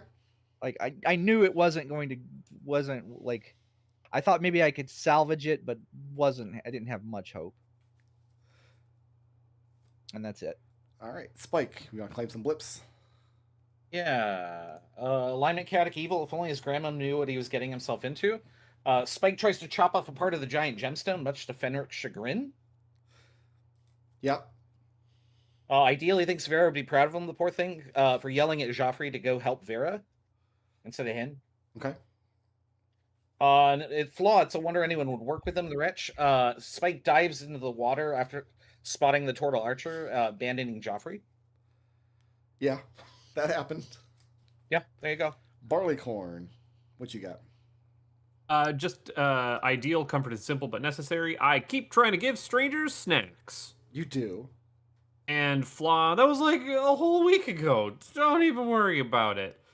For selective truth-telling on the... Technically, we got an arrow fired at us. Technically, you did. Is that it? That's it. Vera, what do you have for me?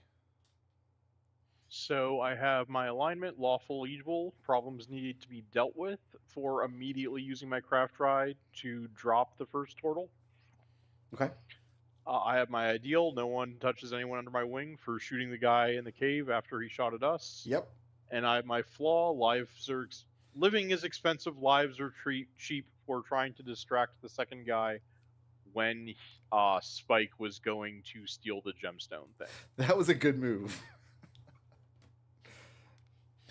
I mean, it's not Spike's fault. He was not intending to find a gemstone the size of him at the bottom of this cave. Yeah. All right, Geoffrey, what you got?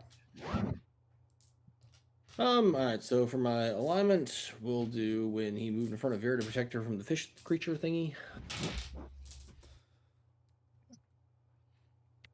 For ideal, would be folk try to help one another. That would be climbing down the rope to help Spike not drown because he's small and can't stand up in the water. Sure. And then flaw, trust no one without proof of deed. That would be staying up top until Spike climbed down because he didn't want him to cut the rope. You thought Spike was going to cut the rope? Yeah. If it was any other character, I'd be like, nah, that's not... You can't expect... He even tried to cut the rope. I did. I rejected that blip, actually. That was my chaotic evil. I was like, I was going to cut the rope and leave whoever's down there. Like, that would stop any problems, right? Who had the most creative solution to a problem this session? We said that was Canterbury's Baby Bjorn that almost sort of worked. Almost. It was pretty good. Yeah. Who did the most to further the party's goals? That was Spike's, Spike whose rope kit was put to good use illegally. We're criminals, is what. Yeah. Not only do we not follow society's rules, we don't follow D&D's rules. No, there's... we can draw ropes wherever the fuck we want. You know what? Here's a rope right here. Go ahead and stop me. I legitimately thought we were working with two. I was mentally thinking, okay, so they've got 100 feet of rope they're working with, and then I was just kind of keeping mental track of one piece is back there, two pieces are here. They've got one piece of rope left to use. Is kind of what I got to this point, and you made me roll the materials die, and I was like, so when do I run out of rope? And I didn't say anything because I just thought I misunderstood the system. And I did misunderstand the system, just not how I thought it was. It took me a minute to realize no, this is all my manner rope. I'm in the only which one. it was misunderstood. But yeah, no, I'm the only guy with rope. Who's our badass? That was Vera, who had 0 restraint putting the turtle down. And who was intangible this week? That was Geoffrey for firing first. Is it Geoffrey or Geoffrey, or just we bounce back and we've been going between back and the two? forth. Yeah. I think it's Geoffrey because when he first said it, I wrote it like it's spelled in Game of Joff. Thrones. Yeah. Right, but then he spelled it like Geoffrey. Yeah. Hey, it's fine. All right. know. So blips are currently worth 10 experience. I know you guys are going to level up, but right now they're worth 10. I might not. I'm not leveling up. Yeah. Oh, we're not? I am burning 4 to get 300, which will level me up. So you're going to come in next week with 6. So Canterbury, you've got 5, and you're rolling. You've got 3, so you can come in next week with 6 and burn 2. Does that sound right to you? Yeah, that's still not enough for me to level. I don't know how Raz is. Yeah, I don't know how Raz is leveling up. I track my XP very meticulously, so I have to burn 9. I blips earned to- 120 last week. I earned 140 this week after burning blips, and I Yeah, earned that- 60 the that's first, enough. 40 the first session. Yeah. Yeah. So Yeah, I I have think used- I've gotten max blips every session, and I've burned none so far. And I'm Okay. burning 4 to do it, so Yeah, I think I Fair have to burn 6 because I didn't get all the blips yeah. last time. It's Yeah, so just barely. Vera and I Geoffrey, I've got at 6, and you both earned 4, so you're both burning 4. And then Barleycorn, burning- I I've have to got burn you. 6, so I'm going to go down to 4. Okay. And Yeah. Geoffrey, you also going down to 4 to burn the level? I'm up? gonna have one. I'm gonna have one next week. 1 next week. Okay. And I should have 2. yes. Yeah. Okay. So I have 6 and I'm burning 3. Yeah, you can roll. said. So you got 9 you're sitting on right now. You can only take 6 with you. And Barleycorn has 6 and has 2 that he earned this week. So he's got 8, but you I can only take am- 6 with him. 75 experience short. Yeah, I can't level up, so I'm just gonna sit on those 6 blips. Did you miss a session, Trouble? No, I did use blips. He to- used he- 4 blips. I Use some used reroll. blips to cover the For me. crime. Yeah. So So- what Raz should do is give me his blip so I can level. Yeah, it's funny how that works, huh? Anyway, more So hit points for Barleycorn me. has to roll over 2, and Canterbury has to roll over 3. Otherwise, they're gonna. Did you roll over your XP, Buttface? Yeah, Or- yeah. No, I'm okay. only even with rolling over my blips right now, I'm still sitting at 210 XP. Well, he's new to the table, and I noticed Yeah. he hasn't been getting all his If blips. if you yeah. didn't claim them all, then yeah, that would do it. Okay. I just haven't had a lot of like role playing stuff to be able to get in some of them. I would have made it if I'd have enough if I didn't use those 4 blips that one time. So To Oh, fix, where yeah. that is. to fix Spike's Yeah, that- mistake. Yes. Yeah. Yeah. I made no mistakes. I am Yeah. perfect, and in fact, I have the most XP. You're taking Guys. point. Good to know. Actually, Vera and I are tied. I now. think Raz might be chaotic evil. Yeah, Yeah, welcome to the real Raz. Right? That's what I've got. Session 1, 48 XP. Session 2, 90 experience. And session 3 was 60 experience.